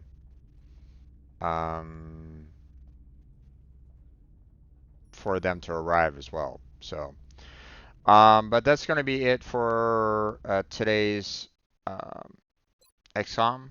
So we're going to go ahead and save that right now. And let's see. I'm gonna go ahead and kind of delete and these, you know, additional games. Don't really need them, but I can do that off stream as well. So just kind of give you an idea as to what I'm gonna be doing. Just so I have just one file. So when I come back to it next week, you know, you'll see, hey, this is where we're going to be starting off at. So that's going to be it for today's XCOM Enemy Within playthrough. We're going to continue it again next week, so look forward to that. And yeah, that's going to be it. So thank you very much for watching. Um, oh, um, let's go and let's take care of a couple of last minute talks at the very end, though. I want to thank MJ for stopping on by and chatting with me. Thank you for the lurk, by the way. Appreciate it. Hopefully you had a good time. Hopefully I'll see you next time. Um, uh, you know, if for anybody else that was just kind of lurking in the background, thank you for being there. Appreciate it. Hopefully you enjoyed the gameplay as well. Um, hopefully it was a good time. Feel free to check out the description for you know, the social media links, links that help me out directly, or you know, links that might help you out. Um, you know, have the stream team available if you guys want to apply for that. Check out the document that comes along with that application to read what the team is all about. And that's going to be it. So thank you very much for watching. I appreciate it. Hopefully I catch you next time. But until then, take care. Have a good night. Stay healthy. Stay safe. And I'll catch you strangers next time.